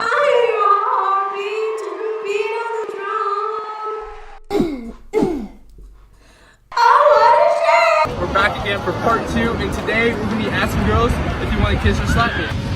Slap? Alright. Yeah. Go ahead. Oh! Alright, what about you? Slap? Alright. Oh my god! I love the women that go all out on the slaps in these videos. Kiss or slap me? Slap. Don't do it that hard, please. Okay. Slap them hard. Alright, that was worth it. Okay. Oh, sorry. It's okay, no worries. Like, dude, they just want to chill on the beach. They just want to hang out with their friends. They don't want to have to worry about this strange man with a camera in their faces, recording them as they awkwardly yet politely reject this guy over and over again. I'm sorry. Do you feel bad for him? A little. Do you feel bad for him? Tell me you feel bad for him. Oh, you thought you were just going to be able to go to the beach and have a chill day? No. Validate my friend. Ooh, we love a collab.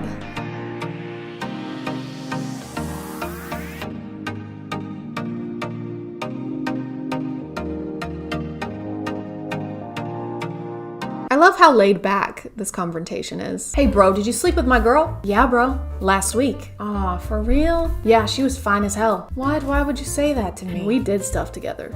Again, very unnecessary to say to me. I do not at all need to know how it went. Sexy stuff. Okay, well, I guess, you trying to fight? Yeah, sure.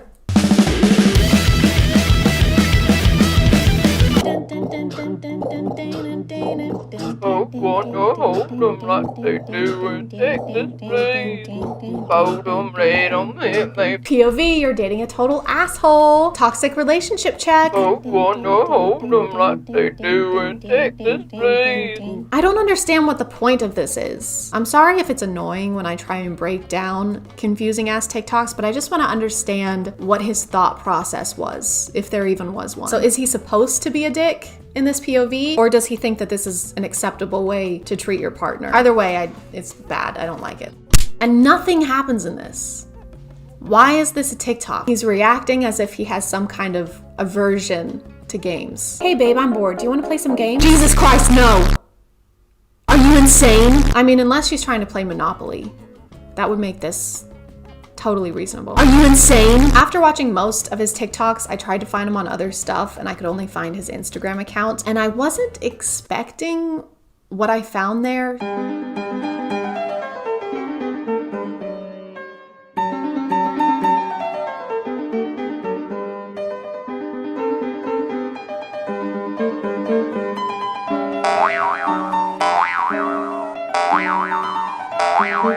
He posts a lot of trampoline videos, like videos where he's flipping on a trampoline with hype music in the background.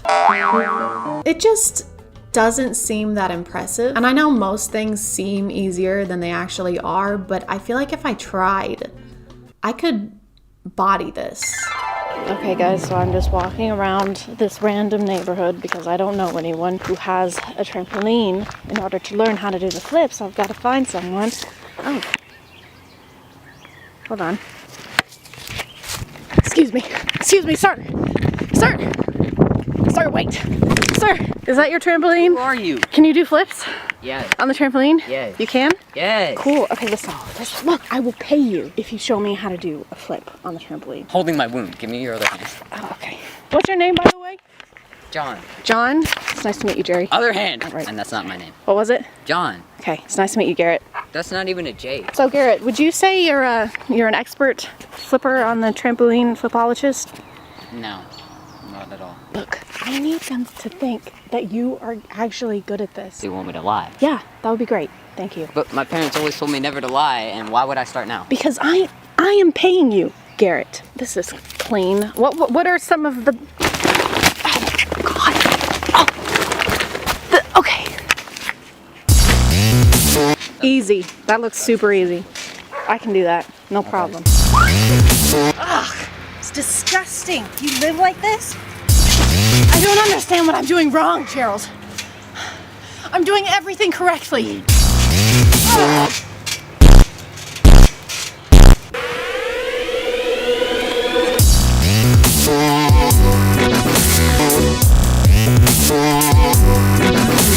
That was it?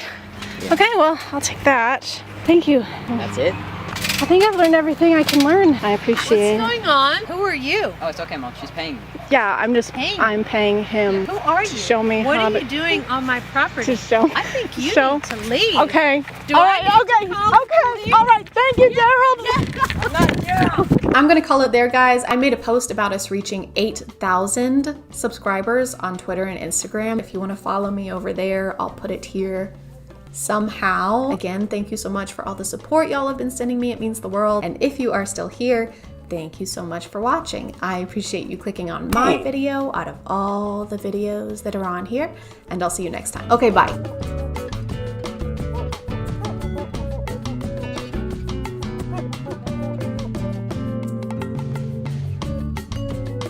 Hey guys, sorry about the noise. That's just 7 men being so obsessed with me that they won't leave me alone. Guys, I know I make a mean grilled cheese, but seriously, you're embarrassing yourselves. Ma'am, please let us in. We got a call about a grease fire. Okay, sure you did. Nice try, guys. I mean, it's so desperate. Come on. A queen, Charles, Grease. My name is ChadChad. Not really. And are you struggling to get dates? Is the guy you like not texting you back? Did your last date end with you having to post a 3-part story time on TikTok? If you answered yes to any of these questions, then that's a skill issue. Okay, I have so many people obsessed with me that I have to beat them off with a stick. And that's hard.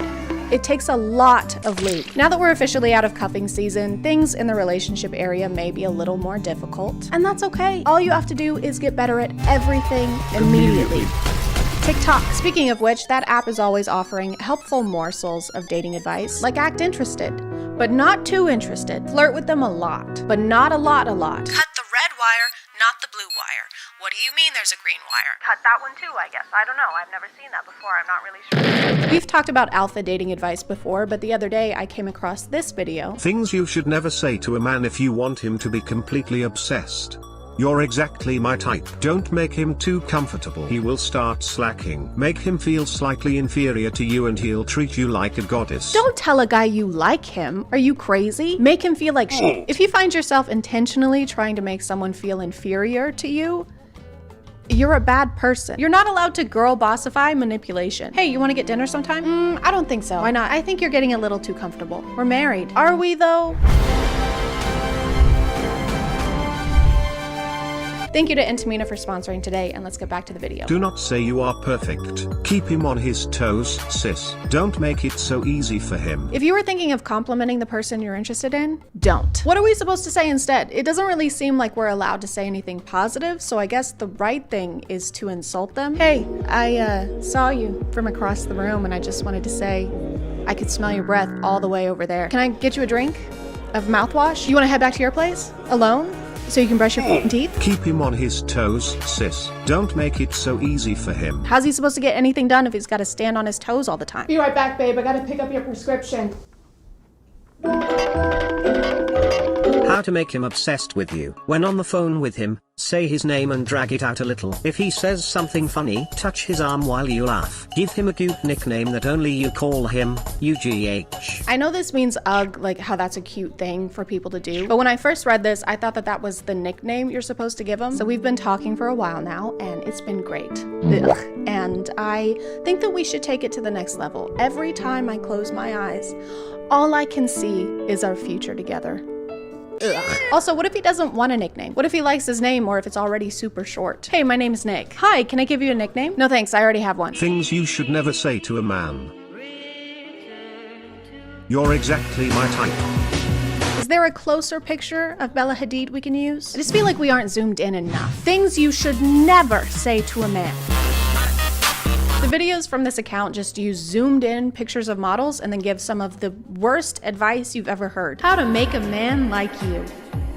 Tell him you fucking hate him. How to make a man spoil you. Classical conditioning. Hey, to make a man spoil you, just like become a psychologist. All you gotta do is go to school for a minimum of 5 years and dedicate your life to the intricacies of human psychology, and then you can finally claim your prize. A guy named Ugh. This might just be me, but if you have to Pavlov a guy into treating you well, maybe he's not the one. Maybe just date someone else instead of treating it like a Psych 101 assignment. My boyfriend never gets me flowers, so I'm gonna give him a piece of ham every time I mention them. Hey babe, look at my tulips. I can't stand babies. Or kids. Hey wow, look at my pet petunias. How to mess with him. Text him good morning and let him respond. Then don't reply. Have convos with him and stop responding out of nowhere. Text him come over, then don't answer. So just don't talk to him? It's called absence makes the heart grow fonder. So the more absent you are, the more fonder they are. And that is why my dad left 16 years ago. He actually loved me too much. Thanks, Dad. Also, if you text someone come over and then stop responding, what if they do come over? Because I think this person is assuming he'll text and ask what time or something. But what if he doesn't and just shows up? I think if you invite someone over, you should be prepared for them to actually come over. All right, you see that guy on the left? Yeah, I see him. Take him out. Got him. Oh my God. What? I was messing around. You hired me. I don't think that's what happened. You paid a deposit. Did I though? If you want him to be insanely attracted to you, you are going to be fun to be around. You are also going to make sure that you have your own life. Your hobbies, your friends, your activities are exactly the things that make you this interesting girl he's attracted to. Something that I've noticed about a few of these is that you need to be busy to make a guy obsessed with you. So a lot of the advice is like, you need to have a lot of friends and great relationships so you can get a boyfriend. You need to have hobbies that you're passionate about so you can get a boyfriend. Lead a fulfilling life, a successful career, and find worth within yourself. So you can find worth by getting a boyfriend. Finding someone who likes you and your accomplishments should be a byproduct and not the reason you were trying to accomplish things. And in the second row, we have Brittany, 4-time Olympic gold medalist. Just look at her go, John. That's right, Paul. She is just on fire today. Hang on, what's this? What's going on? Wait, what's wrong? We're getting word that she has finally gotten a text back from Josh. Folks, this is incredible. Every Olympian dreams of this day. Such an inspiration for little girls watching all over the world right now. You can say that again, Paul. If you do these 3 things, he will fall in love with you. Number 1, a way to a man's heart is through his stomach. If you learn how to cook his favorite meal and everything that he likes, I promise you, he will fall in love with you. Number 2, be his support system. Living life as a man in today's society can be difficult sometimes. There's a lot of pressure. I like that most of these videos are telling us how to play mind games, and this one is just, ladies, being a man is harder than it's ever been. Okay, now go make me a sandwich. It is 2023. We have touchscreen toasters and are still giving dating advice based on a quote from John Adams. I'm not saying you shouldn't cook for the person you love. I'm just saying we need some new material. I don't know if we should be following advice that's older than light bulbs. Kids can't sleep? Give them some arsenic. Breath stink? Gargle some arsenic. Your breath will still stink, but you won't be worried about that anymore. What I'm about to share is very manipulative, and I don't recommend you use it on just anyone. You're gonna create pleasure and pain. Let's start with pleasure. Give this person attention, give them hope, let them get comfortable. Almost like they're in an ocean with unlimited supplies of water. Next up, pain. You're gonna take them from that ocean and drop them in the desert. Okay, no more water supply. In other words, no contact. Because that's when they're gonna get confused. These metaphors make no sense. Dropping them in a desert with no water, or in an ocean with unlimited supplies of water. You can't drink ocean water. If you have unlimited supplies of ocean water, it's because you're drowning. Also, thinking that your text messages are the equivalent of someone's water supply is the most self-involved thing I've ever heard. Yeah, a snap from me is like life-saving. They don't even use defibrillators anymore, they just call me. I guess I'm like God's gift to Earth? I don't know. That sounds crazy. That's just what everybody's saying. I don't know. Just don't listen to this advice. People don't need to be obsessed with you to love you. Obsession is not love. And ignoring people is just gonna make them feel ignored. I don't understand. We were getting along really well and then she just quit answering. Is there something wrong with me? Yeah, you're talking to a meerkat. What if I told you that the way you hold your cup on a first date can actually make a guy obsess over you? You are on a date right now and you're gonna go pick up that drink in front of you. However, a lot of people make this mistake. Do not, for the love of God, hold the drink like this. If you are holding a drink like this shows to the other person that you have this like insecure and uptight energy. Men hate that. Joke's on you because I already overanalyze everything I do. Way ahead of you. This is a weird way to stand. No one has ever stood like this before. You're so bad at standing right now. They're gonna kick you out for standing like this. This is the dumbest standing anyone's ever done. Stupid stand. It's dumb. Bad standing. Rather, what you should be doing is holding the cup like this. More loose, ready to go, and confident. As little as this may seem, and subconscious mind pays attention to everything. There's basically no difference in those two ways. You barely moved your fingers. Holding your thumb like this launches a website for dog beds. Holding your thumb like this launches a nuclear... I really think we're just overcomplicating things. How are you supposed to get to know anyone if you're worried about your cup posture? There's too many rules and mind games. It's too complex. That's why I'm gonna start dating like you do in video games, specifically in Stardew Valley.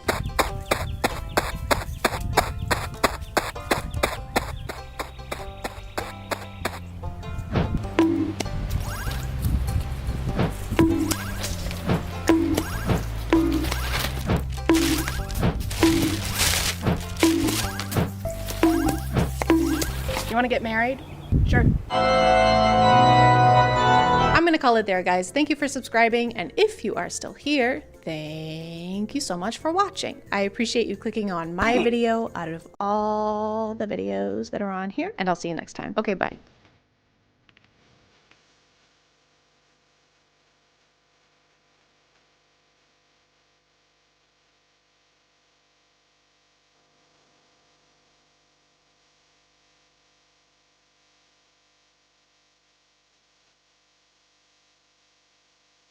Hey guys, and welcome back to...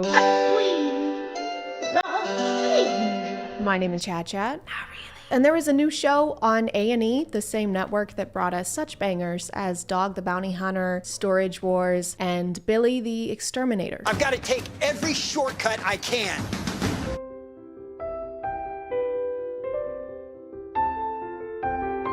Adults adopting adults is the new hot goss online. It's the new thing. But I wasn't sure I wanted to make a video on this because I've seen that people have already talked about it. But then I watched the first episode in a moment of weakness, and it was way worse than I thought. I'm already not a huge fan of reality TV because it's usually not reality. Kang just cheated on me. Oh my God, seriously? I am going to end his career. Oh. In living as a successful businessman. Okay, yeah.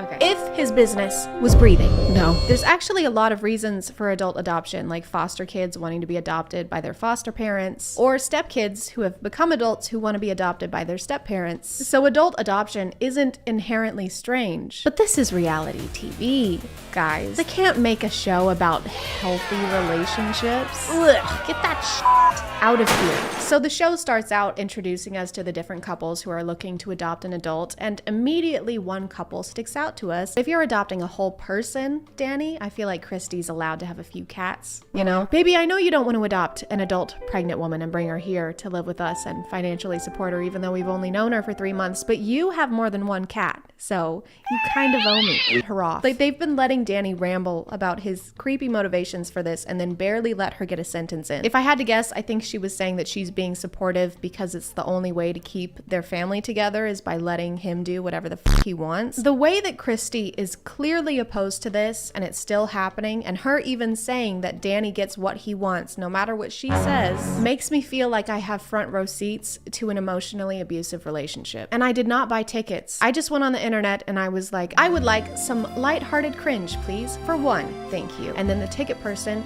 kicked me in the head and said, actually, f you. You're gonna feel really sad now. No. And also you're gonna really hate Danny. Who the fuck is Danny? That ticket will be $8,000. Throughout their entire introduction, Danny constantly references a father-daughter relationship and talks about how much he wants to be a father figure for Eliana. What do we do if I like cheat on you or something? Well, have you maybe just considered not doing that? Right, okay, but if I cheat on you, what are you gonna do to fix it? I guess I would forgive you if you let me get another cat. Perfect.